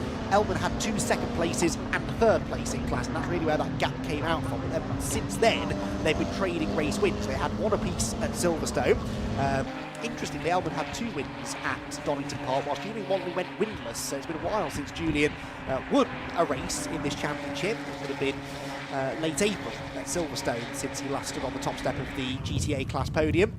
And actually doesn't stand a lot of chance of doing that here this afternoon, or at least in race 1, because they're both a long way behind Paul Livesey. But Paul just came out of the opening lap skirmish a little bit better. Rocket they go then, Julian Wantley trying to close in a little bit. Then of course it is Peter Thompson behind, followed by Emma Tomlinson. Emma Tomlinson is 3rd in the GT Academy Class Championship, albeit a further 70 points back, so realistically is between these two, I think, for that Class Championship as it stands.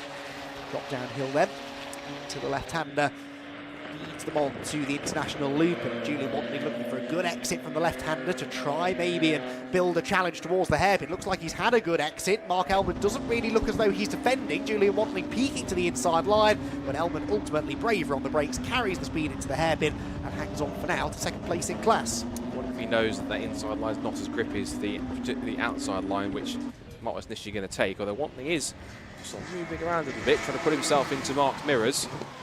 Right there. Now, whilst that's happening, the battle I do want to keep an eye on is possibly 2nd place overall, because Jamie Cordell, his last lap was a 1:41.237, and then it was a 1:41.06 for them. And it goes together. The reason why I said to watch out for it is on that first sector last time, Thomas was 7/10 faster than Cordell on that last time. It looks like Cordell's managed to get some of that time back. They actually set the fastest 2nd sector of the race, and that's of course even faster than Mike Taylor out in front. In fact, and Mike Taylor immediately responds by putting in the fastest 1st sector of anyone too. So he's now going to try and keep extending that loop. It's stabilised about 5 seconds now, but the next battle could be, it's only 1.5 seconds between them. Cordell and Thomas were 2nd and 3rd. Still watching this battle that's going on for 2nd place in the GTA class and for 5th and 6th overall between Elman. So 2 battles to keep an eye on. It's that first half of the lap where it seems as though Thomas has got the advantage. But the second half, Cordell seems a bit more comfortable. So there's a bit of trading in terms of pace on different parts of the circuit. And as Thomas continues to give the chase, both of them I think are still losing time. Taylor in front, who is, no pun intended, literally sailing away, but in about 5 seconds. He is indeed. Now, what progress of James Nicholas and friends from the back? Well, Nicholas is into the top 10 now, 9th overall, but that's actually 5th in class, so he's scoring some decent points now, albeit 10 seconds behind Peter Thompson, the next rookie class driver. Luke Shaw is 12th position overall, 7th in class, and Harry Gamble is not far behind him, 8th in class, 13th overall. So they're not making a huge amount of progress, but James Nicholas is at least into the top 5 within his class. Gareth Thomas, he hopped across the line to 41.0, so about a quarter of a second or so quicker that time than Cordell. He's holding his own pretty well, it must be said, and doesn't really appear to have had his confidence knocked after that accident in qualifying, because he was fully committed on the opening lap to take advantage of what unfolded in front of him, and then continued to push on after that. James Nicholas, meanwhile, significantly sets the fastest lap of the race. Significant, A, because it means he's going quickly. He's got a good chance, maybe, of gaining a few more places before the race is over. And in fact, he was 2 seconds quicker than Peter Thompson, who really is the next man that he's chasing. I know Emma Tomlinson is next in front, but Peter Thompson, the next of the GTA class drivers, is also significant because it gives James Nicholas, provisionally at least, a bonus point in the championship. So Nicholas, his recovery drive going pretty well. It is indeed, and we'll keep the progress on that. We're riding on board now with 2nd place Jamie Cordell. Quite fortuitous if we have an onboard camera with him, because he's facing forwards. I don't think he wants to see the sight behind him, which is a looming Gareth Thomas in 3rd position, but this is the driver's view he's got. And it does appear, looking at the sectors and who's doing what, Gareth Thomas seems a lot more comfortable in the first half of that lap when it's maybe slightly drier, but maybe in slightly damper or wetter conditions. Maybe that's favouring Jamie Cordell step of where he's going, because any time that Gareth gains on Jamie, he was quite close, for example, exiting the banking and through Church, he kind of loses that time back again on this second part of the lap, going through Peel, through the corkscrew, through the hairpin, down towards the bus stop once again. So I wonder if it's maybe different setups or different parts of the circuit are favouring each car in terms of the setup that they have on there, because across the line now, and the gap is 1.1 seconds, but at one point, I'm sure between these two in this first part of the lap, it was less than that, and he seems a lot more comfortable taking more speed through the banking, it seems, as he comes through. So we'll see how close they are on corner exit. As Paul Livesey was in shot just there as well, who's comfortably still leading the GTA class. But again, just looks as though that Thomas is a lot more, that car is behaving nice, particularly Church. He carries a decent amount of speed through there. And now you can see the momentum he carries all the way onto the back straight. I think he's lining up for a move here. Yep, closing in the slipstream, looks to the inside, but that line will be closed off by Jamie Cordle, you'd imagine. Maybe not, actually. That looked like Gareth Thomas committing to the move. Yes, he did, and he sails straight on. Will he hold on to the inside line into the right-hander? No, he doesn't. So Gareth Thomas briefly into second position, but Jamie Cordle manages to keep his cool there, really, and claim the position back again. So still Cordle second, Thomas in third. But you're right, Scott, definitely. He was 1.1 seconds back at the start of the lap, was Gareth Thomas, and in the first 3 and a bit corners of the lap, he overcame all of that deficit and had a go into Rocket. Now he's a bit closer again, heading on to the second half of the lap than he normally is. We'll see whether or not he chooses to have another go into the hairpin. They hit the brakes on the end of the Tom Price straight. You can see from that camera angle quite clearly you drop quite steeply downhill, actually, coming off that corner, which is what makes it so difficult to get the power down. Both manage it pretty well and hang on to their positions. So Jamie Cordle then has withstood one big attack from Gareth Thomas, but I suspect, Scott, that won't be the last. It definitely won't, and it seems as though that whilst that's happening, just to come back to that for a second, Mike Taylor's pace had stabilised a bit. It's now got the gap out to another half a second, so it's now 5.3. But again, this is the stronger part of the circuit, it seems, for 77 to Gareth Thomas. He's also particularly strong through Church as well, where it's slightly drier, which is interesting. Wide approach there, and Thomas not afraid to use the circuit and a bit more over the curbs on the exit. But again, watch you through here, because this his car's particularly strong. Turns in and gives us so much time and grip.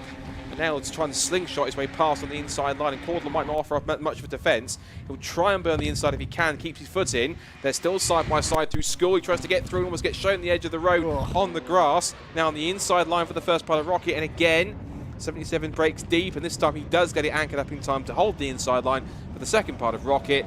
Can he get the undercut? No. Thomas parks it neatly. Job done. Move up into second place. Sorted. Yeah, nicely done. He got himself on really the better line there, didn't he, that time? The inside line for the kinks on the back straight, which was the outside into Rocket, but just seemed to have a bit more grip out there, didn't he? So Gareth Thomas then does now move into second place, but Jamie Cordle will still be really pleased if he can bring this home in third. It's been a tough day for Jamie so far. If he can come home with a podium finish, that would be an excellent result, and he should now be able to do that because he's, well, 4.5 seconds or so ahead of Paul Livesey, but of course Paul not running in the same class, so yeah, he should be able to keep third within his class, if nothing else. He may yet try and come back at Gareth Thomas, although not really close enough to do so as they drop down into the final corner. So Mike Taylor then leads across the line, just under 5 minutes to go. You can see there he's put a lap on Gilbert Verdian in the number 2 car. Then Gareth Thomas up to second place ahead of Jamie Cordle, with Paul Livesey in fairly lowly fourth, but still leading in the GTA class by a long way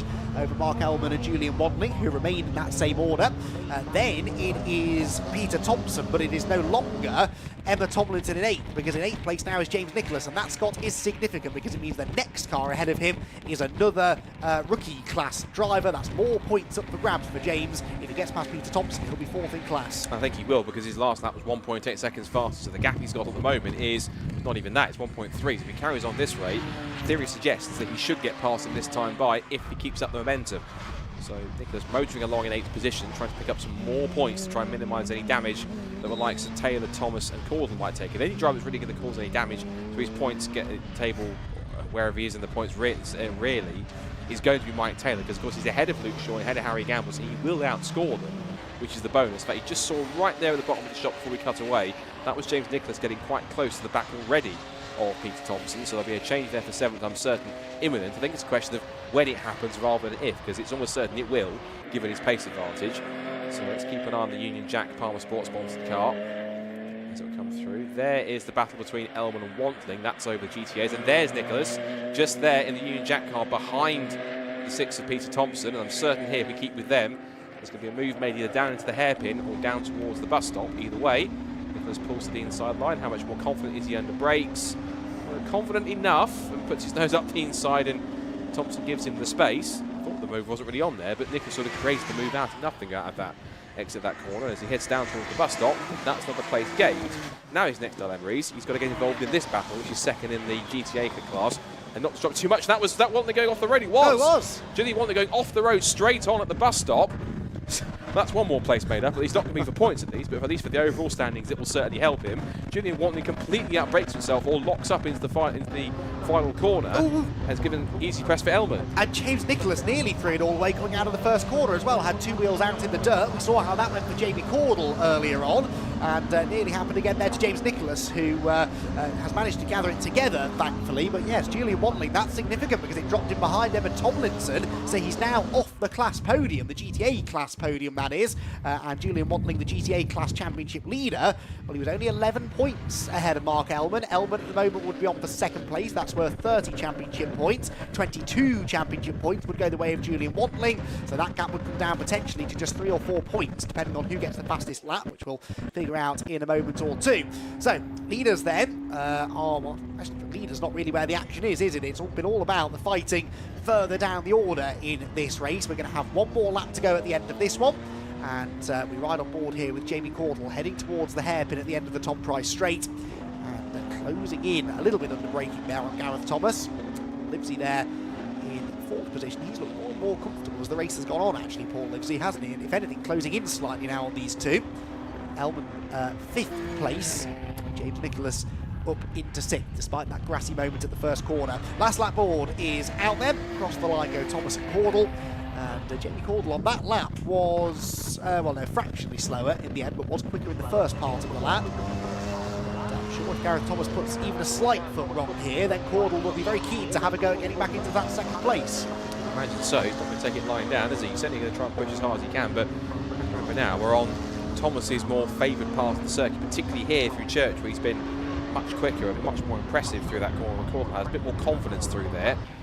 And just going out into the back straight, the gap he's producing is quite evident as watching it going up our commentary box window. Now, meanwhile, this is James Nicholas now for fifth position overall. It won't change his amount of points he scores in terms of the rookie class, but it will at least help get another place and possibly at least another satisfying, possibly string to the bow to kind of tie off what's been a relatively impressive comeback drive. If you look at the likes of Luke Shaw and Harry Gamble, you just haven't had the pace compared to James Nicholas, which again just in some cases makes his Palmer Sport win and what he achieved even more incredible, given the fact he's up against drivers that might not have much more experience, but he's certainly proven someone who from zero experience at the start of the season has just gone and driven the way he has right from the outset, taking pole and win in his first race and driving immaculately. And I expect possibly he may well make that move before the end of the race. As for this man then, Mike Taylor, he's wondered where all his rivals have gone. They've all been behind, stumbling over each other, and it's simply, I think the phrase goes, as long as you're there on the last one, or if you're not there, all the others count for nothing. And certainly Mike Taylor's made the most of it,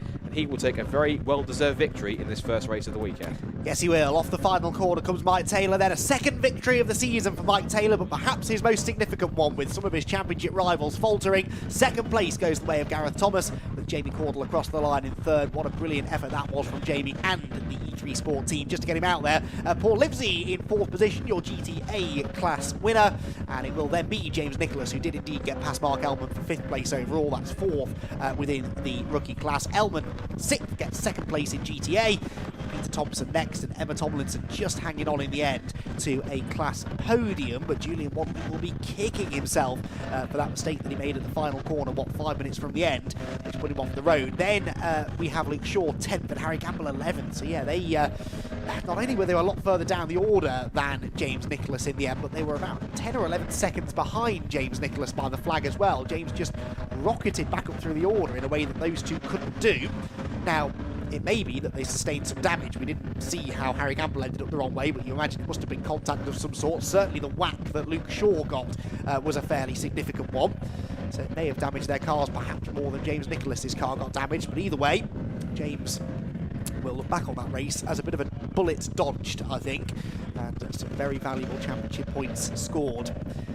So, dramatic stuff, and a very lively race, that first of the weekend in the Ginetta GT Academy. They'll be back out again this afternoon for their second race of the weekend. The grid for that, of course, based upon second fastest qualifying times. So we will see some of the regular front runners back near the front of the grid. In fact, James Nicholas will get to have another go from pole position.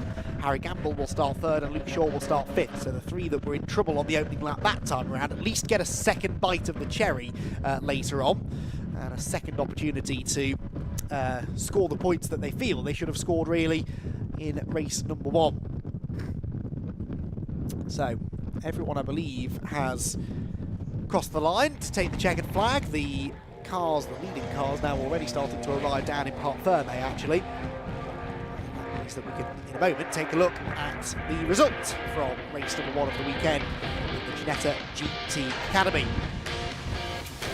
So it was Mike Taylor who claimed victory in the end in fairly dominant fashion over Gareth Thomas and Jamie Cordell, who complete the top 3 overall. And within the rookie category, Paul Livesey is your GTA class winner in 4th, ahead of James Nicholas with the recovery drive to 5th overall and 4th in class. Mark Elman gets himself a GTA class podium in 6th, ahead of Peter Thompson, and Emma Tomlinson in 8th, benefiting from that late issue mistake really from Julian Wandling, who ended up in 9th. Luke Shaw recovered to 10th, Harry Gamble only 11th, ahead of Amy Tomlinson, Ben Cook and Lucy Hodgson. And in 15th position was Phil McCarthy, 16th place Harry Cook, 17th Gilbert Verdian. What a shame for Ali Al-Jafari, who retired to the pit lane after that early off that he had on lap number 1. Exactly what caused it, I'm not so sure, but anyway, a shame that he ended up not able to see the flag. So, entertaining first race of the weekend in the Ginetta GT Academy. Lots to talk about after that, and we've got just the man for the job. Let's head down to Parc Ferme and catch up with Richard John. Mike Taylor enjoying his celebration with Gareth Thomas right over here. Might be able to get the two of them together if we can squeeze down by the fence. Mike, congratulations, of course, over Parc Ferme, over the fence. Mike, congratulations. Let's grab a word with our winner. Absolutely. Congratulations, get you over here. And,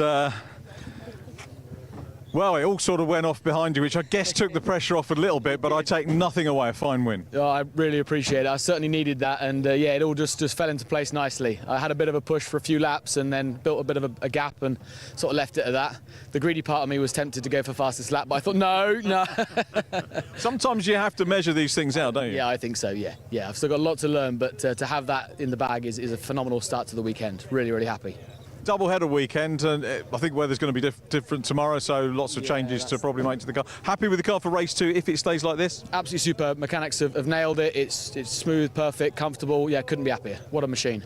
Absolutely brilliant. Well done. Let you get away to the podium. In fact, we'll shout that out in a minute. Gareth Thomas in 2nd position. Let's get Gareth over for a quick word. That's my brother from another mother. Lovely to hear the camera. Well done, Gareth. Congratulations. And P3 behind Jamie originally, and then you managed to nip past and try and take the challenge to Mike. It was chaos, as you can probably see from the start. It was difficult, and then I'm fast in areas. Sector 1, brilliant, and then Sector 2, 3, I'm just playing catch up everywhere, and it just seemed he made a couple little mistakes. I know he's new to it. James doing phenomenal, but just to get where he was. But it was great fun. My best mate in front, so it was just a perfect 1-2. Perfect 1-2. I love hearing the stories when you say my best mate, because racing is about, if you didn't like being around the people, then it wouldn't be worth coming, would it? No, we had a little. So we've known each other since we were tiny. So we did this together to try and get as many 1-2s as possible, and it hasn't been many yet. But hopefully. Well, I'm playing catch-up now. And he's my younger brother, he's too fast. Well, thank you very much. Well done, congratulations. Cheers. Well done, Gareth Thomas taking that 2nd position. So 3rd position goes to Jamie Cordell. We got Jamie around? Or Paul Livesey? Is Paul here? Can we grab Paul? Morgan, is Paul around? Paul Livesey. We'll have a word with GTA Championship. There's Paul over there, not listening. So and I don't blame him. Paul, over here. There we go. Congratulations, our class winner, GTA. Well done. Good race. Absolutely brilliant. Loved every second of it. Fabulous. I was very lucky I didn't get taken out with the first turn with everyone else. And if I had done, I'd never have got the position I did. But I got it, and I'm loving it. Brilliant. Sometimes things fall for you, and you still have to bring the car home. Tricky conditions out there, but a super job. Absolutely brilliant. Loved it. Thank you. Much to change for race 2?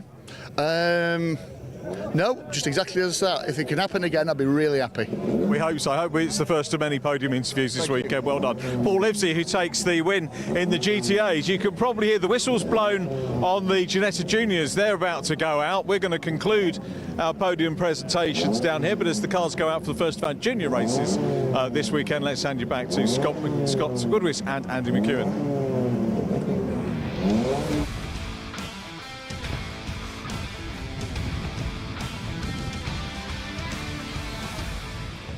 Thank you very much, Richard John Neal. And yes, one more race then before our lunch break, and it is a 20-minute race for the Ginetta Junior Championship, who it appears are actually going to have for the first time this year a rolling start to begin their race, not the standing start that they've traditionally had at other rounds. So the cars then being released onto the grid, it will take a moment this, because there are 24 of them, and it's not the easiest of processes to get cars out of the very tight exit from the part of the assembly area, and then sort of backwards up the first part of the pit entry, and then turn a full 180 degrees back out onto the track. So it might take them a minute or two just to get everybody into position. But when they get there, I think we're in for a really exciting race here. After qualifying saw Ethan Jeff Hall come out on top. Ethan Jeff Hall was the fastest by nearly half a second in the end in qualifying earlier on. But will he be able to keep that up in the race? Well, he'll be hoping to do that.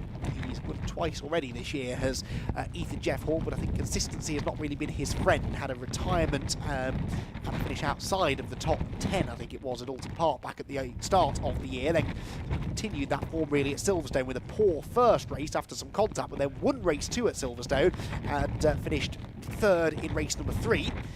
And sort of carried that consistency on into Donington Park. So he's been slowly but surely clawing his way back up the championship tree, has Ethan Jeff Hall, and now hoping to try and collect a third victory of the season here this afternoon. So he will lead the field away, and it's all our racing front row. Marcus Sater alongside him, another driver with some work to be done to get himself fully back into championship contention. Remember that the top 3 in the championship are Henry Jocelyn, Charlie Hart and Chase Fernandez, none of whom had a brilliant qualifying session. Jocelyn was 3rd and Hart was 4th, that wasn't terrible, but Chase Fernandez 9th on the grid for this first race, and he'll be 13th on the grid for race number 2 a little bit later on. So Chase Fernandez in particular has got it all to do, really. Chase, who switched teams earlier on this season. He started the season with E3 Sport, then moved over to our racing ahead of Silverstone, I think, maybe Donington. But anyway, he certainly did the first round of the season with E3 Sport before changing and putting himself now in really the big team, or one of the big teams in the championship. But this fascinating championship battle between R Racing and Elite Motorsport continues to rage on as well this weekend in the teams championship, and some of their drivers up near the pointy end of the grid for this first race of the Ginetta Junior weekend as well. So green flag lap then gets underway, and Ethan Jeff Hall doesn't lead them around. The Ginetta G56 safety car leads them around, followed by Ethan Jeff Hall, who looks to try and get some heat into the tyres if he can. So again, we've got these slightly in-betweeny track conditions. It's definitely wet, but not fully wet really. Quite greasy in places. It's going to be a real adventure into the unknown here. How much grip are they going to have when they head into some of the quick corners in particular for the first time of asking? So the grid there, Sater row 1, Henry Jocelyn and Charlie Hart row 2, with Archie Clark and Alfred Slater on the 3rd row together. Then it's Isaac Phelps and Harry Moss on row 4. Chase Fernandez one to watch from row 5, as Tommington Hill for coming in the back of the top 10.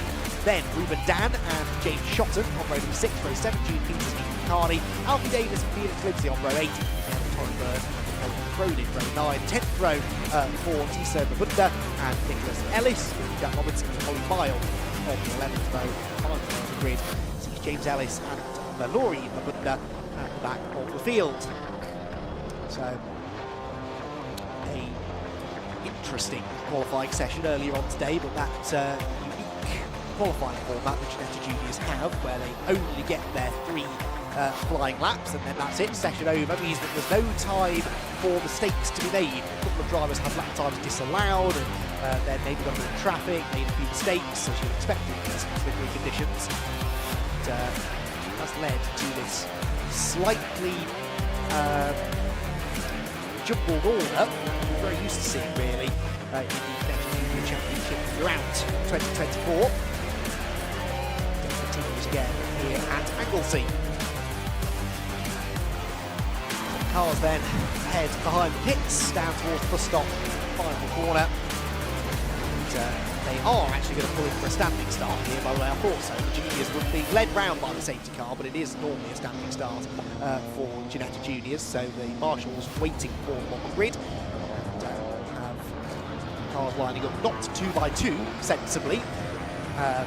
The championships that could probably learn from this. They have a staggered starting grid for this championship. They do this even if they are at a big wide open circuit such as Silverstone, but certainly somewhere narrow like Anglesey, line up staggered. You can see though it's it's almost a single file start that they've gone for, because they're not using the grid positions on the extreme edges of the track. They're instead using the sort of middle rows of the grid, which is a little bizarre.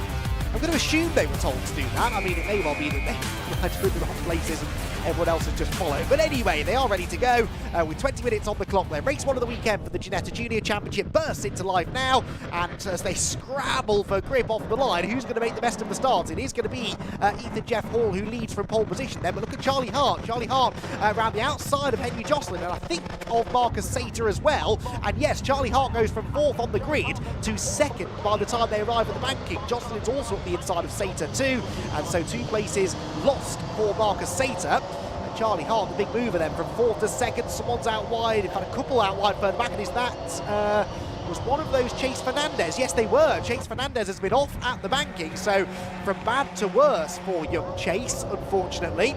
The other was Jude Peters there, the E3 Sport car, but just ahead of him was Chase Fernandez, the grey, turquoise and gold R Racing car, who had also been off the road, car number 90, so he's lost a few positions as a result of that. They head up then towards Rocket for the first time of asking. The leading group turn through the left-hander.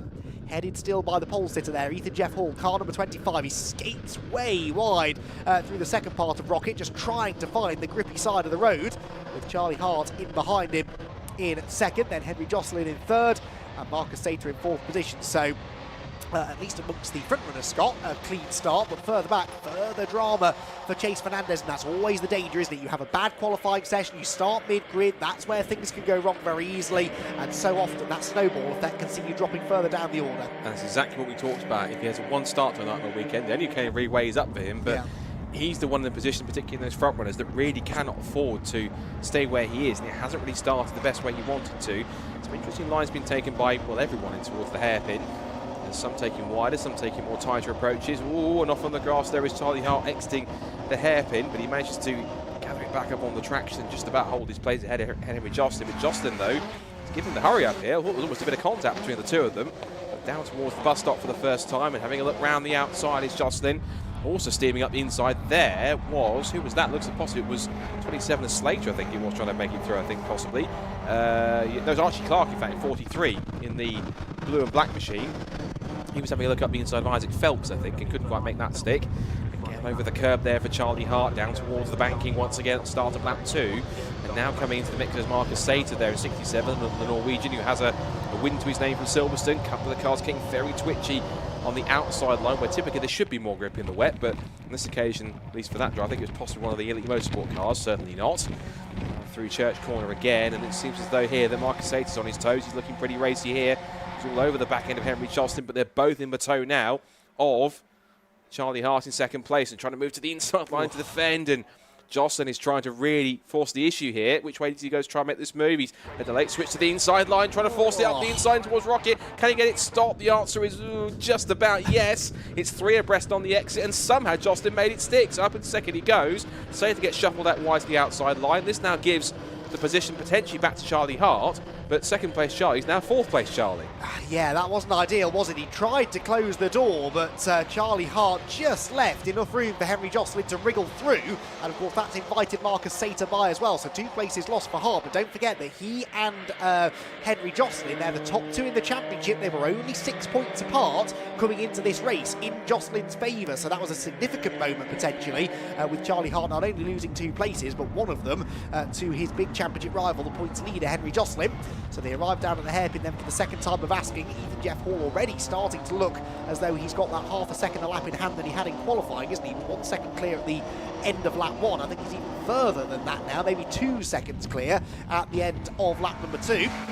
Jocelyn leads this battle pack for second position, doesn't he? Down towards the final corner ahead of Hart, Sater, Phelps and Clark.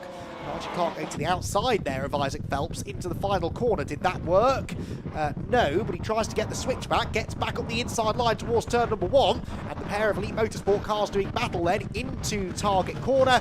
The outside line is normally where the grip is though in these conditions, and that will once again prove to be the case, and so Isaac Phelps manages to fend off his teammate, but we've got 3 Elite Motorsport cars here battling. Charlie Hart shuffled down to 4th.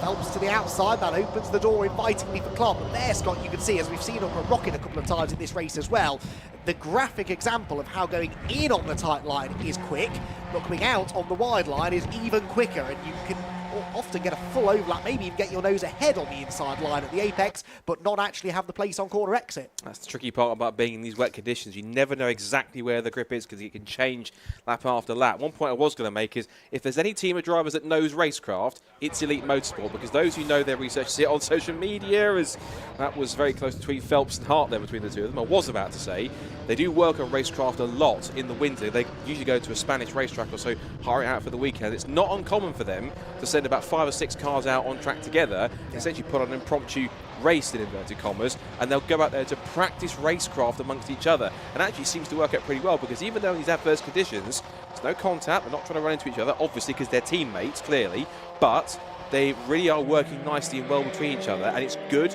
clean, hard racing between them. So it turns out Elite Motorsport, there's some method to their madness to hurrying out a whole circuit and running impromptu little races amongst each other, because it means they get the chance to practice battling, going side by side, overtaking each other, so they're well prepared for when they hit the British racetracks and in situations like this, in adverse conditions like here at Anglesey.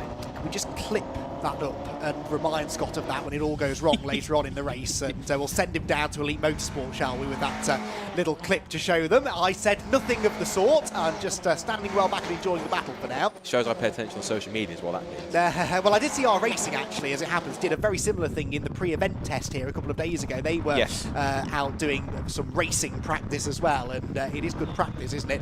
Quite literally. It's not all about going quickly on your own, but in Ginetta Junior Racing particularly, you need to be comfortable with wheel-to-wheel combat, as it were. Ethan Jeff Hall not really engaging in any of that, though. He's 2 3/4 seconds up the road now from Henry Jocelyn. This, meanwhile, is a battle going on further back, and it's Tom Ingram Hill coming under fire from Ruben Dan and Alfie Slater. Tom Ingram Hill, who to my knowledge is related to neither Tom Ingram or Jake Hill, British touring car racing fame. I think I pondered this earlier on in the season. Are we really old enough, Scott, that we're now getting Ginetta Junior drivers named after touring car drivers who, in my mind, have only been racing in touring cars for about 5 years? They've probably been there for quite a bit longer, but that is a scary thought, isn't it? Possibly. Yeah, well, I'm 33 now, so that's old enough. Either way, these guys looking pretty well. Come on, Ruben Dan, of course, he's a young Australian. He's come across, done quite a bit of testing and development over in obviously in Australia, back at home, obviously, but he's been mentored a bit by one of the Elite Motorsport driver coaches, Chris Hodgetts. He's one of their regulars who teaches them, and he's had quite some positive things to say about Ruben and shown him some pretty good stuff, although he's kind of hopefully not proved me wrong too much here by defending from Alfie Slater and trying to get around Tom Ingram Hill as he looks to the outside.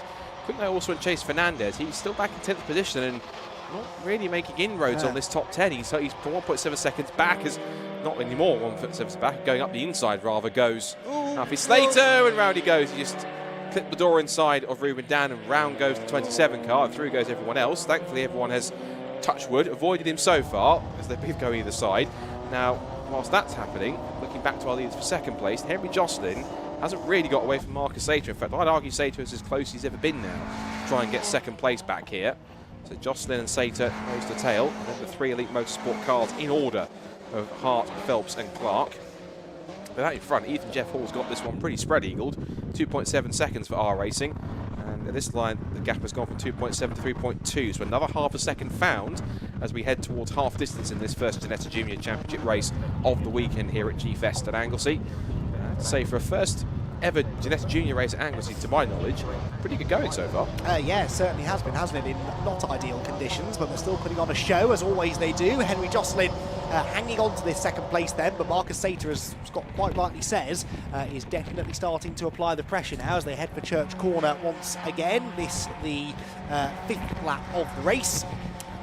Wide line taken by Marcus Sater there to try and carry some momentum up the hill, but he's dropped back by a length or so, if anything. They head for the rocket complex for the 5th time.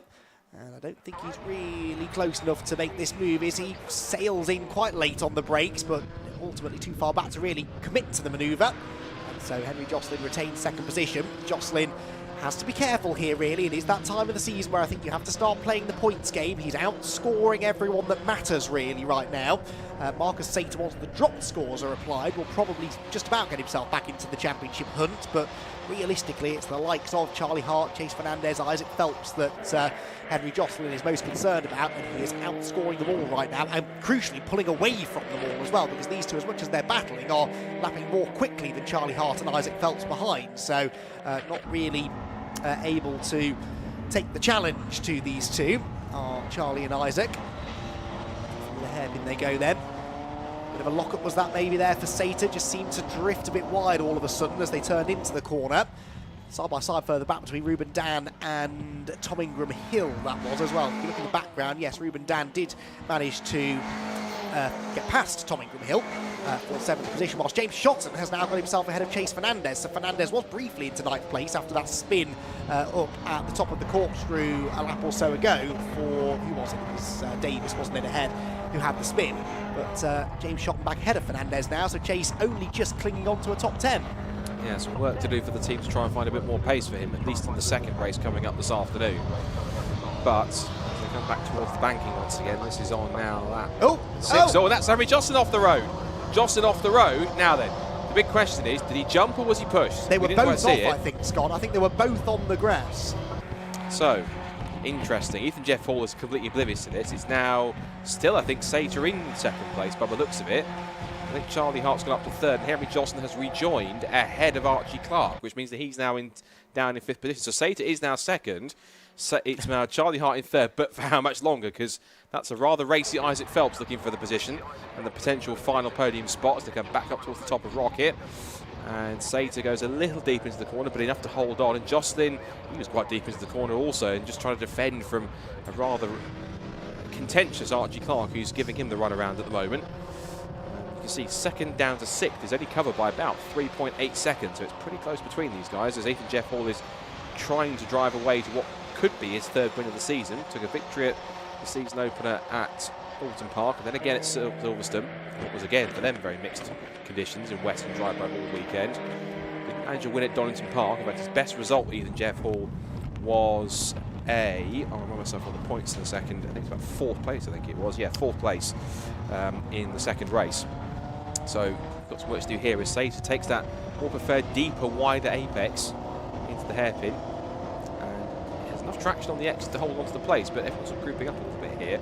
The key is going to be, how is Henry Josselin going to rebound from this? Because he has started to rebound, but hasn't really made too much more progress on the rest of the lap to get away from Archie Clark and then try and start to get onto the back of Sater, Hart and Phelps to make it stick.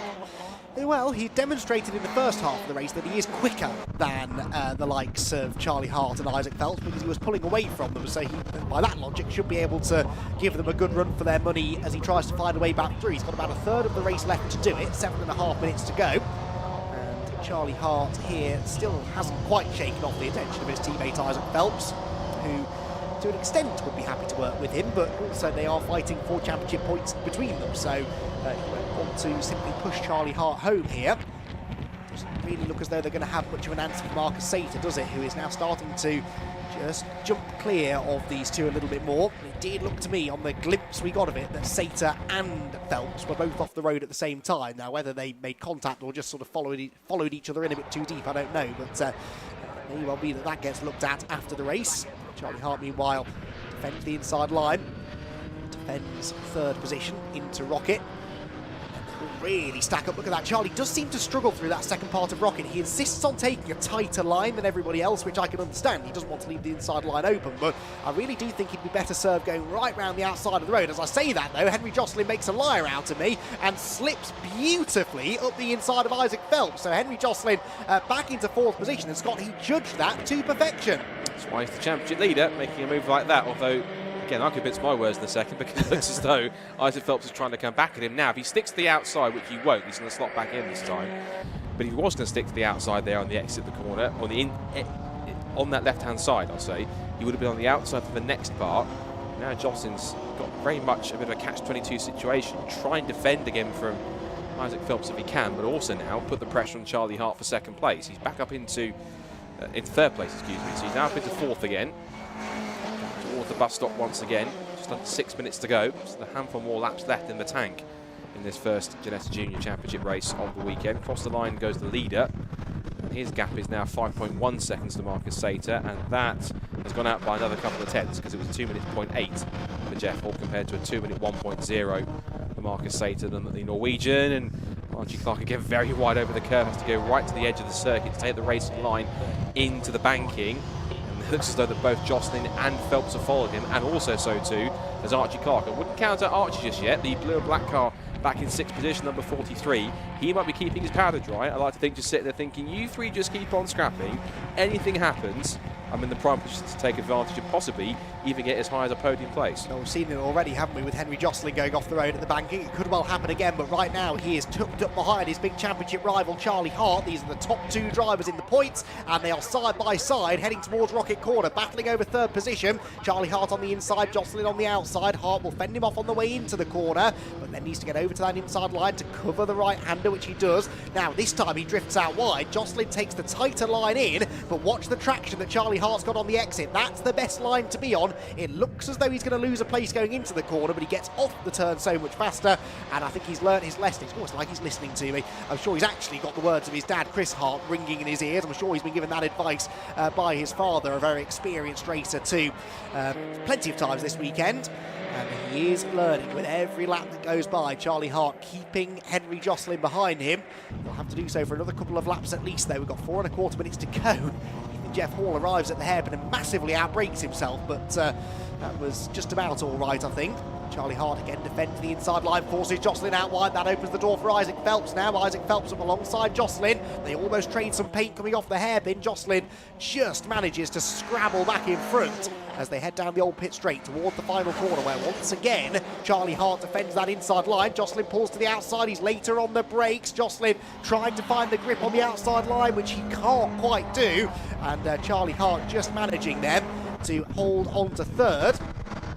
So Charlie Hart then really having to drive the widest Ginetta G40 in existence here to keep Henry Jocelyn behind. He's doing it, but talk about mirror driving. He is doing everything he can to keep Jocelyn off the grippier side of the road. He's not managed it at the banking, though. Jocelyn round the outside line. He should have good traction on the exit of the corner, but Charlie Hart squeezes him over the exit curve. The wing mirrors get folded in as they make side-to-side contact. The top two in the championship rubbing body panels as they head for church, and Jocelyn's done it. Henry Jocelyn round the outside into third position. Fantastic racing, that, Scott, and that was Henry Jocelyn stamping his authority on the race and potentially the championship battle too. Supplying racecraft in very tricky conditions on that low grip on the outside line. If Charlie Hart's not careful, he might be under threat possibly also from both Isaac Phelps and Archie Clark, and Archie Clark took his best result of the season last time at Donington, and that was 5th position. If he can get a couple of places higher, that could be his best. And again, Archie Clark has survived. He's got two of his teammates not such being very teammate-ish behind him. There's both being quite sort of rivalish. I'm making it words as I go. Shall I remind you what you said earlier on now, Scott, or wait a lap or so? They haven't come to blows just yet. They're battling amongst each other. This is still good racecraft between the three of them. Stand by my words. Behave. Anyway, down towards the corkscrew with 2.5 minutes to go. And if anything, actually, what's interesting, Henry Jocelyn hasn't got away off that move. They're still keeping with him despite the inter-elite motorsport battles here down towards the hairpin. So Jocelyn here, if he can find a bit more grip, he can carry on. I think R Racing are in dreamland at the moment. They've got both even Jeff Hall and Marcus Sater all to themselves in first and second with a very fairly commanding 1-2 at this point. Henry Jocelyn trying to pull away in third place if he can, and then this trio of elite motorsport cars as we go on board now with Isaac Phelps. This is his view, sort of, as you can see out of, well, ironically, we can't see the car in full events because the side of the windscreen that gets to him doesn't really matter, is obscured by mist and condensation, but he can see. We'll be looking at the back of Charlie Hart's cars as they come across the line. This is going to be the last lap, I would bet. Yes, because the lap time's been about 2 minutes or so. So one more time around the international circuit, and let's see if there's anything Henry Jocelyn can do to try and pull away here and Charlie Hart to get back at it, as Isaac Phelps does his best to try and throw it at the scenery and holds on, but he's twitching around and eventually does run wide. and that's a free pass now for Archie Clark. And if he stays there, as I mentioned, that'll equal his best result of the season from last time out at Donington. Yep, opportunistic driving then from Archie Clark, and Isaac Phelps, you could sort of see that coming, couldn't you? He was just getting more and more ragged as the corners went by, and eventually ran out of racetrack. So, can Charlie Hart do anything about Henry Josselin on the final lap? I fear that the answer is no, really. Henry Josselin, this could prove to be one of those really significant races come the end of the season, where Charlie Hart had an opportunity to get some points back on his title rival, and ultimately looks like he's going to come home a position further behind him. Good race, as Scott says, for our racing in the teams championship as well. They were 28 points adrift of Elite Motorsport, but they look like they're on for a 1-2 finish, although admittedly there are more Elite Motorsport cars in the top half dozen, in fact in the top 10, than there are our racing machines. Certainly the top half of the top 10 anyway. So they drop down the hill then towards turn number 9, the left-hander at the top of the corkscrew. Henry Josselin just needs to bring this one home now in third position. He will win the non-rookie class, which I don't think is a thing, the junior class they call it. The rookie class looks as though it's going to be won by Ethan Jeff Hall though, and for Ethan it could well now be a third race victory of the season, and only his third podium of the season. Every time he's been on the podium, Ethan, he's won the race, so it's not a bad record to have, I suppose. Not the most consistent season, but hey, he's notching up winners' trophies now, and quite clearly is on form here at Anglesey. Ethan Jeff Hall from pole position takes a lights to flag win in the Ginetta Junior Championship. He takes the checkered flag first in race number 1 of the weekend. Second place for Marcus Sater in our Racing 1-2, and a significant podium finish there, I suspect, for Henry Josselin, who will be very, very happy with third place given how his race was going midway through. Charlie Hart in 4th, 5th Archie Clark, 6th Isaac Phelps, and 7th Ruben Dan, with Tom Ingram Hill 8th, James Shott 9th, and Harry Moss in 10th. Now you'll notice I haven't yet mentioned Chase Fernandez. That's because he dropped out of the top 10 in the end and finished only in 11th position. That is not good news from a championship perspective. It won't be his worst finish of the year, I don't think. No, it might be his worst finish of the year. I don't think he's been out of the top 10 yet, Chase Fernandez. So lowest score of 14 points, I think I'm seeing from Chase Fernandez. That would have been 8th place. Oh, an 8th, okay. So, yes, it is his worst result of the season. Yeah, I didn't think he'd been out of the top 10 this year, and sadly, that all changes here at Anglesey. It's one of those tracks, Anglesey. Drivers across all championships that come here, I hear this from them all. They either love this place or they hate it. Some of them just can't figure it out. Even if they're winning races left, right, and centre elsewhere, they come to Anglesey, and whether it's in the wet or the dry, they just can't quite get their head around it. Other drivers you never see in the top 5, and then they come to Anglesey and they stick it on the front row of the grid. So it looks as though that is going to continue here this weekend, doesn't it? Ethan Jeff Hall getting that pole position and a race victory, and the likes of Chase Fernandez quite clearly struggling. Yeah, it's quite a contrast because it comes from off the back of his last race when he got to his first win of the season at Donington Park. So it's very much a contrast of fortunes for Chase Fernandez, but he's still got 3 more races. It's not the end of the weekend, so he just started. So he's got plenty of time to recover and get himself back up there. And of course, tomorrow's a new day with a new qualifying session, so he could well get 2 better results and get himself further up the grid. Still time to try and get those points back, but of course, again, he knows and the team knows, the more points the guys take out of him now, the more he's have to try and claw back as the race goes on. But even Jeff Hall and co in prime land for points, and of course, hopefully it continues for the rest of the weekend for them. So, an R Racing 1-2, after it was an R Racing 1-2 on the grid as well. Ethan Jeff Hall leading home teammate Marcus Sater to the victory. Henry Josselin and Charlie Hart 3rd and 4th respectively ahead of Archie Clark. A race, in fact 4 Elite Motorsport cars in a row there, aren't there? Hart in 4th, Clark 5th, Isaac Phelps 6th, and Ruben Dan in 7th. And Tommy Hill was 8th ahead of James Shott, the first Fox Motorsport driver, and Harry Moss in 10th. Chase Fernandez was 11th ahead of Nicholas Ellis, Jude Peters, and Ethan Carney. Position was Colin Cronin ahead of Alfie Davis after that spin. Jack Robinson and Alfie Slater were next, then it was Felix Livesey and Holly Miles to complete the top 20. Tison Mabunda was 21st ahead of Torrey Bird, Mallory Mabunda 23rd, and James Ellis completing the 24 runners, all 24 starters, making it to the checkered flag. And in fact, I think that's been the case. No, it hasn't been the case in all of our races. We lost 1 driver, didn't we? Ali Al-Jafali from the GT Academy race. But actually, relatively low attrition rate this morning, which has been good to see. And especially given the tricky conditions that the drivers have had to deal with. Perhaps expected a bit more carnage than we've had, but it's not actually been too bad at all. So, the cars then make their way down to Parc Fermé, where they will be met by Richard John Neal. So let's head down for the final time before lunch to hear from our podium finishers. Ethan, Jeff Hall and his teammate Tom Ingram-Hill just having a quick chat with the team, and their congratulations. We'll grab a word with Ethan in a moment. We're actually going to lead into the podium presentation, so what I'm going to do, because we're sort of into lunch break territory, if I may, is do our top 3 drivers, and then we'll do some podium chats as well, as things are a little bit more relaxed now as we look forward to a little bit of a break and into our afternoon session. Ethan, we'll grab you in just a moment and say well done. Second interview of the day. Congratulations on that. And Charlie Hart just making his way past there. Pole to win in juniors, certainly in the days that I've covered it, is not an easy thing to do. So well done on that. Was that all to plan? Yeah, it was a great race. Obviously pole and quali, and now race 1 win. I'm really happy. Car feels amazing. So yeah, it's really good. And all set up to do it again a little bit later on. I can't remember how qualifying went. Did you get the second fastest lap as well? Yeah, there was double pole, so pole for race 1 and race 2. So we'll see how that one goes later.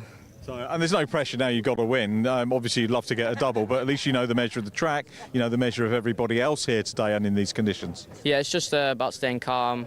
Just going to try and do what I did in that one. Just be really patient, and yeah, that's it. Nice one. Well done. Congratulations on the first win of the weekend. Marcus Setter was in second. I hope I've said that right, Mark. Is that the right pronunciation? I think so. Setter. Great to see you. Obviously, you travel a long way to come and race with us here in Ginetta. First of all, well done on P2. How are you finding Anglesey? Thank you so much. I find it a really nice track, and it's you have to drive really calm to do the track good, and I really like it. Yeah. Anything you want to change from the car or your approach for race 2? Maybe look up, so if I see someone go off in front, I slow a bit down, so I won't do the same. That's good enough, and we'll get to chat to you on the podium in a minute. What is it about Ginetta Juniors, you know, coming from overseas, that what grabbed you about this championship? I had a friend that did last year, so yeah, and I would like to test last year, and it went well, so yeah, I decided to do this championship. Nice one. Well, you're very welcome, and congratulations on taking P2 and P3. Henry Jocelyn. So let's see if we can grab Henry. Have we got Henry anywhere? Henry Jocelyn? I think they're waiting for the overall podium to start. So I'll tell you what we'll do. We'll make our way over here, and we will work out our podium order. There's Kelly here as well. So we're going to basically do the 3 podium celebrations, and then we'll hand back to sort of for the lead into our lunch break. It's Kelly here. We've got trophies on. Can I make my way through and we'll get things ready? Kelly, I know, has a habit, Kelly Edmond from Ginetta, has a habit of hiding anytime there's a microphone and a camera in the vicinity. Is Kelly not here? Morgan is there as well. So I think we've got our drivers. Are we looking to do the freshmen? Have we got our freshmen here? So we'll do that one. So third position in the freshman category is Jack Robinson, if I've got it right. Jack Robinson. Let's have a round of applause for Jack as he makes his way over. I'm assuming we're doing the big build-up to the overall top 3. Or they're being a bit, I'll tell you what, slower off track than they are on circuit, and that's understandable after a hard race. So we'll start again. Jack Robinson, third position for our freshman category. Well done, Jack. Got your winner's hat. Morgan's taking over here. I'm sure it's the microphone that scared Kelly away. And second position, again, if I got this right, Alfie Davies, second. Well done, Alfie. Good to see you. Congratulations. Good firm handshake there from Alfie as well. And another freshman win. It's making a habit of this one. It's last year's scholar, Jude Peters. Well done, Jude. Congratulations.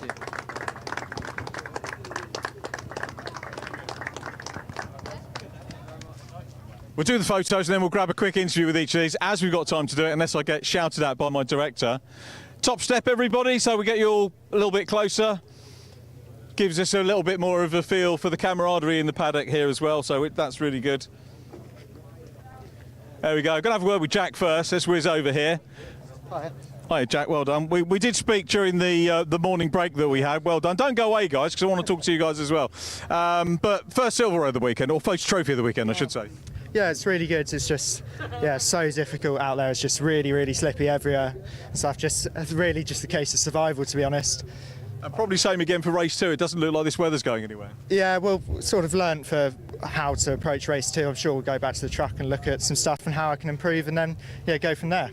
Good luck, Jack. Thanks for chatting to us. Well done on 3rd position. Our 2nd position driver in the freshman. We'll get back Alfie Davis just to grab a quick word. Alfie, well done. Yeah, it was all right. You were leading the category for quite a while. I was, yeah. And then we had some issues with my race receiver. It was sending a very loud pitch noise into my ears, and kept locking up, unfortunately. So. Oh, well, that was pretty distracting. Yeah, it was. So I think we'll do better in the next one. Okay, wish you well with that. Thanks, Alfie. And Jude Peters, grab a quick word with Jude. Great for me to get to interview you after obviously interviewing you on the panel last year for the scholarship. Well done on another win, and you're making a habit of these. Talk to Mike Simpson about the freshman trophy. It's great that Ginetta have made that distinction, isn't it, from people that maybe have a huge amount more experience than other newcomers coming into the sport. Yeah, so I obviously haven't done any karting or anything, and I've purely come from the sim, so it's great to have, a class that suits that, and I'm not, or a class that suits the kind of no professional, or not professional, but high-level karting background or previous racing experience background, really. Well done, Jude. Great to see you. Well done on the win. We'll see you for race 2. I hope a little bit later on. Right, we'll continue with our podium. Sorry for going off on interviews. Next up is our rookie podium, and 3rd position goes to Archie Clark. Well done, Archie.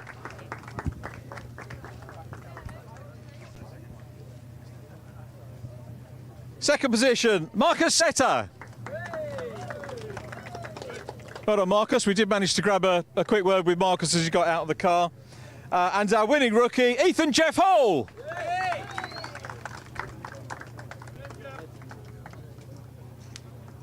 There we go. So wait for the pictures to be taken. Smile in the sunny conditions. Well done, guys. Okay, go on top step. Here's the Huddley one. That's all good. And these are going to be plastered all over social media, aren't they, in the next few minutes? Well done, guys. Fantastic. We had a quick word with Ethan and Marcus before. I'm going to see if I can... Archie! We had a quick word with Ethan and Marcus before, but it would be wrong not to have a quick word with you. Well done on the podium. Nice to see you again. And you've grown some since the scholarship last year. Thank you. Very tall now. Yeah, a bit too tall for a go-kart now. Talk us through that race. It was really slippy because obviously the track's really wet, so it's just trying to stay on the track and not overdrive and go off, and just make up positions as you go around. Well, many congratulations. Hopefully the first of many podiums for you this weekend. Well done. Archie Clark, well done, Archie. And let's go on to our overall podium now, and the trophies are already there. Thanks to Morgan for sorting that out. And 3rd position goes to Henry Jocelyn. Well done, Henry. 2nd position, Marcus Setter. A little bit of déjà vu here. Not sure what the Norwegian is for déjà vu, but we'll find out one day. And in 1st position, once again, Ethan Jeffall. So that concludes our overall podium.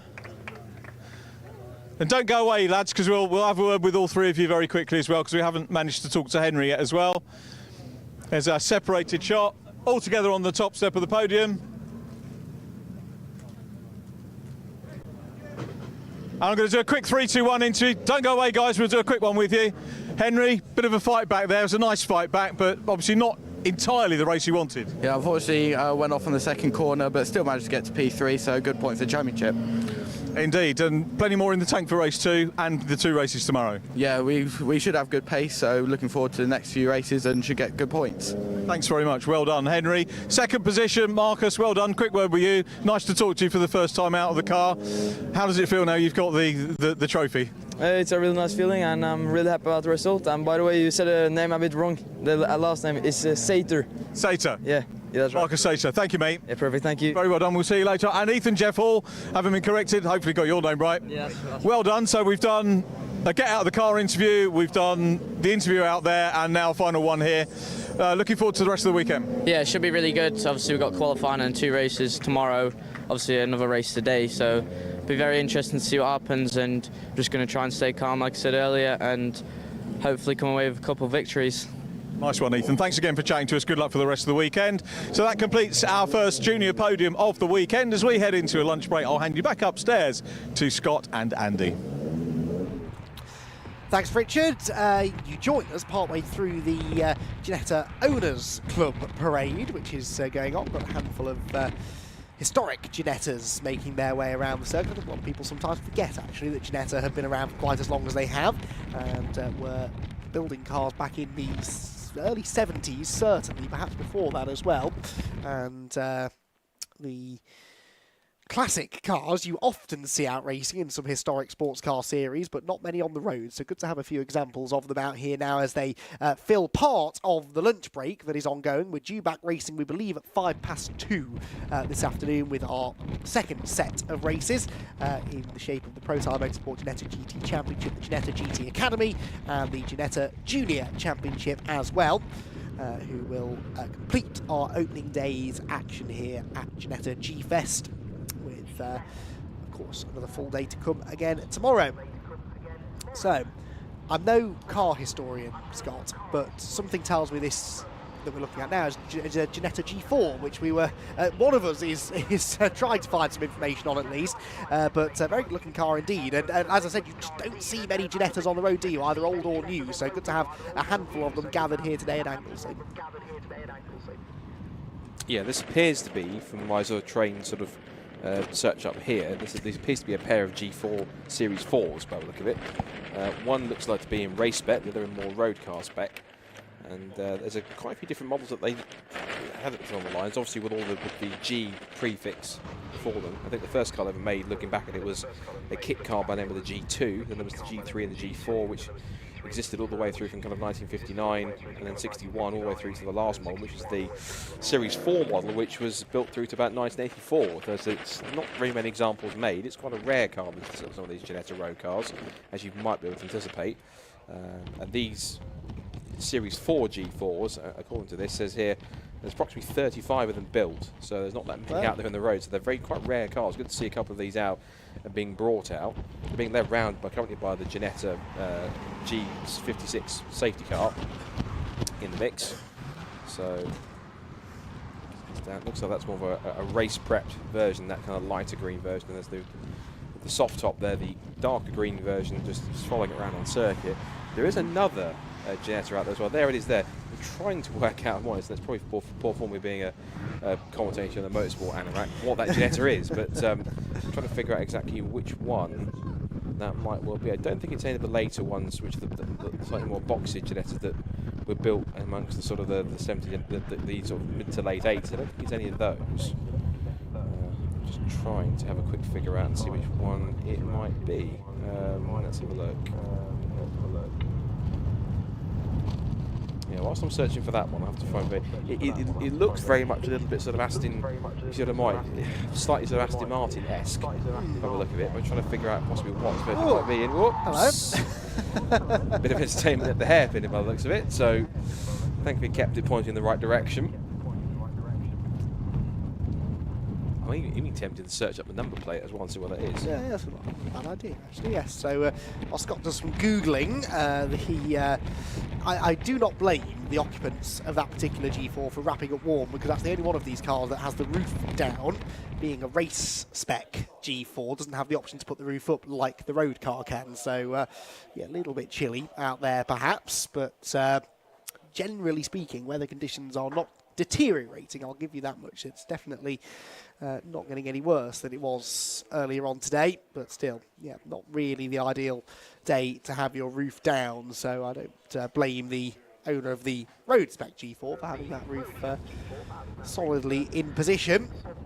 So I think they're going to be heading back to the pit lane possibly at the end of this lap to conclude the little Ginetta Owners Club parade, but if you're a Ginetta enthusiast out there and you fancy becoming a part of the Ginetta Owners Club community, then head over to their social media pages, give them a like and a follow.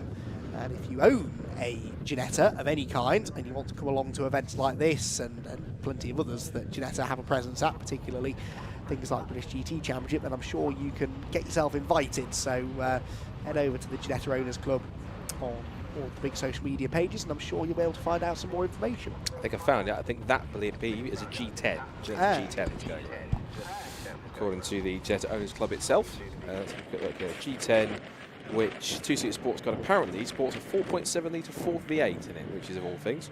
It was developed during 1964, mainly for the American market apparently. Is that one? And yes, I think I can. Hearing these sort of rough round of sound, I think confirms it is definitely a Ford V8 in that car. And no wonder it was tail sliding its way through the banking, because probably you would, wouldn't you? Incredibly, again, even rarer than the G4 there, that generation, apparently only 3 were ever produced. Oh, really? 3. So that's one of, I'm guessing if they all still exist, 3 Ginetta G10s that ever existed, if that is a G10. So I will give a quick sort of picture of who that does very much look like the same car on the screen, doesn't it? I'd go with that, there. yeah. So it's very much, and I think that's it again, extend the hairpin as well, the little twitch of the twitch there as well. I might tell as well, because there could also be, I think there should be some vents that are along the kind of just behind the door windows. I was trying to find the right word there, but eventually found it. And is there any vents? Yes, so I bet that's definitely a G10. So good to see some really old Genetas. It's one of those manufacturers where I think it's probably it's rather fascinating to dive into the history of some of these arguably smaller kind of British sports car manufacturers. You get to see kind of where they came from, where it all began for them, and kind of how the renaissance of Ginetta, particularly through the 90s and the 2000s, where it kind of built up and was built up more as a racing sports car brand rather than more road cars. And they have done road cars, of course. They've done road versions of the G40. There was also another road car which they did as well, which was I think more modern. I know it was very much more modern car which they produced, which I will get the name of in a second once I search it out. G60. Back in 2010 they created that. But the long-standing cars, of course, at the moment have been the G40 and the G56. In these days, of course, being used for the juniors and for GT Championship and Academy, respectively. The most recent car which they produced was the Akula back in 2019.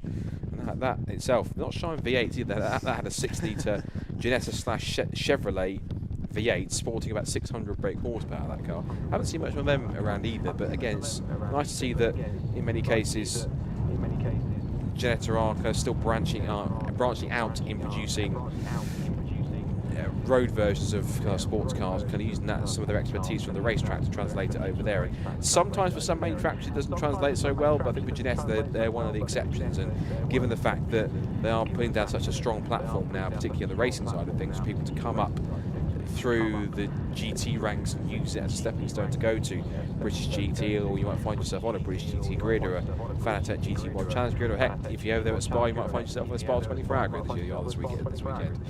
So it's quite nice to see how much Ginetta has continued to develop, and it's all thanks to Lawrence Tomlinson, of course, the work that his family's done looking after it, and Mike Simpson with his work too, and everyone involved in Ginetta who's been working hard to, particularly switching over to become a permanent British GT Support Championship, to work hard in these last 18 months, 2 years, 36 months to make Ginetta become a great platform for people to move up into that level of GT racing if they choose to do so.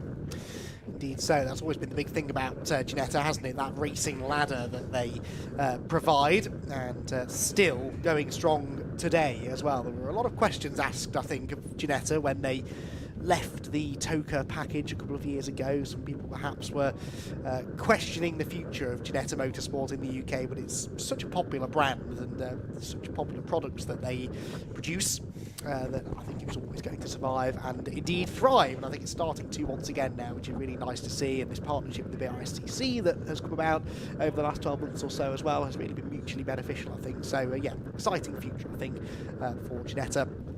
And I'm certainly very much looking forward to being part of the journey for the rest of the year, watching their championships alongside the British GT Championship through the remainder of 2024. So we are, as I said, in our lunch break then here at Anglesey. Racing due to kick off at 2:05-ish. Everything's been a bit ishy today, but we think 2:05 will be the start time for our Pro Tire Motorsport Ginetta GT Championship race. In the meantime, I think Richard John Neal is readying himself down in the pit lane. I do feel for Richard John Neal, because bless him, he'll never complain once. He's just not the complaining type, unlike some, myself included. But he has been out there soldiering on in what are not particularly pleasant conditions, let's be honest, filling time very ably indeed throughout the day so far, and he's about to do the same, I believe, in the next few minutes when we head down to him in the pit lane, hopefully able to catch up with some of the drivers. At least he'll now be able to ask them how their morning races went, and perhaps find out a little bit about what they do to prepare themselves for second races, and what they get up to in their downtime, because that's something, again, we often forget when we're watching races at home or even trackside. The drivers, we've constantly got some racing to enjoy out on the track, but for the drivers, they get 2 races a day plus the qualifying session, a lot of time to sort of hang around not in the car. It's always interesting, particularly with the championship like Ginetta Juniors, where a lot of the drivers are fierce competitors out on track, but of course they're all of a similar age, so they all sort of get on quite well away from the track, and always interesting to sort of head in and listen into some of their conversations, which I believe is what we might be able to do now. So let's head down to the pit lane then. Richard John Neal out in the rain again. Richard, over to you. The lovely thing about having a relaxed day like the G-Fest is that we do get the chance during the break, the lunch break or the morning break, to just get a few stories behind the scenes, talk a little bit more to the drivers rather than just having a podium interview. And I did one of these interviews a couple of weeks ago, one of the BRSEC meetings here on Anglesey, and was a little bit of a jinx to Steph Saw, who is here. Steph, first of all, we'll go back to the Fiesta racing. I interviewed you and it was great. We had a lovely chat, but the meeting didn't go to plan. Tell us what happened. No, it didn't. A few engine gremlins again in qualifying, which only meant I got 2 laps. Qualified then 23rd, which was just on the back foot. Got some good overtakes in, and then mistake on my part meant I had a collision with some other cars, and that was the end of the weekend, because then got collected by multiple other cars, which then, yeah, destroy the car basically, but it's okay, we're going to get repaired.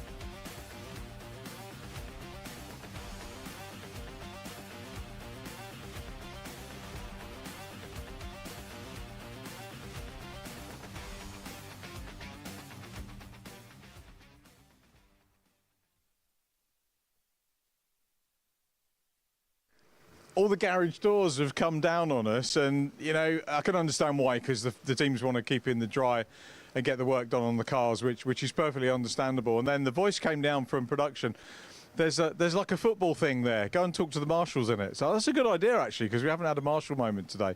And the football thing is like this. Looks like a dugout. If those of you into your football, and I know this is Alex Hammond because I'm assuming it's Alex Hammond with his own overalls in the dugout. And this is actually a better area than I had to work in at Alton Park last weekend on touring cars. A little bit of coverage for you. The first thing is. We want to say thank you to all the marshals for what you do every weekend. We really genuinely appreciate it, and I don't expect you to answer that one. The other thing is that the weather we've got today really typifies, you know, sort of one end of the scale of what you have to deal with. This is Anglesey circuit. When the weather goes bad, it's horrible. But we live with it because on the good days, it's a little piece of heaven. It's an amazing place. And we get a really good bunch of dedicated marshals. Not enough, but we've got some dedicated marshals that come all the way here, and it's brilliant. There's a lot of camaraderie, and it's just a very nice place to marshal. What's a typical day like for you? Oh, hang on, we got an announcement. We'll hear that one out. Oh, well, so we're getting you can probably hear that in the background. The cars are going to head their way down to the assembly area, and we might go down there as well. That will.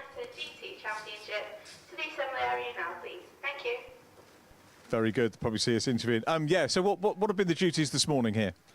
Well, we're pit lane and start line, so we're a small team. So we look after the pit lane, garage safety, pit lane safety, and we're also doing the start line, gridding people up.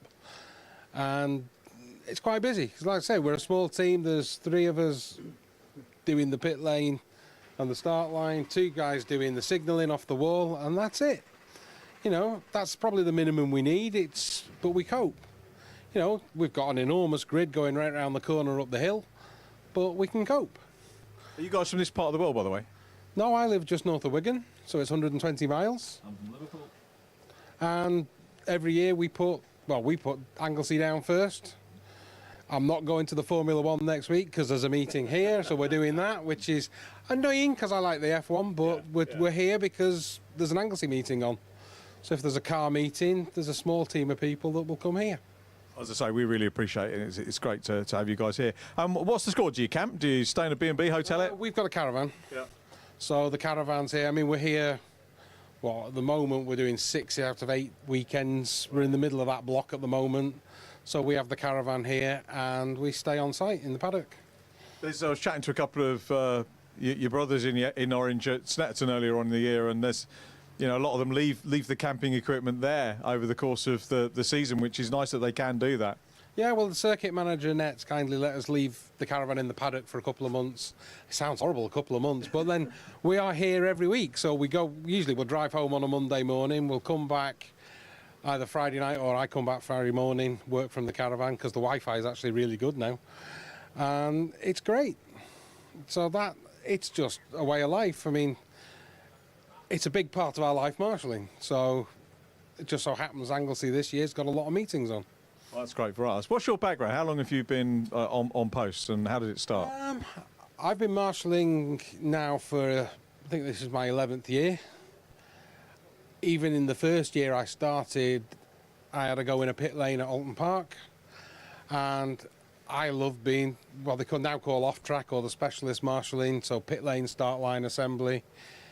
I don't like standing on the bank just watching cars, so you be in the pit lane, on the start line, there's always something to do, and it's just great. You get involved, there's always something to do, whether you're trying to catch people speeding, checking the rules, but there's just a lot to do. And where can people go to find out more and maybe sign up for taster days? We often have at the big events, especially at Alton Park and lots of other circuits around the country, you'll find a BMMC recruitment tent where you can talk to people and do it. Otherwise, you go to marshals.co.uk, the website, and right on the homepage there's a big button for people to click if they want to sign up for a taster day. Now, it's that simple. I mean, there's lots of taster days at circuits around the country. Click the button and one of our senior marshals will contact you and arrange it. So there's many sessions at lots of circuits. There's some great training involved. Nobody's just, you know, here's an orange vest, get out there. The taster days are fantastic. I mean, I'll be honest, I became a marshal. I went on the guest ticket with my best friends who had applied for a taster day. When I got there, they said, we've got a few people missing. Would you like to come round on the taster day? I said yes, never looked back. That's 11 seasons ago. That's great that you're still involved. And, you know, one of the things I've said to many of the drivers and teams, it's a people sport, isn't it? If you didn't like the environment, the people, you wouldn't do it. There are some fantastic people. We're all here, volunteers, with the same aim. It's fantastic. So, I mean, it becomes a family thing. I mean, there's lots, when you look around the circuit, there's a couple of families here today where you get people. I'm lucky because about 5 or 6 seasons ago, my girlfriend gave in and decided either I'll join them or give him some more hassle. So she's now a marshal. She's running the start line here. Right. And it means we can go to lots of events. So I get all these weekends away. This year probably do I'll stop counting at 50 days. So there's lots of chance to go marshalling all the way around the country. And it becomes a way of life. It's just very relaxing because it's different to the day job. It's just keeps your head going, but it's very different things to concentrate on. So it's a great hobby. Brilliant. Do you have any other hobbies at all, Alex, or is that it? I guess you might not have time. I do, but I don't have a lot of time for those anymore, as much as I used to anymore. What are they, just out of interest? Well, in my life, I'm a Freemason as well. That takes up a lot of time during the week. So that's lots of evenings during the week. Weekends, I'm usually found at a racetrack. And other hobbies, I mean, I try to swim every morning, but don't get time to do a lot more in the evenings. Is there a swim upcoming in the Race of Remembrance? I am doing my utmost not to be taking part in the Biathlon of Foolishness. Someone from the pit lane will be doing it, but I'm hoping it's not me. Okay, well, One of these years, I think I'm going to have to bite the bullet and have a go. Yeah. But I doubt it's going to be this year. We're looking forward to that. I'm hoping to get a pass to come and volunteer for that weekend as well. I'm looking forward to it. You can forget Formula One. Race of Remembrance at Anglesey is the absolute best meeting anywhere on the calendar. The atmosphere is incredible. Everyone's here for a proper cause, and it's just an amazing feeling being involved with that event. Any marshal out there should come and try it at least once. Nice one. If you do it once, you'll do it forever. Brilliant. Alex, thanks for your time. Appreciate that. Have a good day. Stay safe. Thank you guys for all your support. And I won't shove the microphone in anyone else's face because I've been asked not to. We do respect that. Thank you. Thanks again for what you're doing. Now, I don't know. We switched kit, so I don't know whether this is going to work in the holding area or not. Maybe our production team can let us know whether that is the case or not. Well done for walking down the stairs backwards. The answer is no, so we're going to be a little bit stuck there. What I might do is see if I can grab some people then in garages and drag a few people out. Garage doors are still down. The ones that are open are Fox Motorsport. Attention, Paddock, attention, Paddock. Another announcement. So we've got the... You can probably hear the announcement going. What we're going to do, we're going to take a little bit of a break. Whilst we do that, we'll try and tee up some more people to have a chat to. But as you probably heard from the announcement, we've got a race to look forward to in a few minutes as well. Stay with us.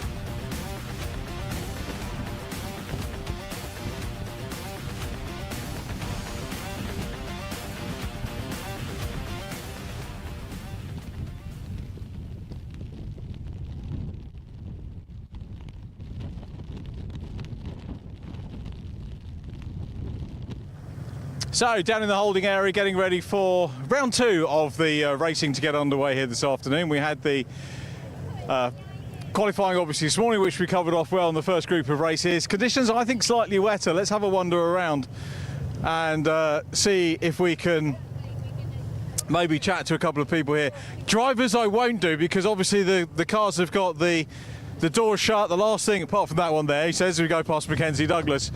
So things are a little bit tricky. I love the way everyone disperses as soon as the camera comes in. We'll grab a quick word with the Fox boys. Good weekend so far? Apart from the weather, it's lovely. It's going to be nice tomorrow.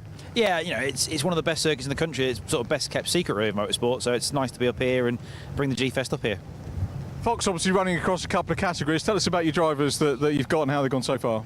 So obviously got Mackenzie here, obviously a bit more seasoned, some of our other guys obviously running at the front of the championship, which is good for us. And obviously we've got a crop of new juniors, sort of the affectionately known as the Fox Cubs. Obviously they're finding their water wings this weekend as they sort of make their way in the career they want to choose as motor racing to start with. I saw Paul at the garages earlier on, but they pulled the garage doors down. I think, again, the microphone and the camera tends to sort of switch people off, doesn't it? Paul's just scared of you, that's all it is. Shouldn't be no way, really. Weather forecast for tomorrow, I think, is dry. Is that what you guys are hearing as well? Well, we've got Sean Doyle with us, obviously, as well. And obviously, Sean's from Ireland, so if you can see Ireland, it's meant to be dry. So hopefully we turn up in the morning, we can see his homeland. Yeah, fingers crossed that it is. Does it cause a lot more work for you? Because obviously you rock up on the Friday, you do your test day, all the data and everything is done in the dry, and then it's wet on race day, so huge, presumably more prep to do and more changes to do to the cars to put wet settings on. Yeah, a little bit. Obviously, you know, we are, you know, experienced GT teams, single seat teams. We've got enough knowledge base in the team to kind of head off most things. And, you know, personally, I've raced at this circuit. Is my sort of starting place in Northwest Formula Ford, so I know the circuit really well. So a lot of local knowledge is quite handy. Yeah, it carries through for the drivers, doesn't it? And everyone likes the place, though, doesn't it? It's a good choice for a G-Fest. It's slightly worrying that my first race win was 20 years ago here, though. So yeah, is it? The guys are having a great time. Is that the old layout? So I got my first one on the old layout. I got a podium on the last weekend on the old layout, and a podium at the first weekend on the new layout. So that was quite cool. They're both great circuits. So I'll let you get away and you can chat to each other. Thanks for having a good to see you two. Having a word. Yeah, so we've got the 57 car, Nick White, who starts on pole position for this one. I'm going to move right to this side so that when the whistle blows, they'll be able to go out into the holding area. They are actually doing that now. So again, you know, during the lunch break we were having the chat with the Marshals. We were quite lucky chatting to the guys that were in the dugout there on the pit lane. But as you can see, from the holding area to the posts out on circuit, the outside ones have to deal with all the really bad weather. Out goes our 63 car, it's Conor Garlick. He's being chased there by Callum Noble next out on track. The last of our runners going out on track is Peter Mangian. So now let's go on then to our Pro Time Motorsport GT Championship race up in the commentary box. Andy McEwen and Scott Woodwis.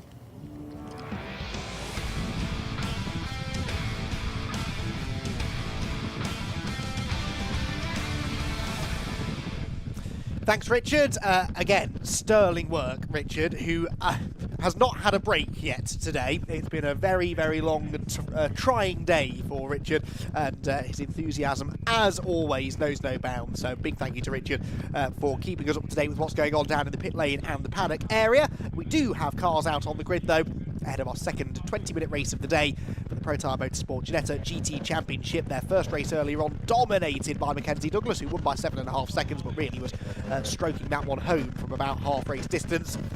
Arguably could have won by a bigger margin than that, but he, for this race, will have a little bit of work to do, because Nick White's second fastest time in qualifying was good enough for pole position for this race, so Nick White will have the pole, and Mackenzie Douglas will be starting alongside him now. Nick White didn't get the best of starts in race number 1, if you remember, got stuck sort of behind Harry Mangian, so we'll see what pace he's got if he can stay out in front here. White on pole then, and Mackenzie Douglas starting alongside him, about a tenth of a second between them in qualifying. Harry Mangian and Matt Shaw share row number 2. Their row for Luke Garlick and James Taylor around. James Taylor 5th with Luke Garlick 6th with Conor Garlick in 7th, and Callum Noble in 8th with Peter Mangian completing the 9-car grid. So, the GT Championship cars put on a good show earlier on today, I think it must be said, and hoping that they will do the same again now in race number 2. It'll be very interesting here, Scott, to see what happens with Nick White, I think, starting from pole position, because like I said, with clean air now, might be able to stretch his legs a little bit more if he can stay ahead, of course, and Mackenzie Douglas off the line, which will not be an easy thing to do. It won't be, considering how close it was on that first start between Harry Mangian and Mackenzie Douglas, so whether or not it will be a slightly better start this time live, we'll have to wait and see. But Mackenzie's, I'm sure, will be up to the challenge. Well, this time he starts on the opposite side of the grid, so he's not on the inside of the front row, he's on the outside of the front row, and that's tended to be a better start in some cases with the cars around him initially on those first couple of laps. So once he was into clear air, it was a much easier task for Mackenzie to be able to hold that lead and pull away, whilst the great battle that we had going on between Nick White and Harry Mangian continue to rage on. So Nick will want to try and get a better start from pole position this time. If he can get the whole shot into turn 1 and try and keep himself in front through the banking, he might set him up nicely to get a run all the way through Church and up towards the Rocky Complex. But of course, if Mackenzie's right on his tail, he will certainly push as hard as he can to try and do what Mangian did to White, going to the complex in that first race. Cars up the final corner, all set for race number 2. Here we go then. Nick White on pole position, and the red light's about to go out. We are away and racing here at Anglesey, and it is going to be Nick White versus Mackenzie Douglas into the first corner. Douglas on the outside line, but Nick White stands his ground and does get the advantage through turn 1. Look at Luke Garlick as well, from 6th on the grid. Luke Garlick into 3rd place as they head for the banking. So Garlick has had a terrific start, gets past Harry Mangian there, but it's Nick White who leads the way. He's wide out of the banking. Does he have the momentum towards Church Corner to keep Mackenzie Douglas at bay? Yes, he does. So Nick White then gets the lead of the race, and Luke Garlick now actually coming up to challenge Mackenzie Douglas as well, as they head off Church Corner and up the back straight for the first time of asking. And Luke Garlick suddenly challenging for 2nd place, and therefore the class lead. He is up alongside Mackenzie Douglas now as they head up the hill towards the Rocket Complex. Douglas on the outside line, sails into the corner, finds some grip, finds some traction, and manages to keep Luke Garlick behind him. So the order as they go through Rocket for the first time: White leading the way, Douglas 2nd, Luke Garlick in 3rd, and Harry Mangian in 4th position. A very jumbled order halfway around the first lap, Scott. Interesting stuff there from Luke Garlick. Managed to get a really solid getaway to get to 3rd place. Much better start this time around than it was for race number 1. It's the corkscrew for the first time, and Nick White this time is being the hunted rather than the hunter. He was all over the back of Harry Mangian for the entire race earlier on this morning in race number 1. This time now he's have to really get his elbows out to the front from the cars behind, particularly Mackenzie Douglas, who's in such strong form, and he might get an opportunity to take the lead in a moment, because that was a slightly wider exit, but a slightly tighter run off the corner for Douglas. He's darted to the outside to have a look down towards the bus stop for the first time. Is there potential that we might get a move here? And the answer is no. But Luke Garlick has found something within this kind of few hours between race 1 and race 2, because it's a much faster start. He's not necessarily letting the top 2 get away here, and Conor Garlick's up there in 5th position, so whatever was giving them strife in race number 1, the two Garlicks have simply worked together and found some more pace in the setup. Whatever direction they went, it's really worked out. In fact, more than worked out. And was that spinner at the exit of the banking? I saw a car possibly facing the wrong way. Yes, it was. And it was Mangion. Harry Mangion in car 44 then. So the man who was challenging for 2nd place and held on to it all the way through race 1 has looped it around at the banking. The question really is, did he jump or was he pushed? But we'll find that out in a second, because we've got this lead battle here, this battle for 2nd place here. No, it's for the lead now, because Nick White's lost the lead, and now Luke Garlick goes sailing down the outside of Mackenzie Douglas. They're wheel to wheel into the first part of Rocket through the in section. Mackenzie Douglas runs him out wide over the curb, and Garlick does indeed 2nd place. So from 3rd to 1st in one move, and just like that, Nick White's gone from being the hunter in the first race to being the hunted in the beginning of the 2nd race, and now back to hunting once again, now staring down the back end of both Mackenzie Douglas and Luke Garlick. Well, that was a brilliant bit of battling between the three of them. Then Nick White finding himself on the outside looking in there. He just hasn't been getting off the banking very well. Both laps so far, he's had a poor run off the banking, and that has just allowed Mackenzie Douglas to get alongside. This time he committed to the manoeuvre, went through into the lead and brought with him Luke Garlick. But what a turnaround this has been from both of the Garlicks. Luke up into 3rd, and Conor, as we've said, now 4th after the spin for Harry Mangion. So they head towards the end of the 2nd lap of the race then, down into the bus stop. And Nick White no longer with the race lead, but again, to put this into context, he still leads in the class. That's all that really matters from a point scoring perspective.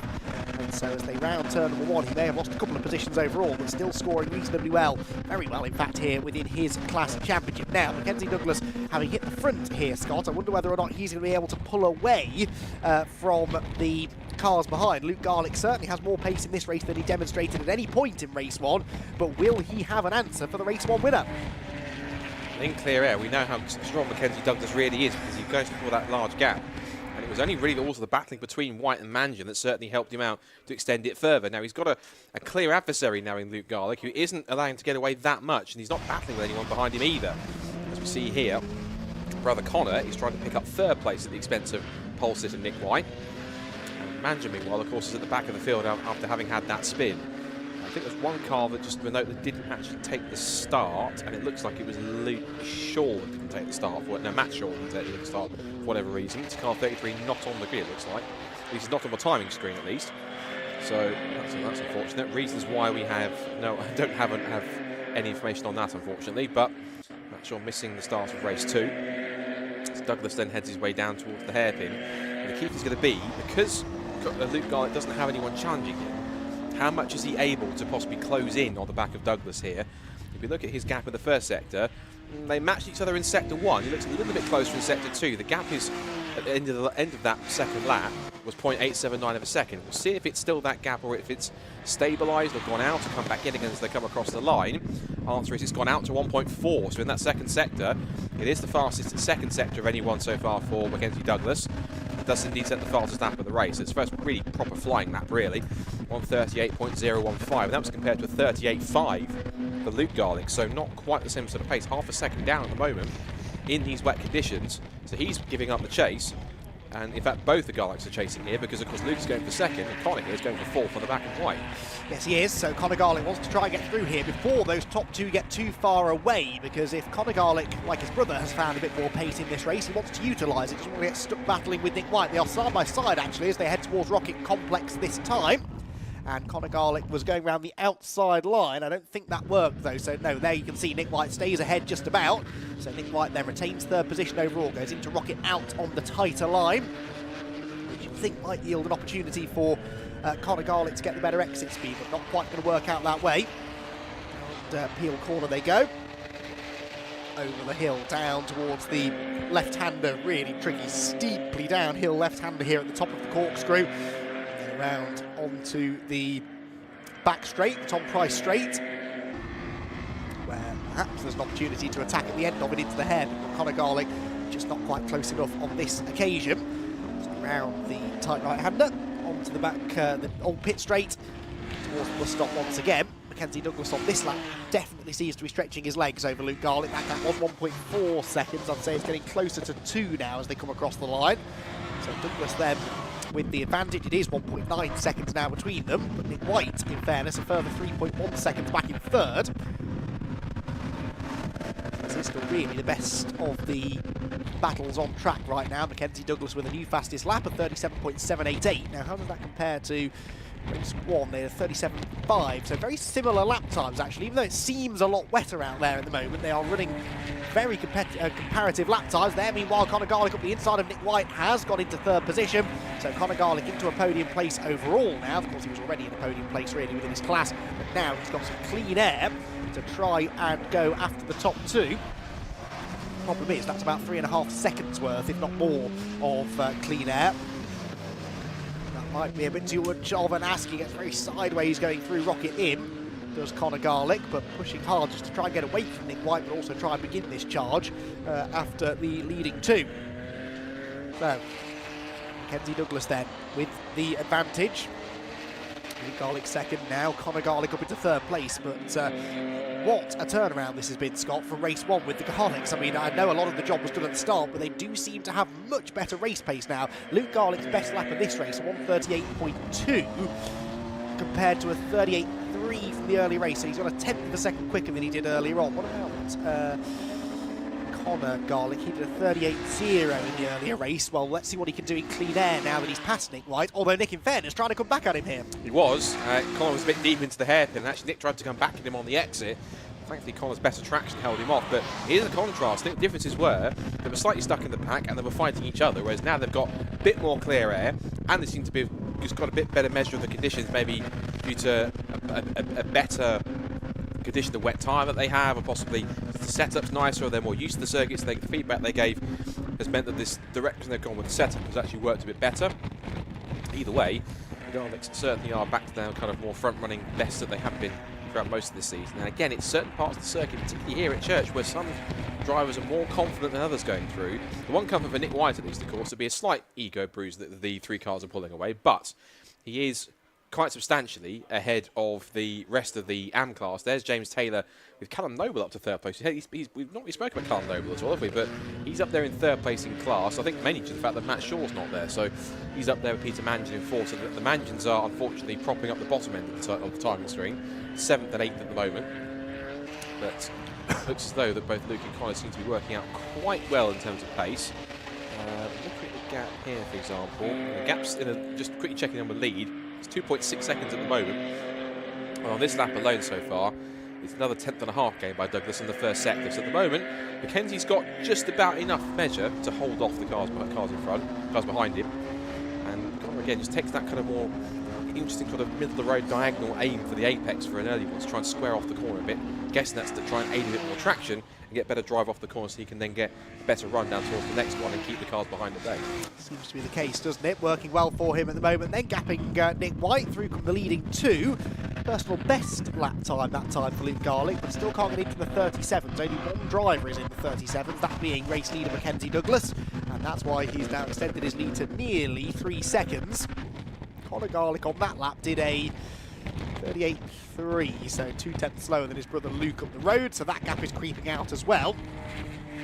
So where is the next battle likely to come from? Well, realistically, Harry Mangan versus Peter Mangan, isn't it? Because those two, they might be at the back of the field, but they're going to be the 2 closest cars on track, I think, before too much longer, as Harry Mangan begins this fight back through the field, he hopes. He's got nearly half the race left to try and gain a few more positions, but once he gets past Peter, it's then another 7 seconds up the road to Callum Noble. So realistically, here they come. Look, Peter Mangan, the white and red striped car, Harry Mangan, the blue and orange behind, and I'm not sure if that is the car that Luke Reed drove last year in this championship. It's certainly a very similar colour, isn't it, the Harry Mangan car? Anyway, it's we know a quick car. It's massively out of position after its dramas earlier on. And he has at least now closed in on Peter. And I don't imagine it will take him too long to find a way through. Out of Peel, down into the left-hander. A lot more spray evident out on track in this race than in race 1 as well, isn't there? So that is a sign, definitely, that the track conditions have deteriorated, and Peter Mansion is going to rob us of a battle by pulling out of the way of Harry, understandably, I suppose. But it would have been nice to see these two go toe-to-toe for a little bit. But anyway, Harry Mansion slips through and up now into 7th place. But in the end, that wasn't much of a battle, was it, really? So, OK, where's the next potential fight going to come from? Well, Callum Noble on that lap was 4/10 quicker than James Taylor. 2nd place in the AM class they're battling over. There's 1.4 seconds between them at the moment. They did come down by 4/10 that time around. So perhaps, Scott, that is where we need to look now for a pair of cars that are at least slightly getting themselves closer together. I wouldn't disagree. Yep, Taylor and Noble seem to be the closest battle on track. And those two, of course, are fighting over what will be 2nd and 3rd in the AM class. Here they are, just behind Nick White, and just looking at their gap to Nick White, because Nick's, of course, dropped back a little bit. Interestingly enough, both of them were quicker than Nick White on the last lap. Nick did a 39.2 compared to a 39.1 for Taylor and a 38.7 personal best for this man, Callum Noble. So, interesting enough, these two are starting to very slowly reel Nick White back in, it seems. And, of course, a reminder, this will be for 1st, 2nd and 3rd in the AM class, which means this will could essentially become a 3-way fight for the lead, and that is Luke Garlick. Luke Garlick from 2nd place down at the corkscrew. Now, I presume he would have been on his own and did that, because I'd usually pose the question, did he jump or was he pushed? My suggestion is he jumped. I think all of the evidence suggests that might be right, because he was, 4 seconds nearly clear of Conor Garlick, and 4 seconds behind Mackenzie Douglas. But we saw a couple of drivers having little moments there in the earlier races. And like I said, it's such a steeply downhill approach into the top of the corkscrew. But it is easy to lock the rear axle going into there, or dip a wheel on the grass perhaps on turning. Now the question is, did he get going again? I think the answer is yes. So Luke Garlick, what a shame though, after we were saying all sorts of good things about him earlier on, and the improvements that he made from race 1 to race 2. Sadly now a mistake catching him out, dropping him down the order. He is actually going to start, he's going to cross the line in last place. So Luke Garlick a long way down the order, unfortunately, after that one. It promotes everybody else up a place, apart from Mackenzie Douglas, who now enjoys an 8.1 second lead over Conor Garlick in 2nd position. Nick White now back onto the overall podium as the AM class leader. And then this fight for 4th place, James Taylor versus Callum Noble, and Callum was again quicker by about 0.3 of a second on the previous lap, so he's taking around 3 to 4/10 of a second a lap. I'd say, Scott, that he's closing in by perhaps even more than that on this particular lap. And Callum Noble now almost within striking range. You can tell that because he's getting a face full more of spray than the car in front, by the looks of it. So James Taylor is trying to defend the position here. Of course, this is 4th overall and 2nd in the AM class. And the gears down to 2nd through the corkscrew. Watch for the marker boards on the left-hand side. Back up the gears to 3rd.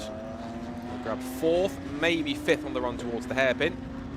It just gets towards the rev range, and again back down a couple of the gears, takes that again wider, deeper, relying to get slightly better traction to the corner to try and square it off.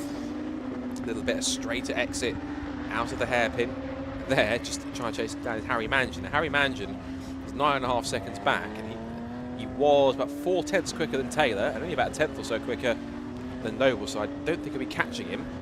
You see there, Callum Noble getting all crossed up on the exit, as we've seen plenty of people do over the course of the day so far in these conditions. I think it's possibly going to be game on between these two. It'll depend on the next few corners as to when this battle might start to kick off. Just looking at the window, Mackenzie Douglas is just sailing by in the lead by some 8-9 seconds. That said, last time by, can't go 37.7, and he's comfortably the fastest man on track. He's quicker by about 0.3 of a second than Mackenzie Douglas. I would probably hasten to add, touch wood, we've only got 4.5 minutes to go, so I think I can't see anything happening to him take the lead, touch wood, but then again, stranger things have happened so far today, so anything could potentially happen in being motorsport. But into the complex they go, and I think it's comfortable to say that ain't 1.5 seconds anymore. That's definitely under that. And I think Callum Noble, Andy, is on the prowl. Definitely so. On the previous lap was 4/10 nearly quicker. looking now to try and close those last few car lengths, but they're always the hardest car lengths to close because, as you said, the closer you get in these conditions, the more spray gets kicked up in your face, the worse your visibility becomes. It's much easier to miss your braking point, miss your turning point, perhaps start driving a bit too tentatively maybe because you can't really see where you're going. And so it's important for Callum Noble to try and stay in his rhythm here and keep on pushing as hard as he dares to get within proper striking range. 3.5 minutes to go. Into the final corner they come then. Again, that's a tricky, slightly uphill corner. You sort of pop up over a hill coming over the exit of the corner. Easy to understeer wide onto that exit curb. That time Noble dropping 0.2 of a second, but I think that is because he's got so close now that he can't really see where he's going. As poor as the visibility appears to be trackside, it is far worse from inside the cars, especially when you're closing into within 3/4 of a second or so of the car ahead of you. As this goes on, by the way, Luke Garlick, I suspect, is going to find a way past Peter Mansion before too much longer. Those two are only 2 seconds apart, but lapping about a second and a bit faster a lap is Luke Garlick at the moment. For the second lap in a row, Conor Garlick was quicker than Mackenzie Douglas that time. Only by, again, about 2 Oh, that's Conor Garlick! Oh no, Conor Garlick off now. So forget that, he wasn't catching the leader. He's pulled over there, I think, on the exit of Rocket, I reckon that is, or Peel maybe, exit of Peel.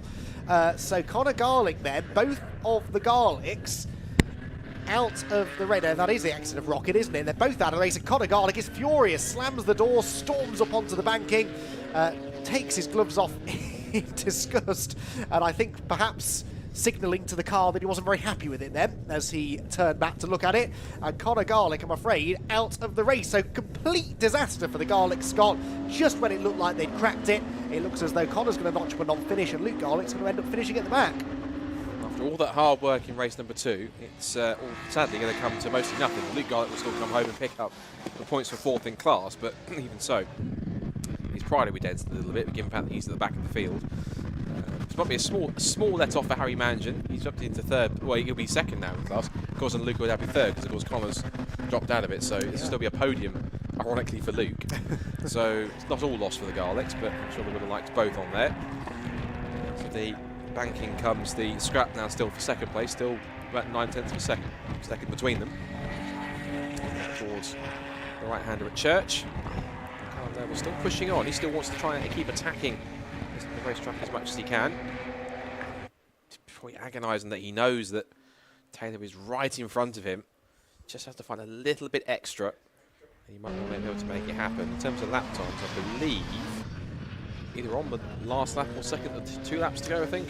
I suspect one more after this one, yeah. Yes, yeah, I think you're right, yeah, because we crossed the line with 18 minutes and 2 seconds completed, and our lap time is about 1:38, 1:39, so you're absolutely right.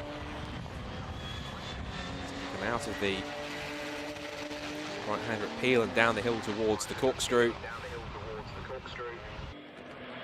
A little bit closer as Callum. Last lap time by on the sectors, he was about a 10th and a half quicker this time by.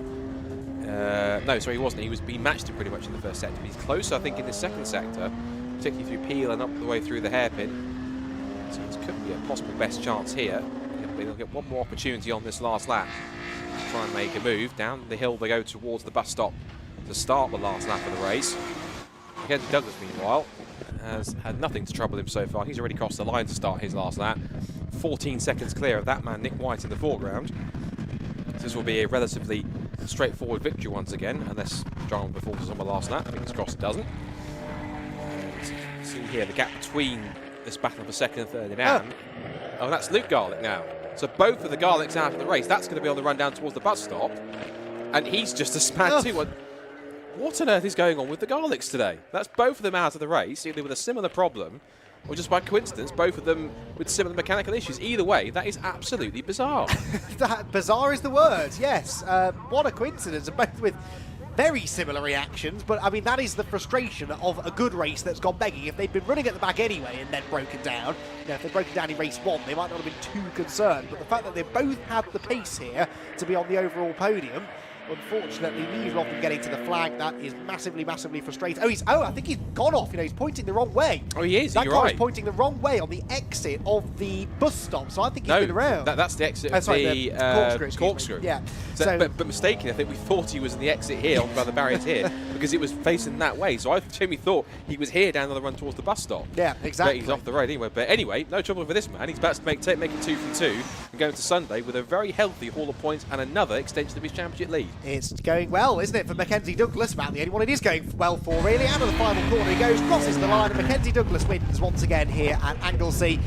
And then we wait, and we wait, and we keep on waiting, and eventually there Nick White arrives out of the final corner, and he will claim the victory in the AM class. Second place overall. Third place is James Taylor. Where's Callum Noble? So another one's bit the dust on this one, unfortunately. Oh, here comes Callum. Here comes Callum now, only coming into the final turn now, so he's been off the road somewhere on the final lap as well. There's no obvious sign of damage on that car, but he's clearly been off the road somewhere. Hangs on to fourth position. Harry Mangian fifth, almost caught him at the line. What a bizarre second race of the weekend that was for the Pro Tyre Motorsport Ginetta GT Championship. Both of the Garlicks seemingly over their race one woes, only to neither of them to end up running at the flag. And then some sort of weird drama at the end there for Callum Noble as well, but at least it didn't cost him a place, but it did cost him a chance of a podium finish. But anyway, he at least was running at the checkered flag, I'll give him that. So Mackenzie Douglas then gets the race victory. And Nick White second there is Luke Garlick. Yeah, he's been in the tyre wall. Look, you can see he's done quite a bit of damage to the tyre wall, actually. So that's been a reasonably big hit coming out of the top of the corkscrew. Pointing at the car, there is Conor Garlick, who's not calmed down much, has he? That's still a very unhappy Conor Garlick, trudging back to his car at the exit of Rocket. So, from all of the drama emerges double race victor in the shape of Mackenzie Douglas. Nick White comes home in second position with James Taylor in third, two rookie drivers on the outright podium. Callum Noble was fourth ahead of Harry Mangian fifth, and Peter Mangian was sixth. With Garlick and Conor Garlick failing to finish that short, failing to start, and that was another bizarre moment in that because there was no real obvious reason as to why he didn't take the start, but clearly there was an issue of some sort. He wasn't able to make it out onto the grid. So, Conor Garlick looking around at the back of the car, presumably trying to diagnose what the issue is. I think Luke Garlick knows what his issue is. Oh yeah, big chunk of bodywork there, the Marshals bringing back around. From this angle it didn't look damaged at all, but it's quite obviously been into the barriers at some speed, and quite a lot of damage to knock him out of the race.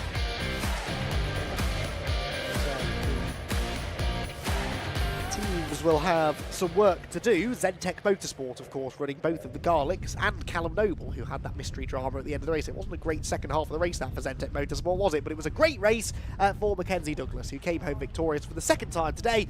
So for the second time today, he's catching up now with Richard John Neal. So the Fox boys, we spoke to a couple of them before they went out on track, celebrating with Mackenzie Douglas. Nick White just getting his crash on. Oh, he's just behind us, actually, out of shot at the moment. Well done, Nick. Another win for Nick, and perfect weekend so far. Perfect day for Mackenzie. I think he's going to pop the crash helmet back in the car. It's going to be a shorter podium here because we lost both the Garlick brothers. What a bizarre race that was. Both of them on for at varying times in the race for podium positions, and things just ended up changing around. You never ever know how it's going to pan out, particularly here at Anglesey, particularly with Ginetta and in the wet conditions that we've had as well. I'm going to nip over and grab another word with Mackenzie Douglas. This is, I guess, a nice habit to have, isn't it? Interview A for being fastest in qualifying, race one win, and now race two win. Summarise your day for us. I mean, it's gone pretty well, so I know, massive thanks to the team. Only half the job's done. We've got to do the same thing again tomorrow. So yeah, really happy, and this puts us in a good place for tomorrow. Straightforward race. I mean, last time I looked at the TSL on my mobile, you were 13 odd seconds clear. It wasn't straightforward, especially at the start. Obviously, Nick stayed in front, had a hard time from Luke, but yeah. I think once the tyres got in their window again, we just got our head down, and I think Luke made a mistake back further back. I'm not too sure. But I think that sealed the deal, and then looked after the tyres for the rest of the race then. Yeah, I think it was down at the corkscrew heading up onto the Tompoy Straight that he had the issue, and that kind of took the pressure away from you. But when you get it in these conditions, when things can go so easily wrong, it's a good way, isn't it, to wrap up a day?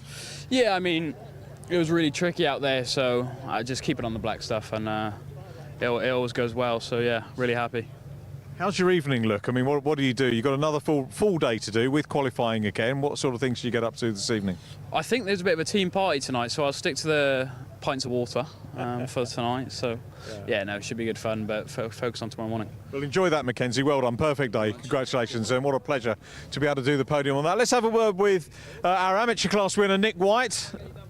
Let's grab, if we can. Nick, well done. Again, 2 out of 2 for this weekend, and continuing the form we've seen from you this weekend. But what's it like out there? Yeah, it's pretty miserable. I'm well pleased to come home with the AM win and second overall, people falling off the track, but the car was just not under me, to be honest with you. I had nothing to give. Mackenzie was so fair to me on the first couple of laps. You know, he was biding his time, but not even a single touch when he could have easily given me a little nudge if he wanted to. So yeah, hats off to him. And coming back P2 with how the car was handling, I'm over the moon with that. It must be great though, being in the AM class and getting like 2 pole positions I think so far outright this year, and bagging those wins and being able to race with the pro category. Yeah, absolutely. Number one aim is the AM, but when you can see you're quick enough and you're there, you want to get stuck in, and you don't want to interfere with their race, but you're like, I'm quick enough to be here, so let's go on. But at the same time, we know when they were catching me, and I didn't make it difficult for them. We're in different races in the same race as such, but yeah, it was all good. Mega stuff. And I'll ask the same question I asked to Mackenzie. What are the plans for the evening? This evening, well, we're meant to be having a barbecue, right? But well, the Ginetta barbecue, we'll see here. So yeah, nice early finish today, which makes a change. Yeah, it's great, isn't it? Well, I hope you have a great evening, and you never know, we might do it again tomorrow, Nick. Hopefully see you then. Congratulations, Nick White takes the AM class win, and I think we're going to head over and do the podium. Now, rather than interrupt that, I'll hand you back to Scott and Andy, who'll give you the grid for the Ginetta GT Academy race, and we'll go and do the honours for the trophies to be given out from the GT Championship. So back to the guys in the commentary box.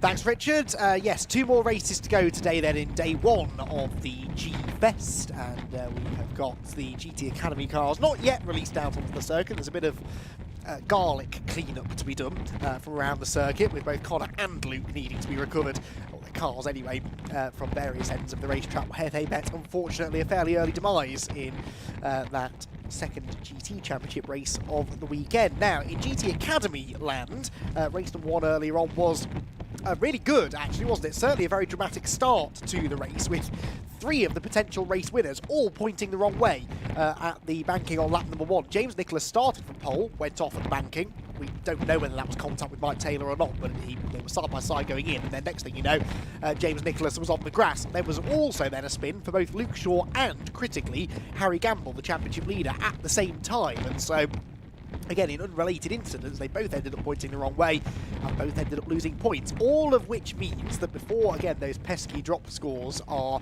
added in, Harry Gamble has now an 8-point championship lead over James Nicholas, who is then 30 points ahead of Mike Taylor, who is 4 ahead of Luke Shaw. So 42 points now cover the top 4 drivers in the championship.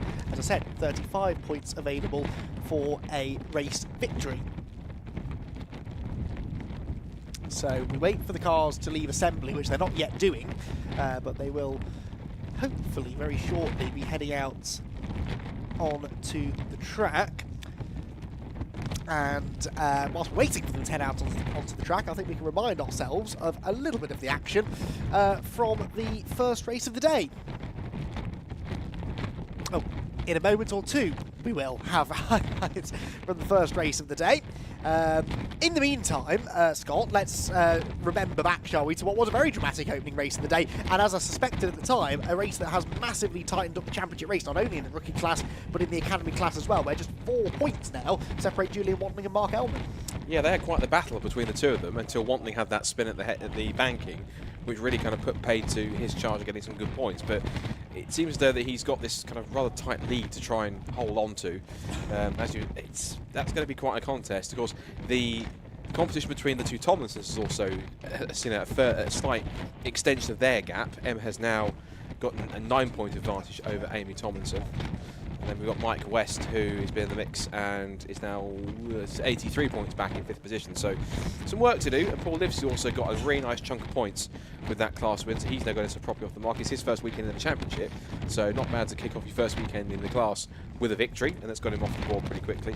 And then in that rookie class where all the front runners are, I'm a bit surprised that sort of Harry Gamble still leads. But of course, it's only that slender 8-point margin because James Nicholas has certainly he had some really good damage control there, of course, particularly with getting that 5th position after recovering.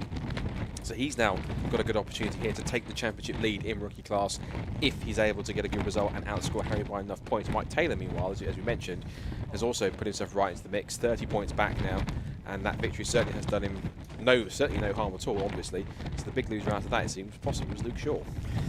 Yes, definitely was, wasn't it? Luke Shaw just did not capitalise on what was potentially going to be a good race for him, but in the end didn't quite work out in his favour. Right then, now we can remind ourselves, I believe, of a few of the highlights from race number 1 earlier on today. Well, it was a race that, as I said, packed most of its action into the first 20 seconds or so. James Nicholas and Mike West shared the front row of the grid. Nicholas, from pole position, looked to have got the better of Mike going into turn 1, but Mike stood his ground, got to the inside line into the banking, and then as a left shot, there was drama for Luke Shaw and Harry Gamble, both actually getting involved with Ali Al-Jafali, which explains why Ali got so much damage to the front of his car. He was off then at the next corner, we think with broken steering, and eventually limped back to the pit lane to retire. Julian Wandling was battling away with a couple of drivers, but at one point Peter Thompson for position, and Peter Thompson was able to find his way through, another one of the rookie drivers. Whilst meanwhile, it was Jamie Cordle, excuse me, who had been running in second place, but was reeled in and eventually overtaken by Gareth Thomas. But Jamie Cordle's car, which had been badly damaged in a qualifying accident, managed to run in second place for much of the race before eventually crossing the line in third. James Nicholas was charging through the order, certainly making better progress than the likes of Luke Shaw and Harry Gamble, who of course had also been off on that opening lap of the race. Nicholas eventually recovering to 5th position, but the checkered flag eventually waved for Mike Taylor, who won the race by 4.3 seconds in the end, and will be starting once again for the front row of the grid for race number 2, which is coming up in just a few moments' time. And right on cue, look at that. It's almost like we planned it that way. I can assure you we didn't. The cars are now lining up on the grid ahead of their green flag lap with the second race of 4 this weekend about to get underway. You can see Luke Garlick's car in the background being brought in with quite a bit of damage, isn't there, on the left rear corner. So that's going to be a bit of a sleepless night, I suspect, for Zentek Motorsport, but they are well used to it by now. There's always a lot of work goes on, even to a healthy, undamaged car. There's a lot of work goes on overnight to prep them fully for the next day of racing. So the team will, I'm sure, be more than up to the task and will get that car back out on track again tomorrow, where each of our 3 Ginetta racing categories will have another pair of races and a qualifying session in the morning that will set the grid for that pair of races. So, James Nicholas then has another stab at starting from pole position here, and it's a very similar look to the front of the grid as we had in race number 1, isn't it, with a couple of exceptions, but James Nicholas and Mike Taylor sharing the front row, and we'll both be hoping to get through that first corner cleanly. I'm sure will Harry Gamble and Luke Shaw from further behind. It's really important now for Gamble to try and outscore James Nicholas if he can. And he managed to do it in race 1. Nicholas going off the road should have presented an opportunity for Gamble to outscore his big rival. It didn't quite pan out that way. So the Ginetta G56 safety car leaves the line, and the rest of the cars now moving in to accelerate away then on their green flag lap ahead of race number 2 for Ginetta GT Academy. So cars then accelerate away. We can take a look momentarily then at the way that the cars are going to line up on the grid for race number 2 of the weekend. Then, as I said, this grid based upon the second fastest lap times from qualifying earlier on this morning. And we'll see James Nicholas starting from pole, Mike Taylor alongside. In the end, only 0.3 of a second separating the two of them on their second fastest lap times. Then Harry Gamble in third, ahead of Garrett Thomas, who lines up alongside him on row number 2. Then Luke Shaw and Ali Al-Jafari. Would help if I had the right grid in front of me, wouldn't it? Luke Shaw and Ali Al-Jafari sharing the third row of the grid. Then on row 4 are Peter Thompson and Jamie Cordell. So Jamie hoping for another really good start like he had in the first race. Julian Watling has some work to do now if he's going to keep Mark Elman at bay for the championship lead in the GTA class. And Tomlinson will be starting alongside him on row 5. Row 6 for Paul Livesey and Mark Elman. And on the 7th row of the grid, we will have Amy Tomlinson and Ben Cook, GTA driver, alongside a rookie driver. Then row 8 for Phil McGarty and Lucy Hodgson. Row 9 for Harry Cook and Gilbert Verdi, and that is an 18-car grid completed by the rookie, who also runs within the Chairman's Cup. The Chairman's Cup for drivers, I believe, over the age of 50, I want to say, in the Ginetta GT Academy. Anyway, they were, the class was headed by Peter Thompson in the race earlier on today. So, let's try this again, shall we then? It was a very entertaining first race. What does race 2 have in store for us here with the Ginetta GT Academy? Well, we'll find out in a few moments' time. The cars are heading towards the final corner. James Nicholas starting from pole position, but can he stay there this time? Remember, this is exactly where they started in race 1, with Nicholas on the inside of row 1 and Mike Taylor on the outside. Taylor right around the outside of turn 1, got the inside for the banking. And then Nicholas ended up off the road, and Taylor never looked back and went on to take a very comfortable race victory. What's going to happen in race number 2 then? Off the final corner they go, the lights are out, they're away and racing, and it's a pretty even start from both of the front row starters. Oh, bit of contact heading into turn 1 there between Nicholas and Taylor. Taylor is sideways, can he hang on to it? Yes, he can, and James Nicholas will clearly have the lead this time, heading for the banking. So James Nicholas then with the advantage, Taylor trying to get to the inside line, but he's not quite going to do it. So it is Nicholas who leads them out of turn 2. No, it isn't. Taylor's back up the inside, and again they trade paint, heading for Church Corner. Taylor on the inside, Nicholas on the outside line, neither one wanting to give, but Mike Taylor is going to muscle his way through and grabs the race lead, and here comes Gamble. Harry Gamble with a run on the pair of them, might now demote Nicholas down to 3rd position. This has not gone to plan for the man who led the championship for much of the first part of the season, and suddenly James Nicholas finds himself down in 3rd position. Harry Gamble up the inside into Rocket, will claim that 2nd place away. So it's Taylor who leads, Gamble 2nd, Nicholas in 3rd position, and Scott, that did not go according to plan for the pole sitter. Outside line on the front row of the grid certainly working much better than the inside, and now Nicholas has got some work to do. This is a much better getaway, of course, for Harry Gamble, considering he was facing the wrong way at the banking at the start of lap number 1. Of course, Nicholas was back there. I noticed in that highlights thing that just that off shot, just as he was going off the road, saw James Nicholas on the exit of the bankers. That's where he went. But I saw a bit of turf being kicked up as he was going wide on that highlights bit. That's what happened to him. Still in the fight here, of course, and still next over 4th position. It's car 77, isn't it? So yes. He's the mix of the two, so it's Garrett Thomas. So the top 4 down the hill towards bus stop for the first time, and Harry Campbell's on his toes though. Sebastian, he's pretty fired up after the spinning race number 1 put him right down to the back of the field, and then he didn't really make that much progress to get back through there, whereas James Nicholas was much more comfortable picking his way through to take eventual 5th position. Into another lap they go, start of lap number 2, so we'll start to get the first proper lap times next time by. It's 4 tenths or so from Harry Gamble. Let's see how much he's on his toes as they go through the banking. Back on the power once again. Different lines being taken to get the best traction possible. And now the run towards Church Corner again. It's a corner that divides a few people. Some people are able to take it faster than others. They all relatively use the same line, but it's all kind of different levels of confidence compared to the grip and the car setup and the tyres that they've got underneath them that makes it work. Another driver I'm also quite keen to see what he can do. He's just there in 7th place, Ali Al-Jafari. Of course, he was off in race number 1, still carrying a bit of a battle scar from his collision in race number 1. But he's now up there in 7th place, hasn't taken to the grass yet, touch wood. And he's chasing after the man who finished on the podium, Jamie Cordell, who put in a brilliant drive, despite how that car was looking at the end of qualifying, and took advantage of all the chaos and flotsam and jetsam that was happening around him to be as high as 2nd place, trying to chase after Mike Taylor. But at the moment, sat back in 6th position and doing a fine job to hold his own in the pack. Well, he's gained 2 places again from where he started. He started 8th on the grid, so moving forward, admittedly not quite as rapidly as he did in race 1, but Jamie Cordell looking reasonably strong in race 2. Mike Taylor, though, leading the way, and actually Harry Gamble now coming under renewed threat here from James Nicholas, who takes a very wide line into the hairpin. Now watch for the exit speed. It looked like a mistake, that. It might have been a mistake if I'm honest, but he'll try and style it out by carrying good speed down the old pit straight. Well, in the end, he's not really getting any closer, is he, as they head into the final corner. So it will be Taylor, Gamble, Nicholas, Thomas, the leading group. Luke Shaw then battling away with Jamie Cordle for 5th in the background, with Ali Al-Jafali in there as well. Here comes Luke Shaw towards us then.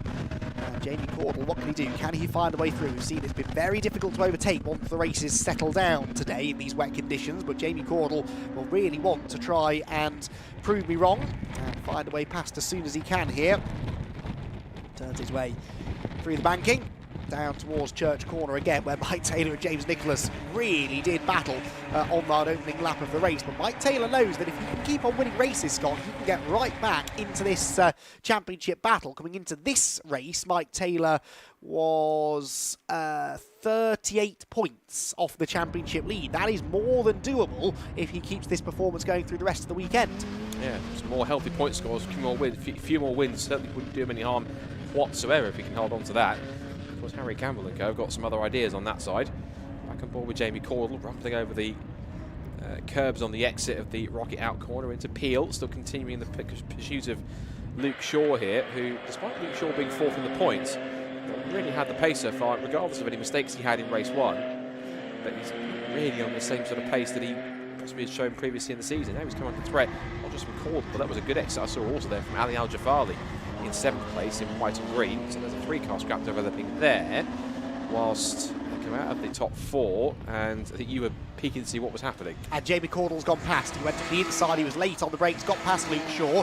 Luke is trying to come back at him now, but that's the outside line into the final corner, and I suspect, yes, that Jamie Cordle is going to make that place his own. So Cordle into the top 5 now.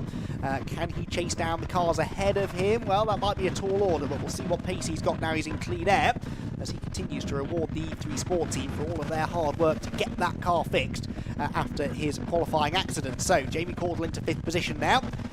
Luke Shaw now has to try and fend off Ali Al-Jafali.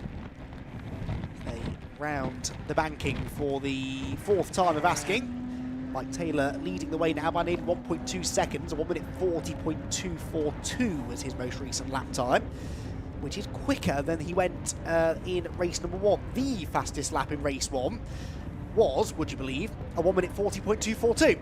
Exactly the same lap time that Mike Taylor has just set to the 1,000th of a second. So they're nothing if not consistent, but again, in very different conditions is my point, Scott. For them to be running that sort of pace again shows that sometimes it's not necessarily about how wet the track is, but just how much grip there is in the track. And sometimes, counterintuitively, a wetter track actually has more grip than a damp-ish kind of track, doesn't it? We saw that kind of qualifying, didn't we, at one point, particularly on the qualifying sessions. It was on a slightly more dry but still damp circuit.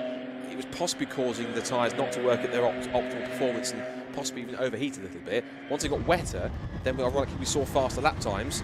Possibly we could even see a change here for 2nd place, because James Nicholas is really on his toes here, right on the back of Gamble, both of them taking different lines through the hairpin.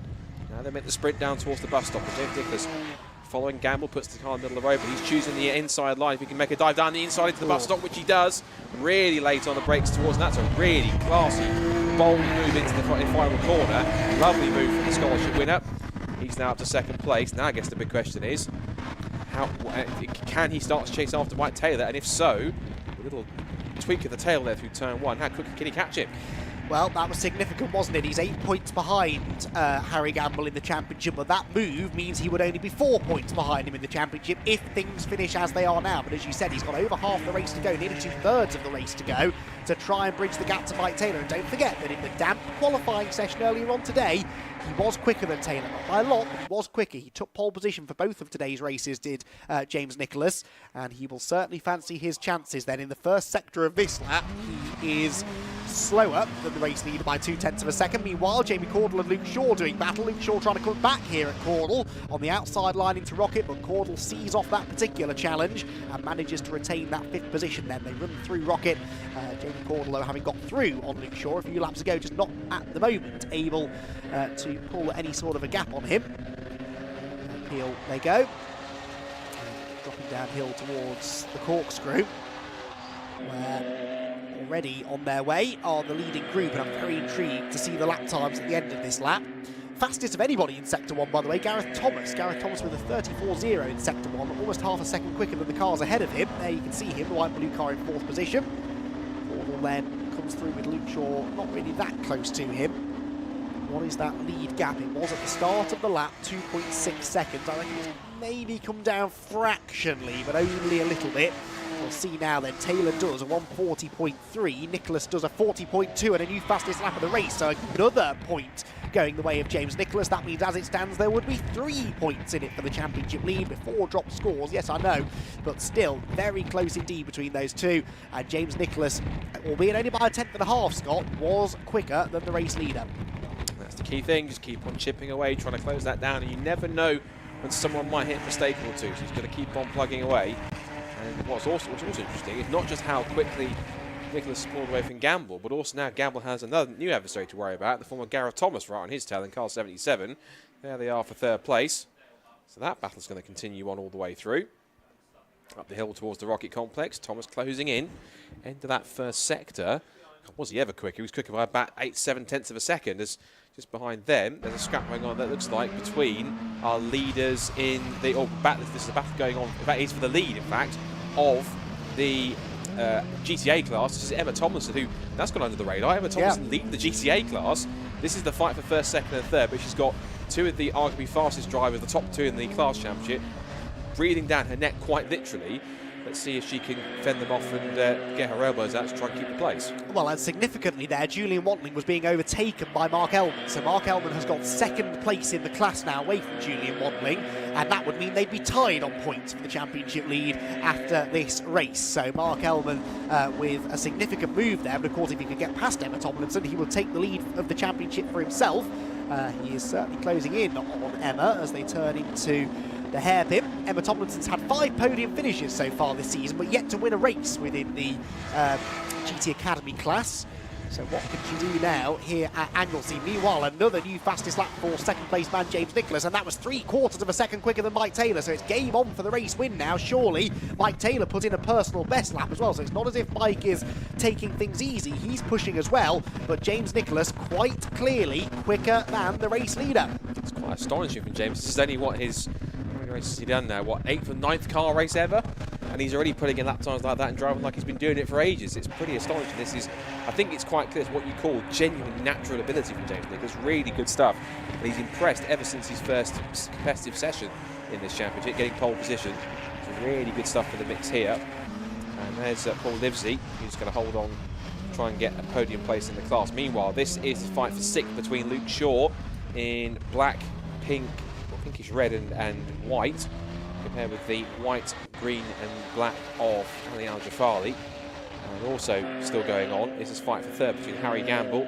He's in white and black, and in white and blue behind him is 77 Gareth Thomas. So we've got fights on for the lead, for 3rd place, for 6th position, and from 1st down to 4th, all the way in the AM category, in the GTA category. So plenty of action in this second race, and there's still 8.5 minutes to go. Exactly so. You don't know where to look, really, do you? You need 3 sets of eyes, but that GTA class battle definitely was getting pretty tight as they headed to the hairpin that time.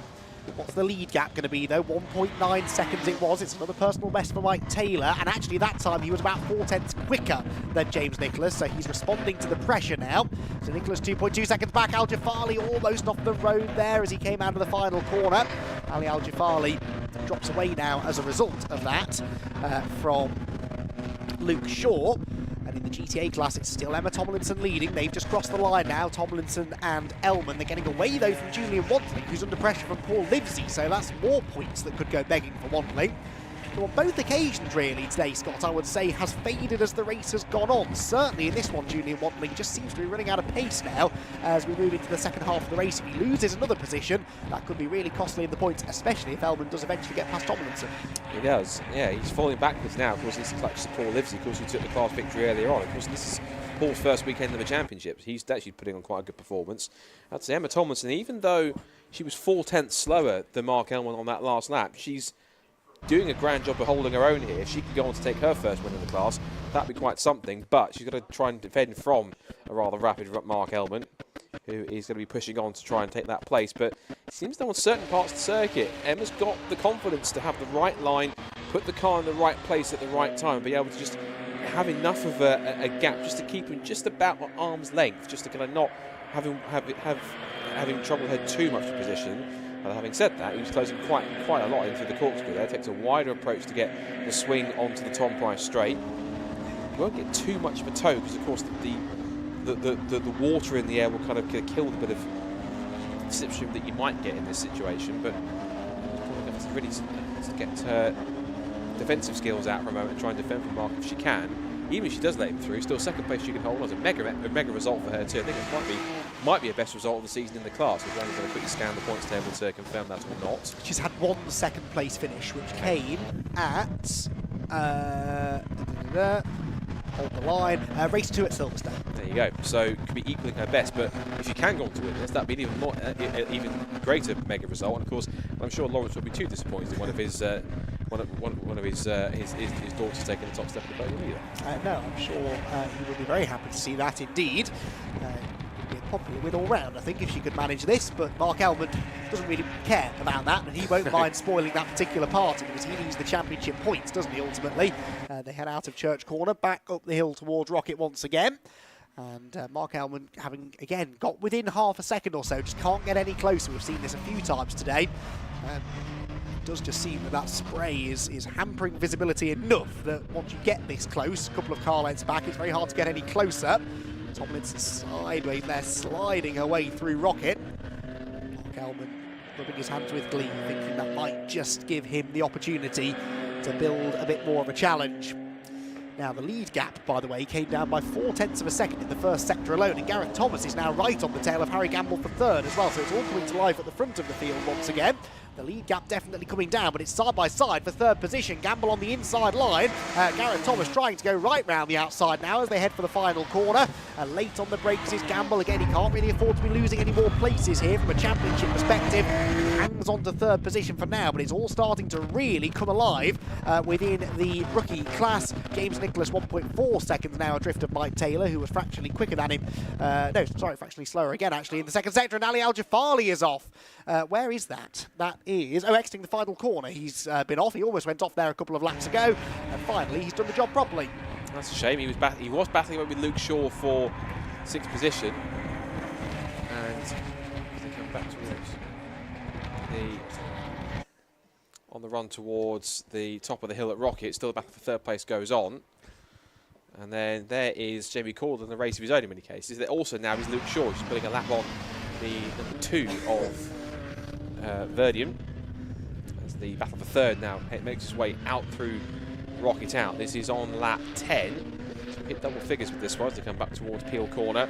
Thomas just putting the pressure and just keeping up the attention on the back end of Harry Gamble's car. I was going to mention actually with that battle going on for the GTA class leads that Emma Tomlinson, looking at her pace the last couple of laps, it is genuinely matching Mark Elman's pace. But whether Mark's just racing to her pace because he's behind her, regardless, they're both running a similar sort of lap time. 141.4 last time, bear in mind, for Emma Tomlinson, for example, and it was a 141.3 for Mark Elman, and they were both personal bests. So they're both pushing out there. It's not as if one's kind of driving to the other's pace, I suppose, in that sense. They're both going as far as they can, and it's working out nicely for them. So Emma's certainly doing all the right things she needs to do. She needs to make sure she keeps it, touchwood, on the road with no mistakes for the remaining 3 minutes. It could be a first-class win for her this weekend. Only 1 second now, separating Mike Taylor from James Nicholas at the front of the field. So Mike Taylor is going to have to keep an eye on his mirrors here in the closing stages, isn't he? Meanwhile, for third position, absolutely nose to tail as they turn through the banking once again. This is the 11th lap of the race then. We'll have one more after this one. So best part of 2 laps left to settle this particular battle. Head through Church Corner. Gareth Thomas a length or so back. Can he close now as they head uphill? This is about as close as he's been for a little while. We'll get a hint of a slipstream heading up the hill. Is he feeling brave? Is he going to try and make a move under braking into the Rocket complex? The answer is, well, yes, but he has to go to the outside line because Gamble covers the middle ground and the Elite Motorsport driver just about manages to stay in front.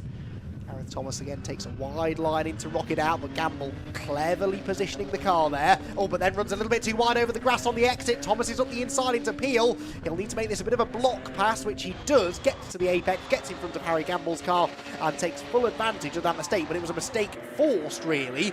2 corners earlier when Gareth forced Harry Gamble to defend into Rocket. That meant he ran wide, so he was on a tight line into Rocket out. He ran wide again on the exit, and Gareth Thomas really generated that situation over 2 or 3 corners, which is the best way to do it in conditions like these. Yeah, he generated the problem pretty much by forcing him to go that deep, and he was a bit over the curb on the exit through the second part of Rocket, and then you're absolutely right, he was trying to play the smart move and just park the car on the exit of the corner. It didn't quite work, and when he put his foot down, the car just understeered wide a little bit and ran over the curb, kicked a bit of dirt, and that just gave Thomas a free pass through into 3rd position. Looking at the battle for the GTA class lead I was taking a look at, last time by before the lap about to complete, Emma Thompson set another new personal best. She was 2 tenths quicker than Mark Elman, so this is good pace so far for Emma. Meanwhile, the leaders were they're practically almost nose to tail coming up through Rocket Corner and onto the Church Corner, on towards the back straight for the final time now. There goes the fight for the GTA class lead. Tomlinson in white, orange and black, ahead of the green and gold machine of Mark Elman. That is the GTA class lead battle between the pair of them. And just keeping an eye around the circuit as to everything's going on. We should probably look back at the lead for the battle for the lead outright, because James Nicholas is practically on the rear wing of Mike Taylor now, going through Peel Corner and up towards the complex down at the end of the corkscrew. And I think this will be the last lap of the race. Here they are up at Peel Corner, and it is pretty much as close as you want, and James Nicholas looks to be the racier of the two here down towards the corkscrew. I think Mike Taylor, not to say he's been backing off and being relaxed here, but he's certainly had to be worked pretty hard in what certainly is the final lap of the race. So 2 more corners for James Nicholas to make this stick. He's running out of time, corners and options here to make it work. Weaving around, forcing Taylor to defend into the hairpin. Now the wide line in for Nicholas could give him better exit speed. This is going to be a drag race down to the final corner. Excuse me, Nicholas definitely has more straight line, or more exit speed, but can he convert that into more straight line speed into the final turn? I'm not sure he can. Probably needed 1 more lap to have a real go here at the race victory. Taylor defends on the way in. Nicholas has carried good speed off the corner. It's a drag race to the line, but Nicholas is all at the curb. He's on the grass, he's sideways, and Taylor hangs on. A thrilling run to the flag, but Mike Taylor hangs on for the victory. James Nicholas has to settle for 2nd position, but what a charge that was for Nicholas, as he did his very, very best to reel in the race leader and ultimately just ran out of time. Now, off in the distance, what was going on between Emma Tomlinson and Mark Elman? Remember, they're battling for the GTA class victory. They'll be among the next cars coming through the final corner. Tomlinson just about staying ahead and will claim her first GTA class victory of the season, having fended off a fired up Mark Elman. Julian Watling does in the end keep Paul Livesey behind, and so at least salvages 3rd position. Now, Elman finishing 2nd in class, Watling finishing in 3rd. That's a 4-point advantage to Elman in that race, who got the fastest lap within the GTA class. 41.32 for Tomlinson, so I don't think either of those top 2 in the championship got the bonus point for the fastest lap. So I think they're going to be level on points, those two. We'll await official confirmation from Ginetta later on, but I reckon the top 2 in the GTA class championship may well be tied on points now, Mark Elman and Julian Watling, after another thrilling race. The Ginetta GT Academy is one of the highlights of the Ginetta racing season this year, and I think it's going to continue to keep us guessing and keep us very entertained all the way till the Brands Hatch finale.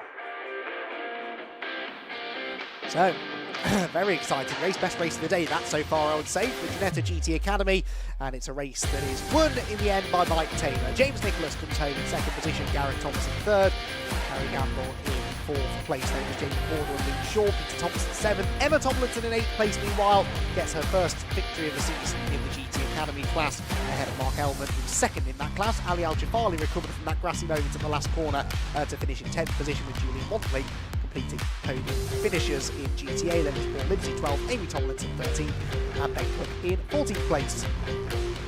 15th, Phil McGarty, Lucy Hodgson 16th, Harry Cook 17th, and Gilbert Verdian 1 lap down in the end, the last of the runners. So with that, the cars head to Parc Ferme. The GT Academy drivers are done with for the day, but don't forget, we've got 1 more race still to come today, and and that is well worth sticking around for because it's the second appearance of the day for the Ginetta junior drivers, who put on an entertaining race a little bit earlier on, and we're looking forward already to their second race, which is coming up shortly. Before that, though, let's head down to Parc Ferme and hear from Richard John Neal with our GT Academy podium finishers.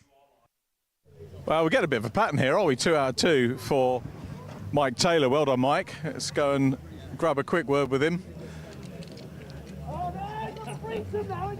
James Nicholas in there. This is what we like. This is what it's about. The group hug. Absolutely superb. So super stuff. Mike, let's grab a quick word. Oh, cheers, thank you. Congratulations, Mike Taylor, another win. In some forms of racing, a gold roof denotes world champion. Certainly you're the champion of Anglesey today.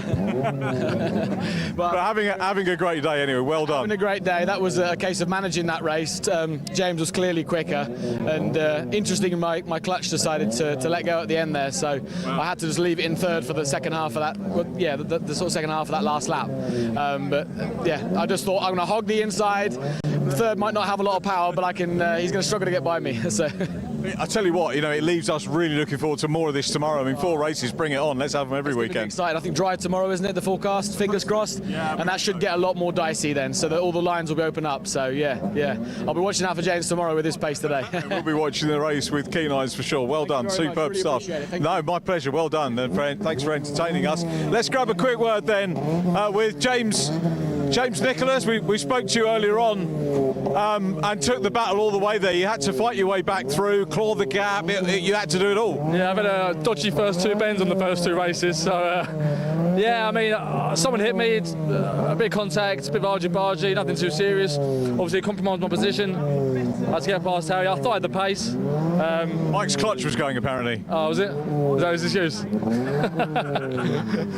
But yeah, I mean, it's a good race. It's good fair races. So yeah, on to tomorrow and hopefully get 2 wins tomorrow. That's the plan. We'll hopefully see that. We'll see you at qualifying tomorrow. Very well done. I'm going to skip over 3rd place because I want to talk to Emma Tomlinson. I think he's over there. I did ask if we could get Emma to. Emma, here we go. Because this is a little bit of Ginetta history here for Emma. I've got to say, massive congratulations. Thank you very much. Superb drive. Well done. Well done. Talk us through it. Well, I think I was following Julian Wantling from the start. Probably about similar pace to him, so I knew I'd struggle to overtake him. He made a bit of an error on corner 3 up the hill, so I had a bit of a battle with him up there. And then it was just a case of keeping Mark Hellman off my back, because he's definitely got a bit more pace than I have, so I did my best. Well, the thing was, I mean, like Scott and Andy were saying that the lap times you were putting in were getting quicker. I think you set your fastest lap in the late stages of the race. Now, was that Mark forcing you on and making you focus, or was you just getting into a race with them, or both? I think exactly that. I think Mark following me pushed me on a bit. Having to push my braking zones as well, because he was showing his nose around the inside and I'd have to push my braking zones so I'd get there before him. But yeah, did my best anyway. I think it's my best race so far, so I'm pretty chuffed. A great learning experience. You've learnt enough to be a Ginetta winner. Many congratulations, Emma. Thank you very much. Thank you, well done. We'll see you on the podium. The Ginetta Juniors, I think they've left the holding area already on the grid, so I'll need to hand you back now to the commentary team. Let's go back to them and we'll conclude the podium celebrations down here.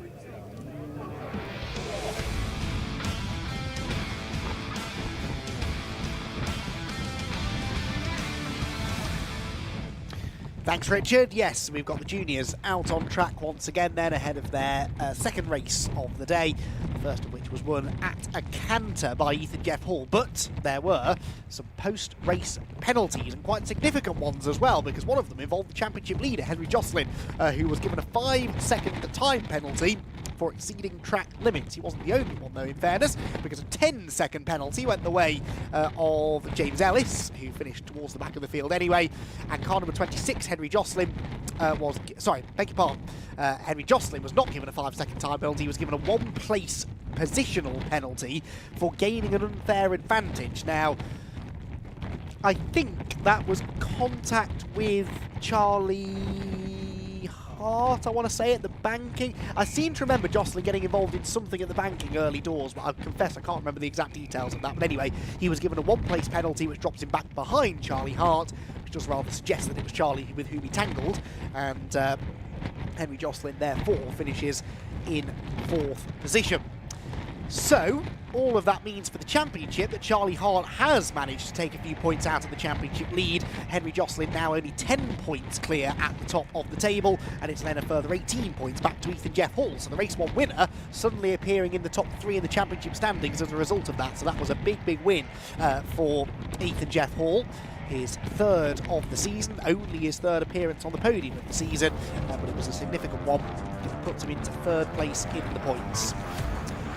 So cars then make their way around on the green flag lap, and the grid for this one, again, based upon those 2nd fastest lap times from qualifying. So race 1 winner Ethan Jeff Hall back on pole position, alongside his teammate from R Racing, Marcus Sater. And 2 then for Henry Josselin and Charlie Hart. So Josselin starts back ahead of Charlie, despite losing that position to him at the end of the previous race. Then it is Archie Clark and Alfie Slater together on road number 3. Road 4 is where you find Tom Ingram Hill and Isaac Phelps on 5th on the grid. Leading the top 10 are James Shotton and Harry Moss. Then we will find Jude Peters and Ethan Carney on the 6th row of the grid. Row 7 only for Chase Fernandez, who has got it all to do now. Chase has dropped down in the championship points after that disappointing first race. He's got Felix Livesey for company on row number 7. Row 8 for Torrin Byrne and Ruben Dam, the Australian driver, a lot further down the order this weekend than we've seen from him earlier on in the season. Then row number 9 for Alfie Davis and Colin Cronin. 10th row of the grid will be shared by Holly Mile and James Ellis, and then it will be on the 11th row, so Mabunda and Jack Robinson with Mallory Mabunda and Nicholas Ellis at the back of the field. And that's how the 24-car grid shapes up. As I said, in the championship, Charlie Hart now within 10 points of Henry Josselin, and he counts himself quite lucky, I think, to have come away from that race earlier on with slightly better haul of points than Josselin. He's worked his way around the final corner now. The Ginetta G56 safety car pulling into the pit lane, and the line-up on the grid for a standing start and a 20-minute race to bring to a conclusion day 1 here on the Ginetta G-Fest at Anglesey. So, pole position Ethan Jeff Hall, and what can he do from there? Can he claim another race victory? The drivers battle with the elements. They're not the only ones either. Visibility is at a premium today, whether you're in a car or operating a camera, but either way we will persevere. We'll get through this race tomorrow. It's going to be bright sunshine, it's going to be a nice summer's day, and we won't have to worry about any rain. This will all be but a distant memory, he says confidently. Right then, race about to get underway. Red lights are on, and it will be Ethan Jeff Hall from pole position who gets a good launch. Not a great start from Marcus Sater though, and so Henry Josselin already moving up into 2nd position as they head for the first corner. Charlie Hart trying his best to go with him, and I think might just be able to break through into 3rd place. Yes, he has, so a disastrous start that really for Marcus Sater.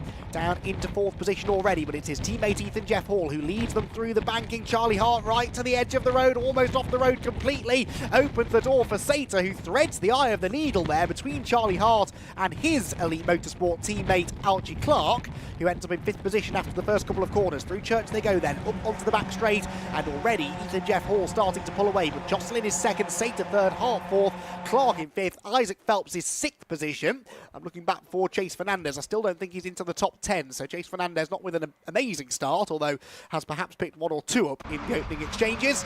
Up at the Rocket Complex though, Sater up the inside of Josselin for 2nd place. He climbs up the curb on the inside line and does break through into P2. So R Racing briefly there, Scott, losing control of the race with at least the 1-2 running order, but they've got that back again now, and Ethan Jeff Hall looking very likely, you would say, to continue exactly where he left off in race 1. I'd say so, and particularly it was a poor start for Sater. Of course, looks like he got too much wheel spin in the wet conditions, couldn't get the car off the line properly.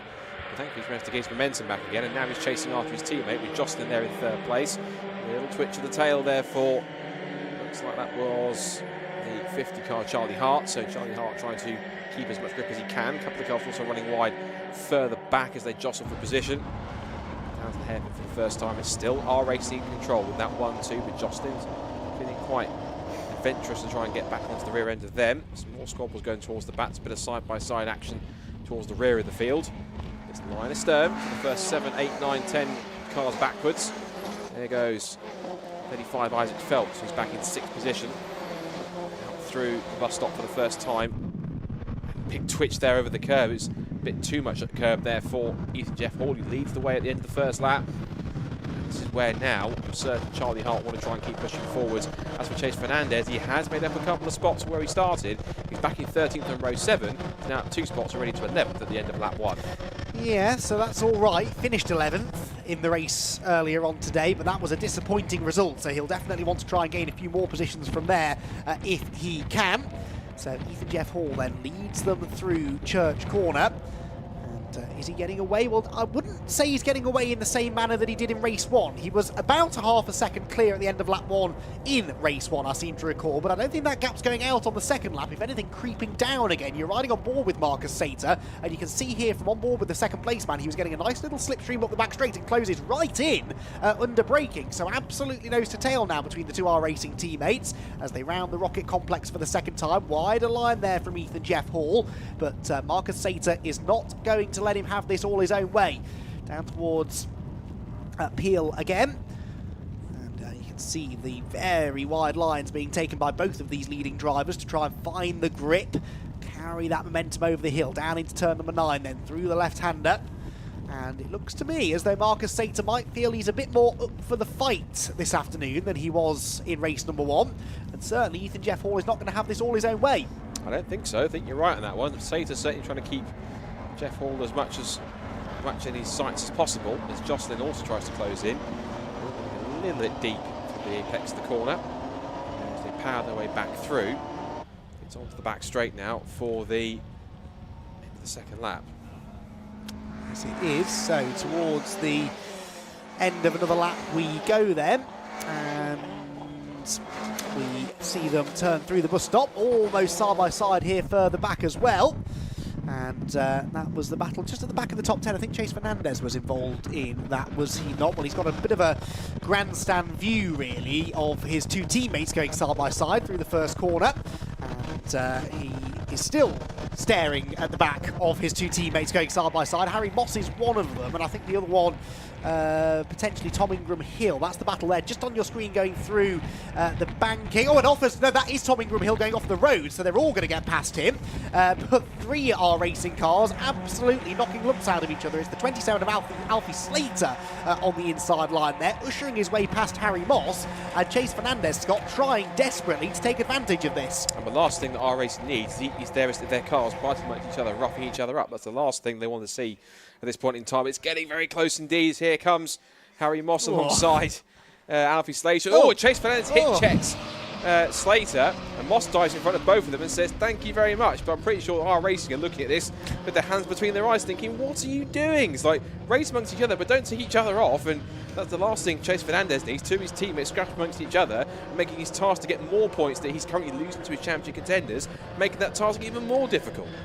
Yes, so R Racing will not have enjoyed seeing that little bit of fisticuffs heading up the back straight. They're all still there, and no one really sustaining any damage, but that's not the point. That could very easily have ended in disaster. Oh, and it does now end in disaster, I'm afraid, for Alfie Slater, who gets it all wrong coming into turn 9 and goes straight onto the grass. Rejoins behind Jude Peters, behind Ethan Carney, I think that was as well. So perhaps down to about 13th place or so. The leading group, though, heading out of the hairpin once again. It's 3 for the lead-ish. Certainly a bit of a gap back from Jocelyn 3rd to Hart, who's a bit lonely now, really, in 4th position. And then another gap back to Archie Clark and Isaac Phelps, the 2 other Elite Motorsport cars battling over 4th spot. There's another Elite Motorsport car, Ruben Dan, defending from the recovering Alfie Slater. So actually he fell down to 14th place there, did Alfie Slater, but he's now looking to try and get up alongside into the final corner to maybe make a move into the beginning of the next lap. See out the window, he wasn't able to do that, so Ruben Dan staying in front for now. Leaders then are heading for Church Corner. And Jeff Hall just keeping Marcus Sater at arm's length now then, it would seem. They're pretty equidistantly spaced out, those top 3, so they are getting away now from Charlie Hart, Archie Clark and Isaac Phelps behind. On board here with the 35 of Isaac Phelps in 6th position, with Archie Clark not that far ahead of us as they climb the hill towards Rocket Corner. Down the gears and the car skating around under braking there as they head for the top end of the circuit, the left and the right at the Rocket Complex, and then down into Peel Corner once again. But yeah, things just settling in now, Scott, I'd say, through the middle part of the race. Oh, having said that, Charlie Hart with a very wide line off in the distance, but I think Charlie's just searching for the grip, isn't he? He just can't quite figure out where to go. He can't make it work in the way that he would like to here. He's losing time to the leading three, experimenting with lines, but not ultimately getting any closer to them. Shouldn't really be experimenting with lines about halfway through a race, but you kind of know roughly kind of which way he wants to try and take it. But either way, he's trying to find the grip as best he can. The 2R racing cars still have this race under command at the moment, with Jeff Hall ahead of Sater, and then it's Henry Josselin in a little bit of no man's land in third place. Then our hardy trio of elite motorsport cars, Hart, Clark and Phelps. There's a gap back of about 3.5 seconds to James Shotton in 7th place. Harry Moss in 8th. Chase Fernandez is now into the top 10. He's got past Tom Ingram Hill and completed that move. And now his next target is to get past his team at Harry Moss. And that was all around what was going on with his two teammates. But Harry Moss is up to 7th now, so that is another place gained for Harry. So next target for Chase is going to be to take P8 from number 17. Into banking they go. Marcus Sater now sets the new fastest lap of the race, and that puts him on a 1:59.240, brings the gap down by another 0.2 to teammate Jeff Hall in front. Continue to watch this battle going on here between Archie Clark in 5th and Isaac Phelps in 6th position. Through the right-hander at Church Corner, we talked about, it's not quite the Church Corner that Thruxton, but it's certainly quite a competitive corner nonetheless, and one that you have to try and get right, considering that you've got a massive patch of grass on the right-hand side to try and deal with if you get it wrong. It's complex here, and there in fact are the two leaders, and given the pace Sater was setting, he really is on the tail of his teammate here.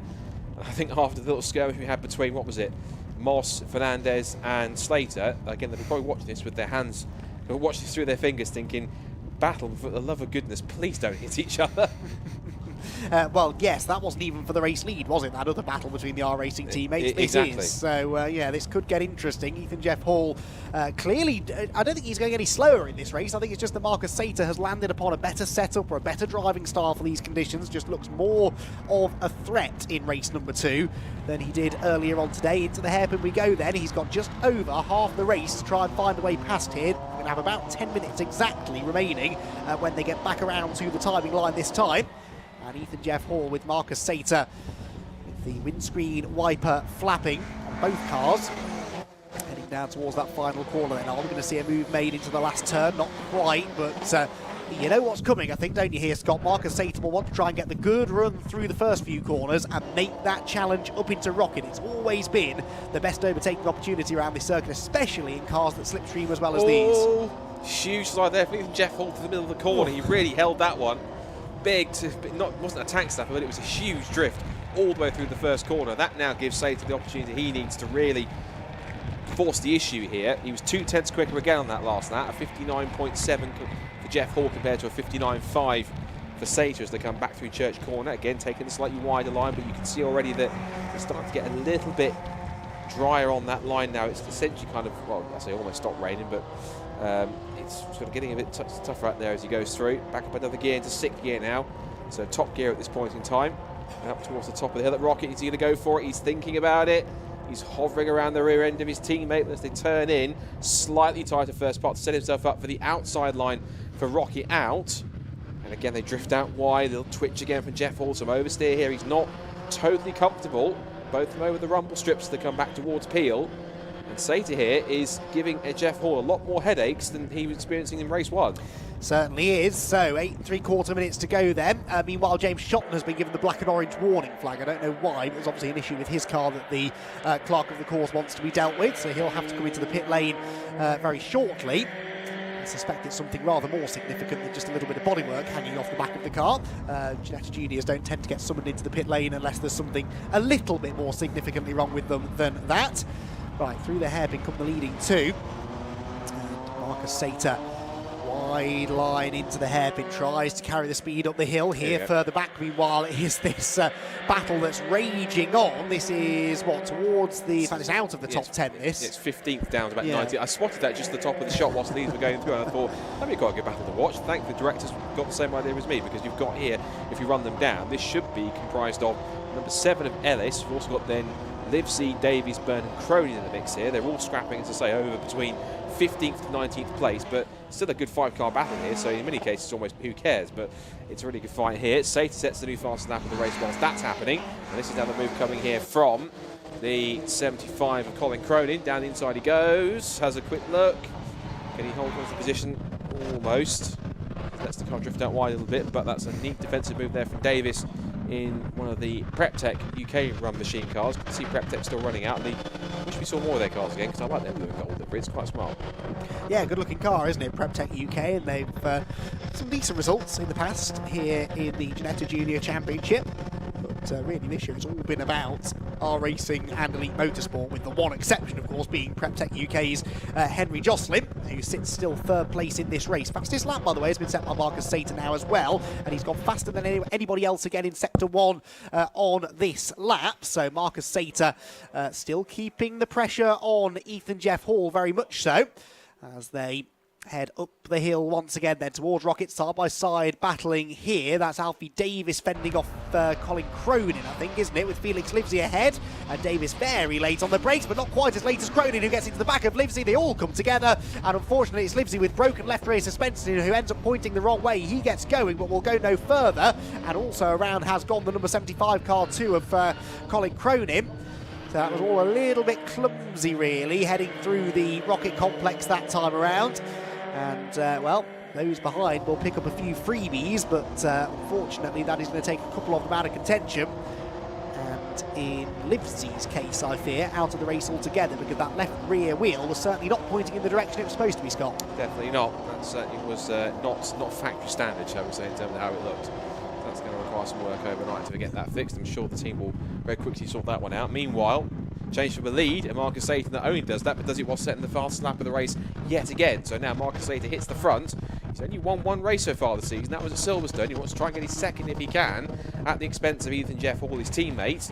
Does run rather deep into the hairpin, as does Jeff Hall. So they come out of it pretty much as they were.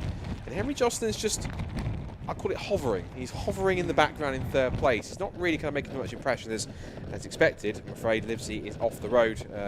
And yeah, as you mentioned, I'm afraid that ain't going any further. Damaged left rear suspension. As I said, that's not factory spec toe on that left rear. So unfortunately needs to be repaired in many cases. These top three have kind of pulled quite a gap already between themselves. The man of fourth place, Charlie Hart, is now nearly 3 seconds back ahead of Archie Clark and Isaac Phelps. The rest of the top 10 is James Shotton in 7th place, Harry Moss in 8th, Chase Fernandez making no further progress than 9th, and then Tom Ingram Hill rounding out the top 10 at this point. And a black and white flag goes out to car 23, which is Holly Mile, and that is for track limits, so she's got to be careful, otherwise she might well get a time penalty if she continues to extend track limits a little bit too much too soon. Indeed so. So down the hill we come then. Marcus Sater to the lead of the race. Can he stay there? Well, at the moment it looks good, doesn't it? He's a bit of a gap over his teammate Ethan Jeff Hall, I would say, for the time being. Here, meanwhile, is the Elite Motorsport group, and Charlie Hart still fending off his teammates Archie Clark and Isaac Phelps. They've all been very much in the same positions, really, since the drop of the green flag.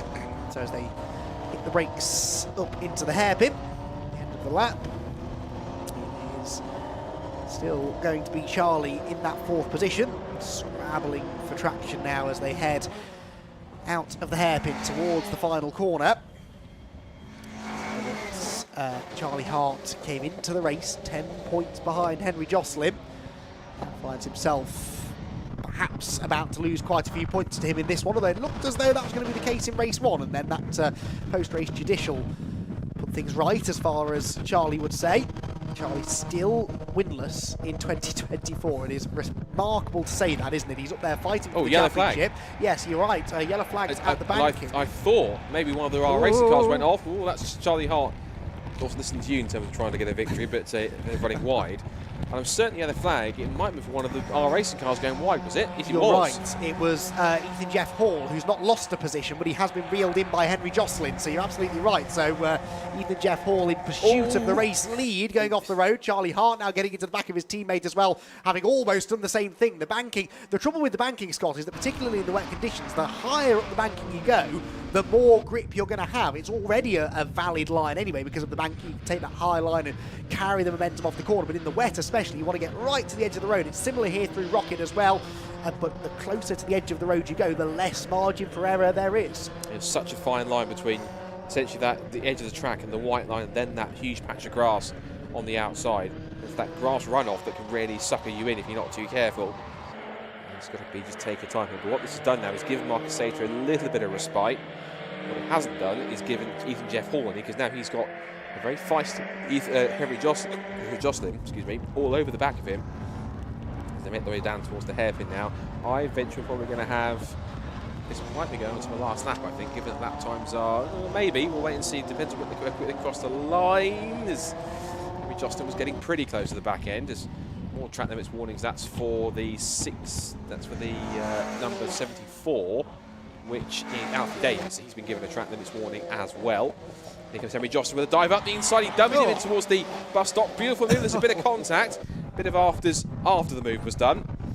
And I think Henry's got to be careful because he's been given a one-place penalty for gaining an unfair advantage. I think he possibly realises that because he's literally just backed off and given the place back again. Or has he? I think he's got a problem. Do you reckon that contact damaged something on the front right maybe? Yeah, or right rear maybe it would have been, wouldn't it? I think he had right rear contact against the left front of Ethan Jeff Hall's car. I thought it was the other way around. I thought it was the other way around. I thought it was front left. It was his front to Ethan's rear. Either way, the car's suddenly going quite slowly, isn't it? So, yeah. Has he felt something? Has he just decided it's not really worth taking the big risk? Not entirely sure, but he's massively dropped back, hasn't he? A very slow run through the first few quarters, and yet now seems to be sort of picking up pace, I'd say. But it initially looked as though he was giving the place back, just in case, so he didn't cop another penalty like he did in race 1. That's what I thought he was doing, is giving it back to Ethan so that he wouldn't get penalised. Well, yes, I thought that myself, but then why drop back by a couple of seconds, which is what he's now done. So anyway, we'll try and figure that out. Meanwhile, this is Isaac Phelps versus Archie Clark, the two Elite Motorsport teammates doing battle now, heading up out of Rocket, and Archie Clark just managing to hang on. Now, in all of that excitement, I didn't notice how long was left on the clock when the final lap began. We're on board with Isaac Phelps now, aren't we? Who has gone on the inside of Clark into Peel and slips through. But yes, whether this is the final lap or the penultimate lap, I'm not so sure. The checkered flag's being readied. Here comes Phelps around the outside, and Archie Clark tried to dive bomb him into turn 9, but could not quite make the move stick. So, round the hairpin we go for what I believe is the final time. It's been a very dramatic ending to this race. I'm fairly certain Jocelyn's got a problem here because he's nearly been caught by that squabbling group of Elite Motorsport drivers. We'll see whether or not he manages to hang on to the flag. But the race leader is Marcus Sater. Marcus Sater, who had to play second fiddle to his teammate in both qualifying and race 1. Well, Marcus Sater is going to come through now to claim his second victory of the season, his first one since Silverstone back in April. Marcus Sater wins here at Anglesey. Second place goes the way of Ethan Jeff Hall, and Henry Jocelyn, I'm convinced, had some damage there because he suddenly lost pace on the final lap, but does at least manage to hang on to third position. But his final lap was some nearly 4 seconds off the pace, so definitely something strange going on there. Isaac Phelps in 4th, Archie Clark 5th, and Charlie Hart in 6th. Alfie Davis has been given a 5-second track limits penalty, but he's down in 17th place on the road anyway. That will cost him at least 2, maybe 3 places, depending on where everybody else ends up. But Marcus Sater does the business there, Scott, and that was a really impressive drive. No one had an answer for Ethan Jeff Hall in race 1, and really no one did in race 2, apart from Marcus Sater. Like I said earlier on, it's not like Jeff Hall suddenly lost pace, it was just that Marcus Sater found it.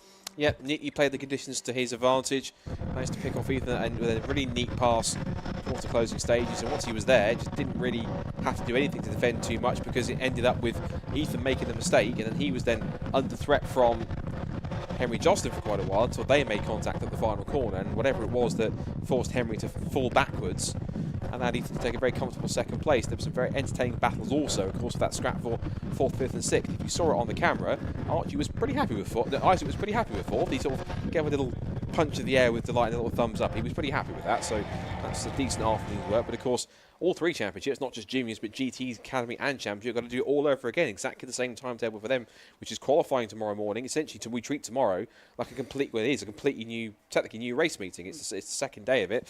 2 more races, so another qualifying session needed. And then it'll be the same again. It'll be pretty much a race in the morning and a race in the afternoon for each of them, which means it'll round off 12 races in total. And again, as we say, with 4 races for each championship, massive points hauls on offer all round. And certainly both Ethan Jeff Hall and here, Marcus Sater, have taken a nice bunch of points for their total, which will then get calculated to see where they sit over tomorrow's 2 races. And we round off our fantastic G-Fest. It's been an interesting but entertaining first day of G-Fest. Second race is coming up tomorrow after a bit of a break overnight. So Marcus Sater, then the winner here in race number 2 at Anglesey, gets the better of his R-Racing teammate Ethan Jeff Hall, who comes home in second. Henry Jocelyn third, ahead of Isaac Phelps fourth, Archie Clark fifth, and Charlie Hart in 6th position. Harry Moss 7th, ahead of Tom Ingram Hill, Chase Fernandez and Jude Peters to complete the top 10, with Ruben Dan, Alfie Slater, Ethan Carney and Nicholas Ellis in 14th place.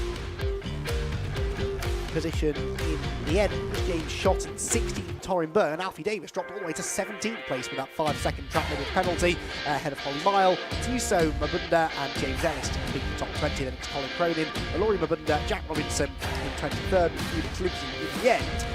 Only non-finisher after that fortunate collision, but at Rocket, about 2/3 of the way through the race.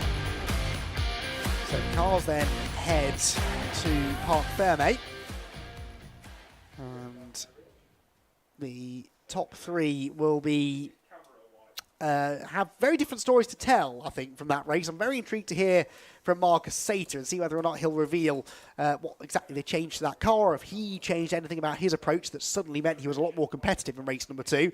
And also Henry Jocelyn to hear whether or not there was damage to that car after that little bit of contact with Ethan Jeff Hall in the closing stages.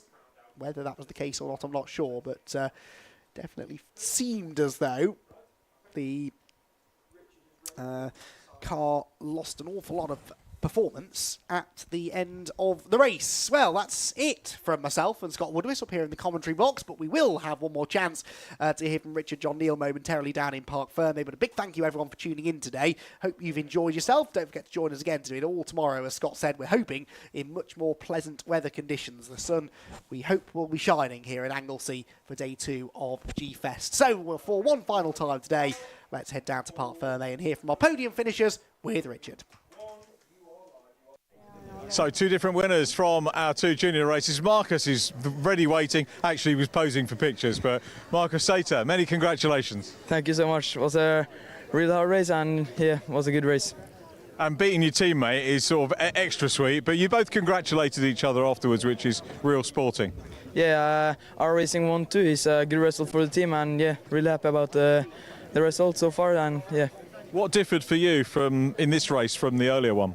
I think that the tires were more used after the last race, so yeah, it was easier to drive faster when the tires is more used. And although we've got dry weather forecast for tomorrow, will you do more of the same? You're not really worried whether it's wet or dry? Yeah, I'll hope to do the same, but I'll try my best. Okay, many congratulations. It's been a pleasure to see you on the top step of the podium. Marcus Sater takes the win. Let's have a word with Ethan. Let's grab Ethan, we'll look around, there he is, and you congratulated Marcus on the win, but another good drive from yourself, and points-wise, you know, can't argue with what you've done here this weekend so far. Yeah, it's been a great first 2 races here.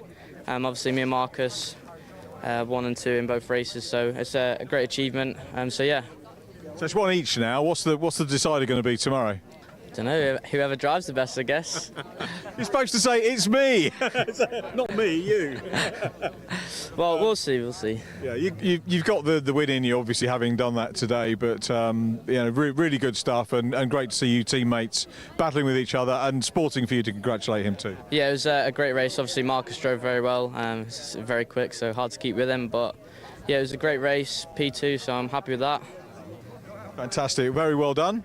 Ethan, congratulations, we'll see you tomorrow. Our 3rd podium finish was Henry Jocelyn. So Henry's already over by the podium, ready for our sort of formal podium presentation. Henry, it's a little bit of a lugubrious walk there. Disappointed with third? No, it's still good points. Just didn't quite have the pace that the Racing boys had, so could only end up with third, but still happy with the points and got points on Hart. So, yeah, still very happy with the podium in all fairness. The first thing you've got to do is finish, and as you say, podium points are valuable when we get to that running towards the end of the season. Yeah, especially with like some of the DNFs and stuff. The third places will come in handy soon. So, yeah, happy and looking forward to tomorrow. We're looking forward to it too. Have a great evening. Congratulations on another podium. That's Henry Jocelyn. A little bit of a wrap-up to happen upstairs. While the guys are doing that, we're going to go through the formalities of the podium down here, and I think we might come back for a little wrap-up at the end. So back to Scott and Andy. Thank you, Richard, for that, and we are very much looking forward, as Richard said, to what is to come tomorrow. So that is it for day one of the G-Fest here in Anglesey. Day two to come tomorrow morning, and yes, we'll do it all over again, kicking off at around about 9 o'clock tomorrow morning with qualifying, and then 2 sets of races for each of the 3 Ginetta Racing Championships. For now, though, from myself, Andy McKeon, Scott Woodward, Richard, John Neal, everyone here at the BRSTC, and from the whole Alpha Live filming crew, it has been a very entertaining opening day of the Ginetta Festival, and we'll be back to do it all over again tomorrow morning.